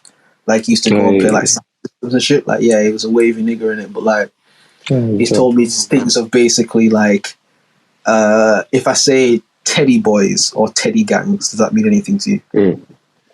Somewhat. So essentially, it was like the kind of post-punk UK council estate, I guess, version of like punk rebel niggas. But they were basically like white boys who would kind of walk around with like these big heavy chains and shit. And you know what I mean? They'll basically like just look for non-white people to like fuck with. Do you get what I mean? Yeah. And my dad's told me stories of like how like him and, because quick backstory, the way that my mum and my dad met, my dad and my mum's cousin, who I call my uncle, were like brethrens, and then my dad met my mum through his brethren who was so my dad and my uncle used to roll together and shit. Well, they still do, but like they roll together and like he would tell me stories of how if it's nightfall, like if night is falling, if the sky is black, then you gotta like you roll with man them in it, and say if you don't have like we have a function, we might have like an event somewhere and shit. When girls are getting home and stuff, like we don't even put them in taxis because then like it's white taxis. Like, you know what I mean? It's still fucked in it. So more time we walking girls home and shit. So niggas will be walking like 15, 20 deep. Because it's like, if any of them, if those white boys see us, they're not going to fuck with us. But at the same time, it's like, a lot of times, if you walk in 15, 20 deep, and people see that on the street, they're going to call feds. But at the same time, it's like, you got to be aware if we hear the siren, or you see those lights flashing, man got to disperse in it, because they're going to, you know what I mean? So it's like a whole different type of shit. But what I'm saying is, because of the context of the time that they lived in, it forced them to be together. Like whether you from Zim and I'm from Uganda, or I'm from Jamaica and you're from Barbados or whatever, like when we here, they see us all as the same, so we all have to be us here. That definitely existed, man. But I don't feel like I think there's just I don't know. Yeah, it's like you say. It's been happening for some time. Just a bit of a separateness. I remember back in the day, you walk down the street and like every black guy that you see, they'll like do the nod and hey, what's up? Yeah, what's up? Hey. You know what I'm saying? But nowadays, you walk past some people from they mean mugging, or they, you know what I'm saying? Or they're not even trying to acknowledge, you know what I'm saying? It's like, goddamn. Bro, no, my fault. You know what's a sad thing for me to say, It's a sad thing for me to say is like, more time now, especially moving around in the city and shit. Like if I see niggas and that, I try not to even like look at niggas too tough, because around, especially like city side, is like you look at niggas for too long and their like defense mechanism kicks in. Do you get what I mean? It's like, more time now, bro. I'll just walk my path. You know what I mean? Because because it's just sad that it's like it's that. Paranoia, fam. Paranoia, fam. You know what I'm saying? And I understand it. It's not that I don't get it. I come from where niggas come from. Like you know, that chronic make me paranoid, baby. Get me, like, man, get it, bro. But it's like, how do we get better if we don't get better? Do you know what I mean? Yeah. type shit. Absolutely, fam. It's true, fam. It's yeah. Like I said, fam, we gotta stop looking outside and start looking more inwards, whether that's you individually or as a community or whatever, as a nation. You know what I mean? As a people. Gotta start looking more inside, fam. Yeah. You know what I'm saying? It's like, for real. it's all good. You got like all the Gucci and all the chains and all the this, that, but your spirit's sick, fam. So even if you got that, you're not winning. It can't be well if that's what you're chasing, bro, because that shit's poison blankets, my niggas. Like, that's the thing, it's poison blankets. So it's a different kind of poison that they sell these days, you know what I mean? Yeah, it's like how war, once upon a time, like, war was a bunch of niggas in a field somewhere fighting with swords and spears, like gang warfare. Do you get what I mean? Like, now war is cyber. Like, we ain't gonna put no soldiers down, nigga. We're gonna crush your economy, nigga. The fuck you mean soldiers, nigga? Like, bro, we're gonna make your money worth nothing, bro. We're gonna stop trading with you, embargoes on you. Like, it's a whole different type of on your ass. It's the same thing. The poison blankets back then, it was actually poison bacteria and shit. Now, bro, like, it's a poison of the mind. You know what I mean? Like, it's a different thing, fam. And if you chasing these brands and these things for validation of your existence, bro, then you one of the niggas lying on the ground, fam. When Columbus came out the boat, you one of the niggas gasping for air, bro. Right. You dead already, bro. You know what I mean? Right. I'll say you one of them niggas. Goddamn. Yeah, bro. And again, I say this as somebody who, like, there was a period where, again, 2012, 2013 times, like, I really tried to be, like, super fashion nigga, like, you know what I mean? Man, see, man, like, yeah, it's like, fucking these niggas, like, yeah, fam, like, fly nigga shit, like, you know what I mean? Man, spending all of my little student money and the money I work for to buy these fucking dickhead brands and shit. And I've told the story about the Yeezys and I've told the story plenty of times in it, but when man had that moment of realization to say, like, oh shit, this doesn't matter. Like, this actually doesn't matter. Like, in real life, this doesn't mean anything. And niggas will be like, oh yeah, that's really cool, and carry on with life because it doesn't actually matter that much. No, once I got that realization, bro, I said, fuck all of this shit, bro. Put me in Nike, put me in YM, bro. You know what I mean? Like, you know what I mean? Like the rest of the shit is air, bro. Like, literally. No pun intended. No pun intended. But yeah, man. It's a mad thing. We're in the bind, fam. That's because we're outside looking, fam. I was talking to Terrence about some shit the other day, fam. Yeah, that's what we gotta bring him on, fam, for sure, fam. Now we have to overdue. It's overdue. Yeah, it's overdue. I think because originally when we said, like, yeah, let's bring him, it was kind of around the time where, like, the pod changed it. Like, it was around that sort of time, and it was like, yo, this just wouldn't be the best time to do it.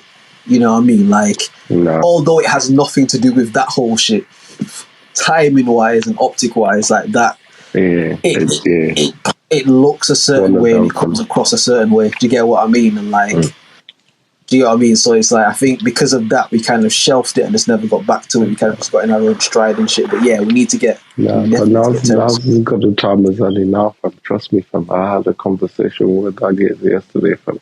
Was it yesterday? It might have been the day before, fam. He was telling me about our dreams and that, fam. And he was breaking down, obviously, how, like, the human body's like a computer and shit. And then, obviously, like, we back and forth and shit. And we're talking about how the dream state is like you purging certain, like, maybe emotional states or whatever, and it comes across as like, oh, it's a bad dream or whatever. And he's talking about how, see how, like, when you eat, you got a shit in it. Like, if you drink some liquid, you go and piss at some point, right? It's like, that's your brain, obviously, having taken a bunch of random information. Your brain taking shit. And the state, you know what I mean? And it's like, it's purging the system, innit? And then we will. But you know what I mean? I mean, like, playful and say that. You get what I mean? Yeah. Like how your body takes a shit to get shit out of its system. Like, dreams in your and mind. then we landed, Shit in it, like. yeah, and we landed on the fact that, like, obviously, if, let's say, like, if you going through life and you're taking loads of data, let's say, like, your laptop, for instance, right? On your laptop, you've got an amount of space that's there on your hard drive in it. Every day you're taking in information. There's loads of just junk data that's there that you don't even really find important like that. It's all in there. So it has to, like, purge. You know what I mean? It gotta, like, come out somewhere, fam. Because otherwise the computer gonna run slow. Why you think, like, when you don't sleep and shit, you get fucked up, you start, like, hallucinating and you start, like, seeing shit. It's because that shit is coming out anyways, fam. It's purging anyways, whether you sleep or not, fam. Because we got to purge, fam. It's like if you try to hold a piss for an unnecessarily long amount of time and you're like, I'm not going to the toilet. And you go and piss yourself where you are right there, fam. At Eventually, some point, eventually. Are you going to fuck up your bladder, innit? Yeah. You know what I'm saying? So, like, if you don't, like, sleep, i.e., if you don't fragment the hard drive, even when you delete shit or when you forget about shit, it's like it's still residually there taking up space on your hard drive until you defragment the shit and then it goes away somewhere. And then now you have all this free room to play with. You can, like, make more projects and your computer won't crash when you open up Logic because you got, like, 70 plugins on, like, one channel and shit. You know what I'm saying? Like, you can do that now because you got space. Type shit. You get me? Now you can connect more dots into reality, as it were, with your mind computer. Yeah, that's an interesting concept. And again, Terrence, like, he's good for that because he'll say things in a way that I've just never thought about in that way before. Like, again, I told you about the conversation that me and him had when we was up there for the show with the restaurants and that, like,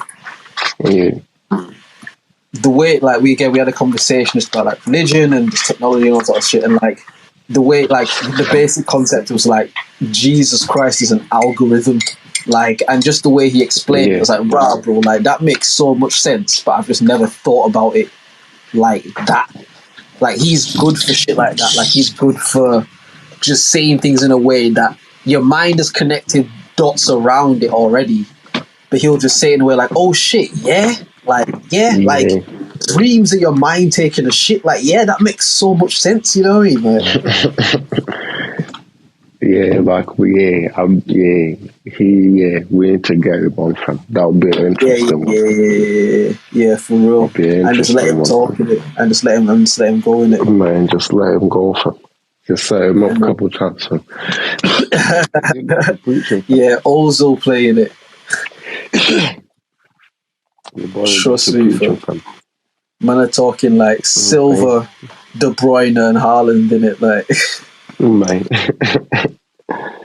Shit. On a bad day, fam. Just Foden, De Bruyne and Silva, fam, like, you know, start going crazy, but. Man, trust me, fam. Crazy. I'll play Kyle Walker, fam. What's the Kyle Walker? I'll just hold him down, like, from the back. Didn't he do a mad thing recently? Did he? Did he? If you don't know, then I won't say it on the broadcast because it's a wild thing. But I think he was in some hot water recently. I don't think the water's too hot now. I think it's more like lukewarm, kind of getting cold. But I feel like recently, the last couple of months, he was in some hot water about something to do with Yao. You reckon? Hold on, let me see. Not reckon, like, I remember seeing it type shit. Oh, shit. I'm trying to find out.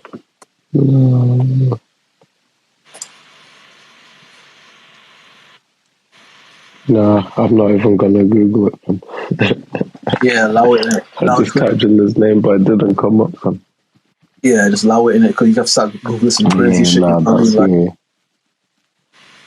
Nah, If he on that, then I can't be him. Fam. Yeah. Oh shit, horse said we got a voice though. Bruh, I'm on my sister's account, bruh. Let me in. Damn. Let you in like on the chat. Like, no, we definitely don't do that. Nah, but shout out to your sister for letting you use her account though. Yeah, word. Yeah, love your sister and tell her thank you in it. Like, big up your sister, you get me? She gone. She don't want to be up. But it's what it is. Fam. No, it's the mad thing, fam. But your boys, fam. Which ones? Your boys, fam. Who? The Gunners? Oxtail and his band of merry men. Fam. You know what? I was thinking about that before. I did say a take. It wasn't the last podcast. I think it was a podcast before. And I said I can see them winning it. I want to come back and just say that I was wrong. I told you, right? Of course they didn't win it. I maybe just felt optimistic at the moment. Again, I'm not a supporter of the team. I just saw the journey and just thought, you know what? They can fuck around and do it. I want to just reiterate that I'm not a supporter of the team. I didn't try to get my fanfare back. I didn't reclaim the team. I didn't get blooded back into the set or anything like that. I always stood as a neutral party outside. I always prefaced and said, I do not support this team. This is not the team I support, but XYZ. So I want to continue that motion and just say, yeah, of course they didn't win, bro. Of course they didn't win. But they can still feel good. No, they can still feel good about their shit. Like, again, it's a young team, innit? It's a young team, and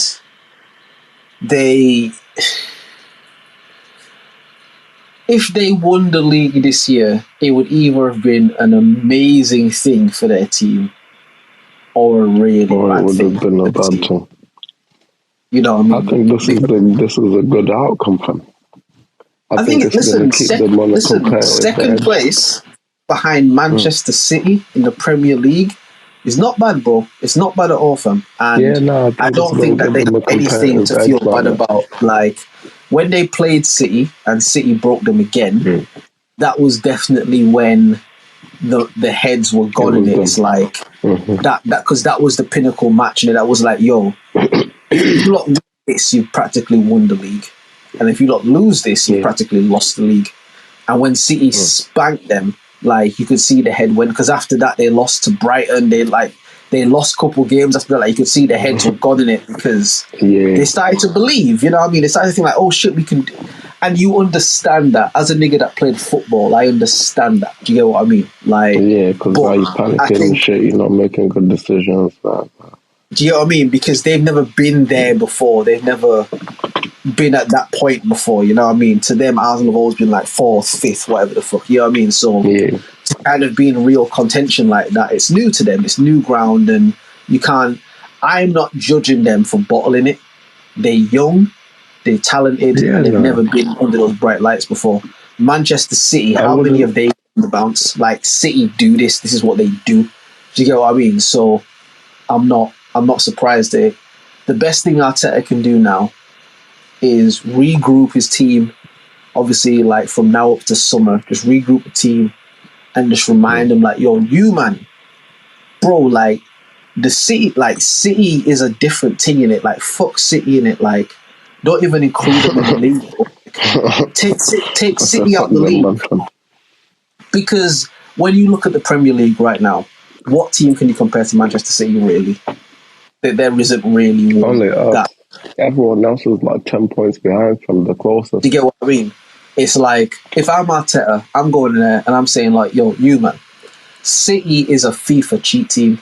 City is the FIFA team where someone goes online to their PlayStation account and buys points so they can get the transfer for, like, City is a cheap FIFA team. Fuck City, blood. Take them out the league. You man won the league. And I know it doesn't feel like that. It doesn't feel like that, and it's not supposed to feel like that, but you man won the league. And what man can do now, let's regroup, let's see what we did well, let's see what we didn't do well. Transfer market come in, let's try and fill some, not us, because I don't support the team, not us, but I'm talking from the perspective of Arteta. Arteta saying that, like, yeah, we're going to fill some gaps in the team, you know what I mean, do our thing. Again, he seems like he's got a good operation going on over there. Like, nah, man, they should feel good. They won't feel good right now because they were so close and they blew it, and that never feels good. So they're not supposed to feel good right now because that means that you care. It's like, bro, when we go and do a live show, say you've got a live show and you feel nervous before, and you go out there and you're fucking trash, you're going to feel terrible afterwards, right? But you're supposed to feel that way. Because if you got off the stage and you didn't give a fuck, that's a bigger problem, fam. Do you get what I mean? If you got off like, I don't even give a fuck that was trash, bro. Like, that's a much bigger problem, innit? Like, you're supposed to feel fucked up that you fucked it up. Like, you're supposed to feel that way. So, I think if they regroup, come back stronger, fill in the holes where they need to fill in the holes, it could be all... Pause,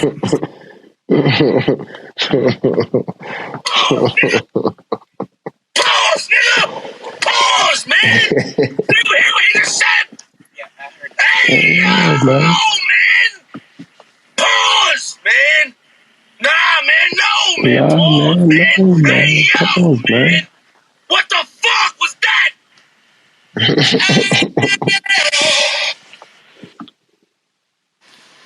What? But yeah, what do you think of them, Mando? I think they've done better than what they were actually expecting to achieve. And at this point, the man can't be really disappointed like that. You know what I mean? Like, for what they were expected to achieve at the beginning of the season. They've like overachieved, you know, like in the FIFA thing, and you get like the objectives in the manager thing. Right. Like, that man done madness, man. Now, for real? I think they need to build a bit of depth. So like whenever the transfer window is like open or whatever, they need to like try and bolster their shit, because obviously now they're gonna be in Champions League and shit, and it's competitive, very competitive, right? Very in a different way as well. In a different way. Yeah, so now you're in two highly competitive competitions. It's like at this point, if I was them, man, I'll focus more on Prem, trying to build a squad with a winning mentality. Y'all might not win the Champions League, but like... No, they will not win the Champions League. They will not win the Champions League. And I'm not willing that to exist. I'm just telling you what I was going to say. It's like, y'all might compete, but, you know what I'm saying? It's unlikely that y'all's going to like win the Champions League. You know, the best thing that they can do, the Prem, y'all got a shot in the Prem. Do you know what I mean? Y'all already gave the holding champions like a good run and left everyone else like 10 behind them. The best thing they can do with the Champions League is use the fact that they're in the Champions League to sign better players. Because, you know, obviously in transfers, that's a big thing in it. Like Champions League football, it's like, they need to use the fact that they're in that to get the players that they need to get. You know what I mean? Yeah. So that when they make a run at the Prem, they can really make a run at it. Because, I'll be honest with you, I can't really see this Arsenal team winning the league for another 2-3 years. I think they will, because I think what's going to happen to City is I think the perfect machine is going to get a spanner in the works. I think that something impactful will happen, whether a player requests the transfer or falls out with the people or whatever the fuck, or I don't know, or like a player gets like a mad injury or something's going to happen with City, and that one thing is going to send them on a downward spiral, and their money is not going to be able to save them. They're going to use the money to patch it together and keep it together for a while, but the money is not going to be able to save them, because how many teams have we seen come through and do this? Manchester United in their glory day were this unlimited money, the world's looking at them like, and we saw Manchester United fall, we saw Arsenal fall, we saw Chelsea fall, like we've seen Real Madrid fall, we've seen Barcelona fall, we've seen AC Milan fall, we've seen Juventus fall, we've seen Inter Milan, like we've seen all of these teams fall. What makes anybody think that Manchester City are exempt from that? Not that they're exempt, but it's like, if you look at their squad, most of them are pretty young. They still got like at least five more years of playing that top tier from. No, listen, And I'm like, not saying this is going to happen in the next their whole squad. like, you know what I mean? I'm not saying like that's what that. I'm saying. Like they're gonna be like a dominant team for like a while. Fam. This is like an era kind of team. Do you know what I mean? Of course, it's like innit? an era And kind of team. they're gonna have their era, and nobody's gonna be able to do anything about it. There'll be a few couple close calls, like the season when Liverpool won the league and shit. Like there'll be a few things like that where one team might just come and grab it one season or something. But Manchester City are gonna have their time. They are gonna win the Champions League eventually. It's not gonna be as impactful because, and I tell you this, if Pep don't win the Champions League this year with his City team, the season is a failure.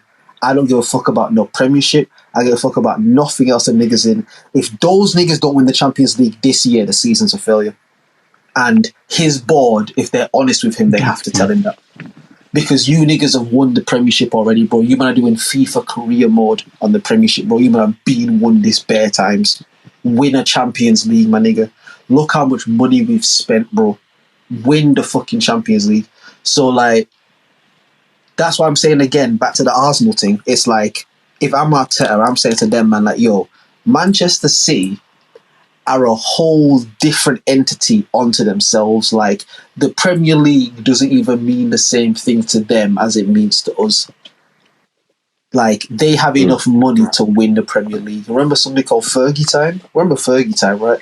Like, where there was an understanding among the officials, like, yo, this nigga Fergie got to win. Like, it's like the Michael Jordan rules and shit. It's like, yo, the NBA, look at it. It's like, nigga, if Jordan's in the finals, this is going to sell out. So, you, man, just make sure Jordan gets to the finals, innit? Like, you know what I mean?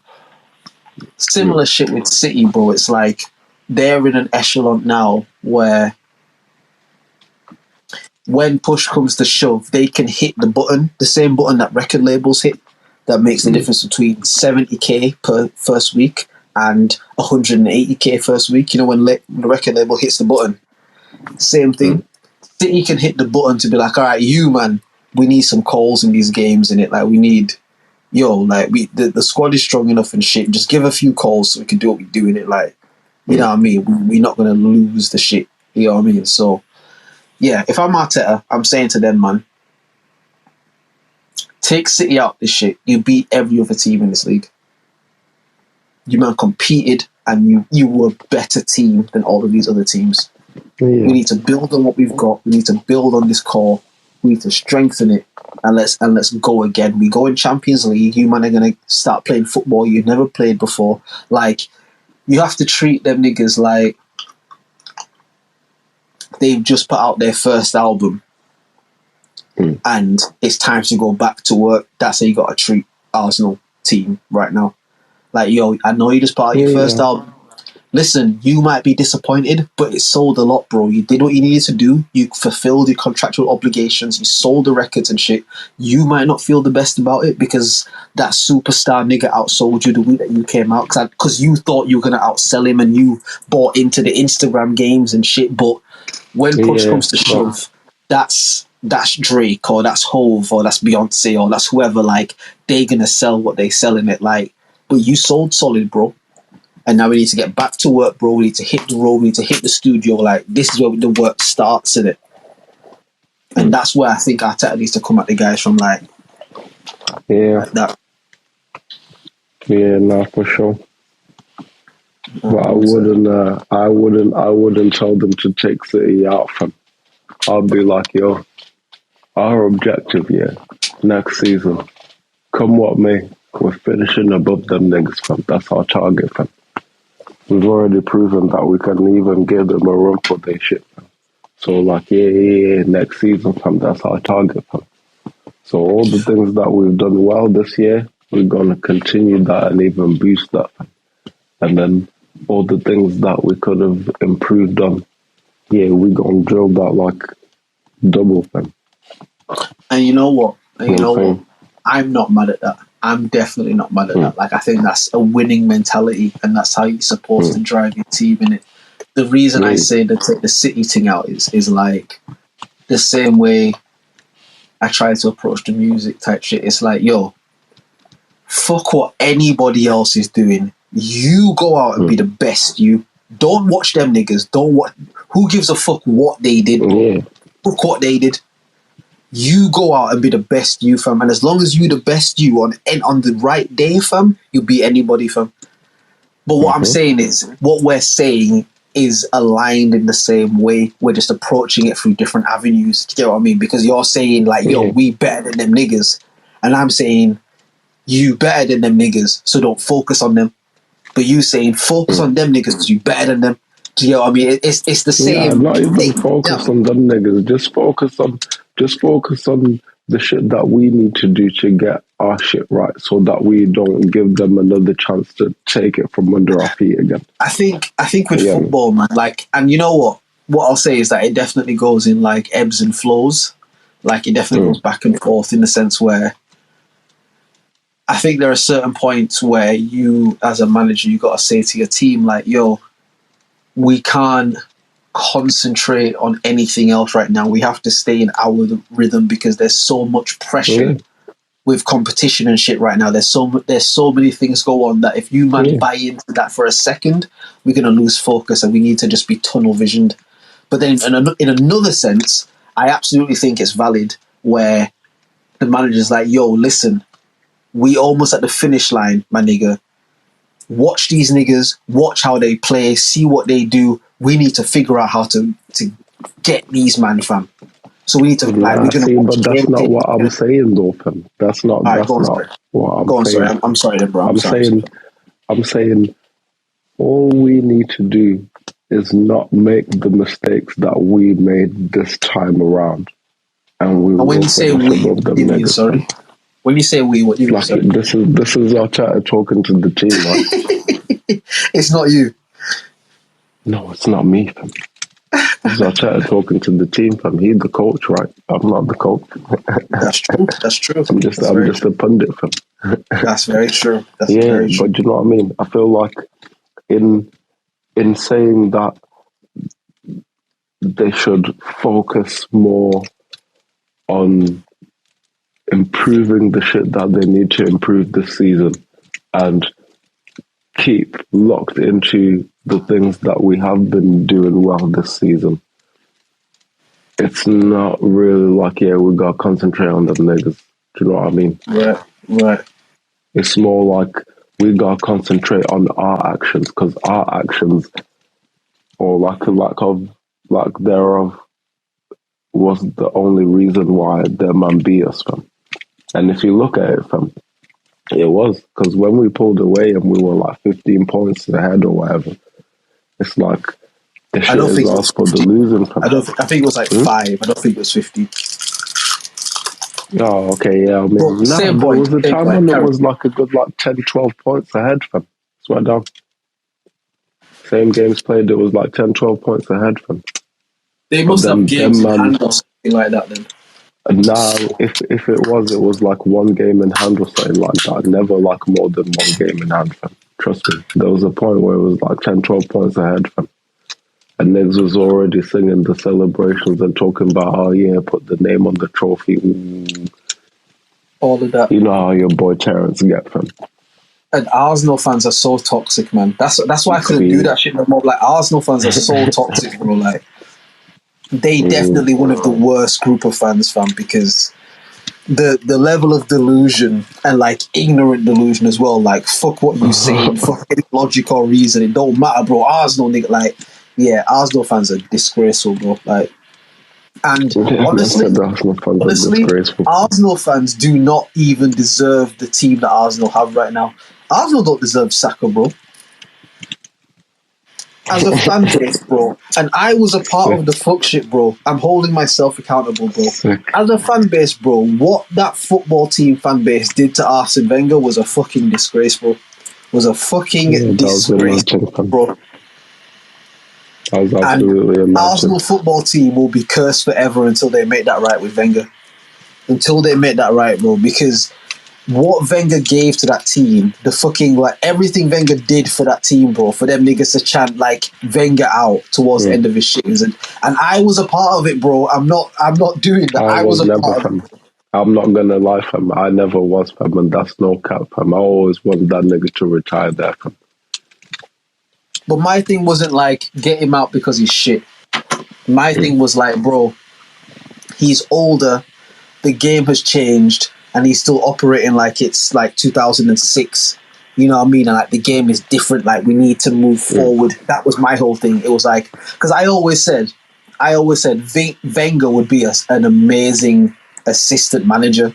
Bring in somebody who they believe in and let Wenger like the Godfather, bro. When Michael became the Godfather and shit, and it was Vito who was like his number 2. Do you get what I mean? The ex-Godfather was like, yeah, that's perfect, bro, because he can tell you things about the job that you're not going to learn unless you've had the 20 years experience this nigga's had. Do you get what I mean? It's like, I always thought Wenger would be a sick manager to like, even Arteta now. Imagine if he had Wenger as his number 2.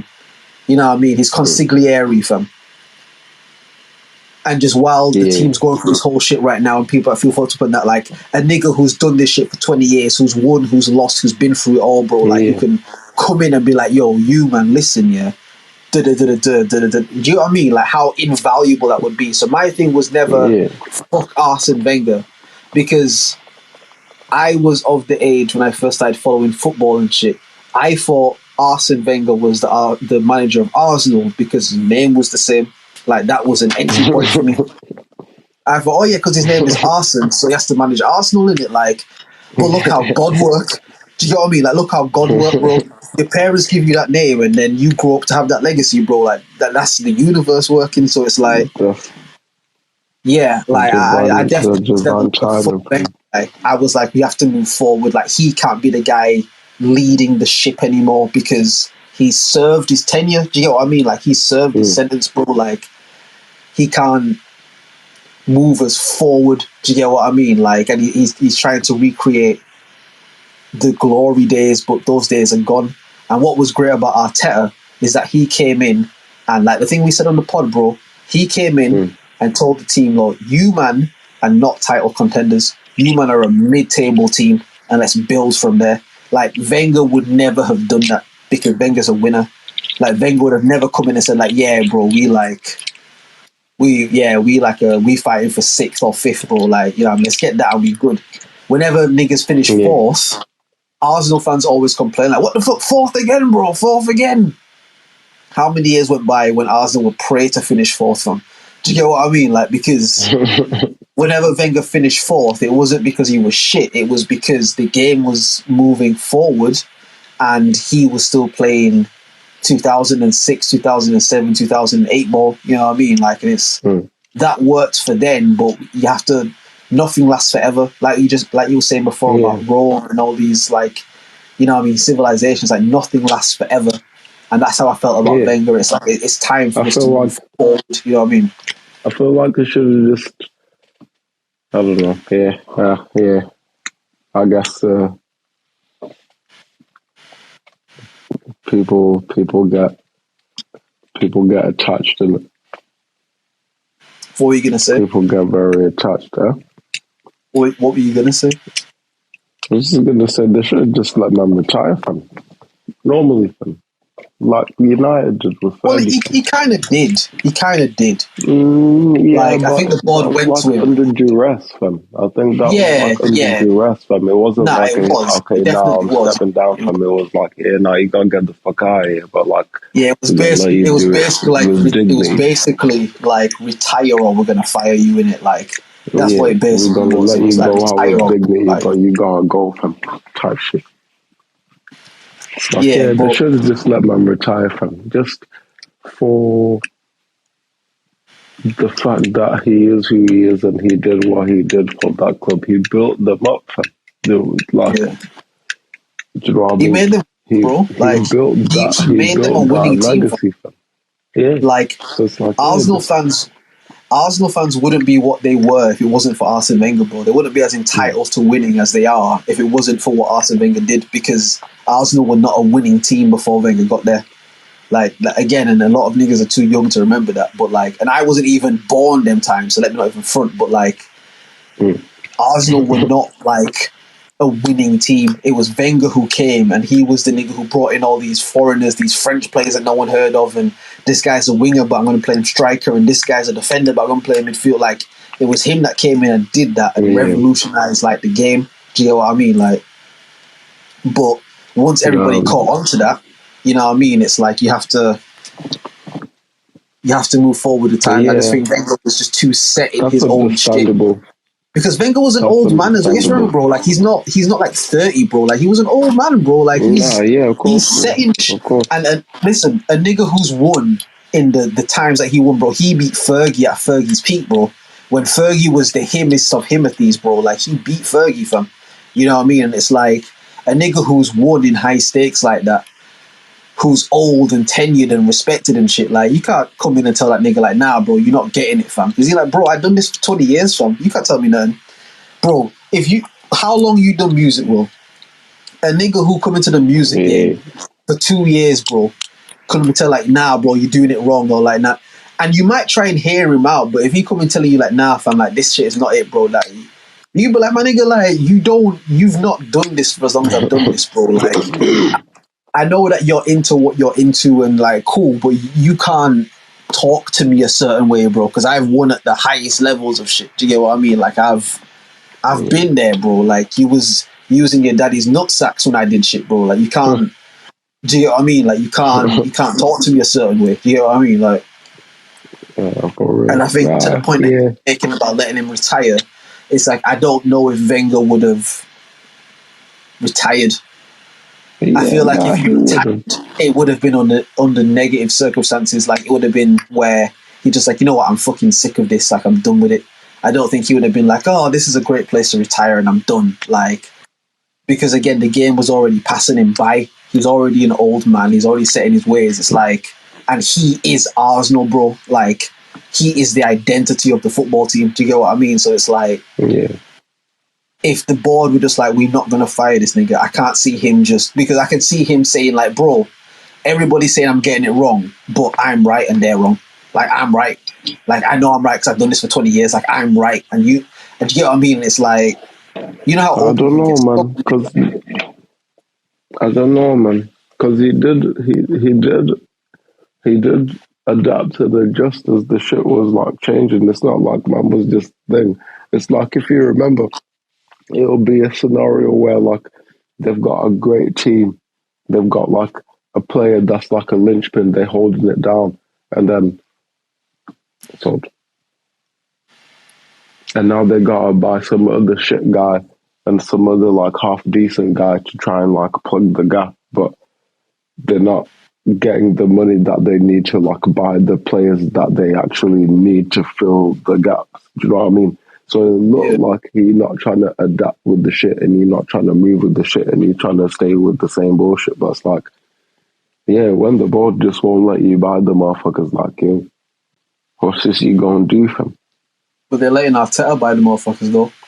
And that's what I'm saying. Because they realise now that they need to. But that's what I'm saying, though. I think it took the whole Arsene Wenger thing going the way it did for them to realise, like, actually, we need to let the niggas spend money.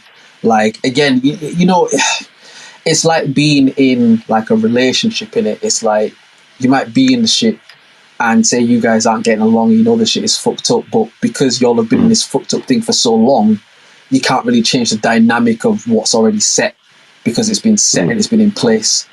But, like, if you break up and then you get a new girl, you can put new boundaries in place, do you get what I mean? You can start and be like, all right, you know what, this is how we're going to move, this is what we're going to do. Like, the girl that you've been going through fuck shit with for, like, the last 3-4 years, you can't turn around and be like, all right, this is what we're going to do, because she might not go for it.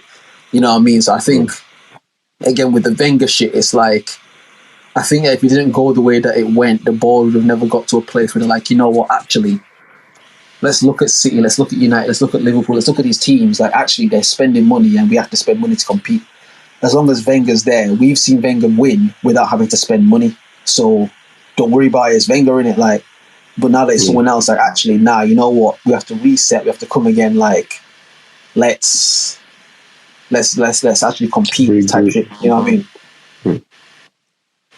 It's like with everything that happens, it's purpose behind it. You know what I mean? Like, there couldn't be the Arteta doing what he's doing today if it wasn't for that whole Wenger shit. Do you know what I mean? True. And the it's like I've said, run of four guys that they brought to try and like replace one from. Yeah, bro. There was like 2 or 3, right? There was that Emery guy. Wasn't there another dude? There was like 2 other geezers, but I forgot their names now. Yeah, there was like some other one of them was only there for like a little bit. Yeah, and Arteta came in on some like Gareth Southgate shit in it. It was like, all right, we trying to figure out what we're gonna do, so you just manage the team while we're figuring out what we're trying to do. And just like Gareth Southgate, he just took off and just did the shit. You know what I mean?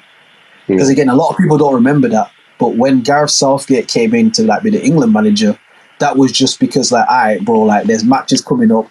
We don't know who the fuck's gonna be the manager, bro. So just manage them while we figure this shit out. And he built a chemistry with the team, and he just got them doing shit, and they were like, "Yeah, he's the guy in it." So it was the exact same thing with Arteta. Like he was a caretaker manager, if I remember when he first came in. Like he was like an interim manager. You know what I mean? Yeah. Because he'd come from City, right? He was at City before, right? As a coach. Yeah. Because he was under Pep Guardiola. That was the whole thing in it. Like people are saying like he's a student of Pep, like Pep was a student of like Frank Rijkaard and shit like. But that's the whole thing. Like he was under there, then he came over, and because again, I remember being like, nigga, Mikel Arteta, bro, the Everton midfielder, bro, like this guy, bro, like. And Patrick Vieira was a manager, and Henry was trying to manage and shit. It's like, yo, you bringing Mikel Arteta back, bro? Like, go get some of the real niggas, bro, on some nostalgia shit in it. Like, I always wanted to see Henry come in and manage that team and bring them back to glory. But at the same time, in real life, I'm glad that Henry never did that, because that would have ruined the part of his legacy. Because he would have come in and he would have failed. Like he would have come in and failed, and it wouldn't have been pretty. Sadly. It's like even when Henry came back on loan that time, where he wore the number 12 shirt and shit. Yeah. And he scored a couple important goals and he did his thing, but I remember watching it just like, it's not the same, man. It's not the same. Like, I don't like this, man. Like, because he just looks he lost a bit of speed. Yeah, do you know what I mean? Like, he just looks like an older man. Like, I don't like this, bro. Like, why has he got a number 12 on his back and Theo Walcott's number 14? Like, what the fuck is going on, bro? Like, you know what I mean? It wasn't right. It just wasn't right. You know what I mean? So it's one of them. It's one of them. But nah, broski. Honestly, I think we definitely did it. I think we definitely did it. Yeah, we did that, we did that. Fucking hell. Oh. Yeah, man. Yeah, nah. I hear that. Nah, today was a mad thing from. Oh shit, there's a voice note. One sec.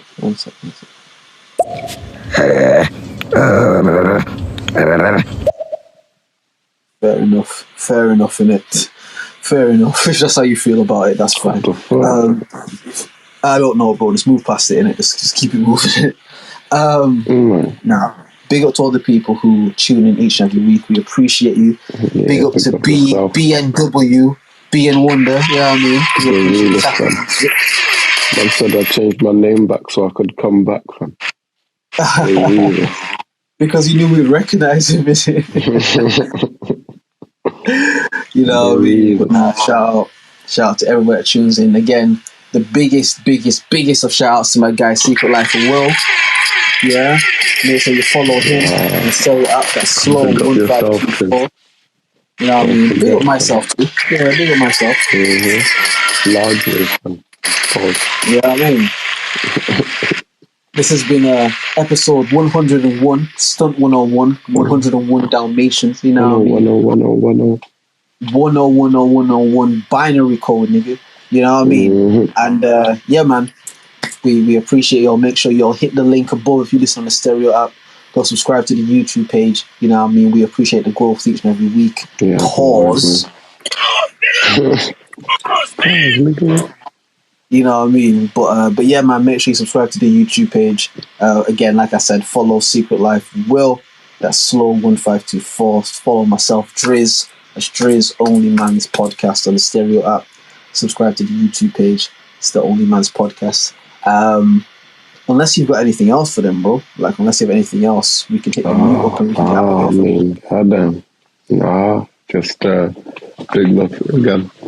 Just like what just said. And hope to keep seeing y'all each and every week so we could, you know what I'm saying, create some more IP. Word. Everybody stay blessed. Have a good week. And you know what I'm saying? We'll be back again. We will indeed. If you do the honors for me, please, bro. Alright, man. Yeah! Woo! Hey, shout out to Secret Life of Will. Drizz OnlyMans podcast. Yeah. OnlyMans podcast. Man, that shit for real. Hey. Man, this shit for real. OnlyMans podcast. Say that shit for real. Yeah. Man, that shit too good. OnlyMans podcast. Talking about some man shit. Ain't nobody playing around. These niggas like Marilyn Manson. Damn. Man, my diamonds be dancing. Talking about investments, romance, man shit, yeah, man shit, yeah. None of that, he say bullshit, whoa, man shit, yeah, man shit, yeah. Hey, real man in demand, bitch, hey. Only man. All of that. All of that. Until we speak to y'all the next time, stay blessed, stay up, you know what I mean? It's the OnlyMans podcast, episode 101 in the can. Broski, thank you for your time. Thank you, my boy. Signing out, bro. Indeed. Peace, love, blessings, all of that, yeah? Every time, fam. Every time. Infinitely. Like, infinitively, fam. Like, yeah. Alright, bro. Peace. Yeah, my bro. Peace.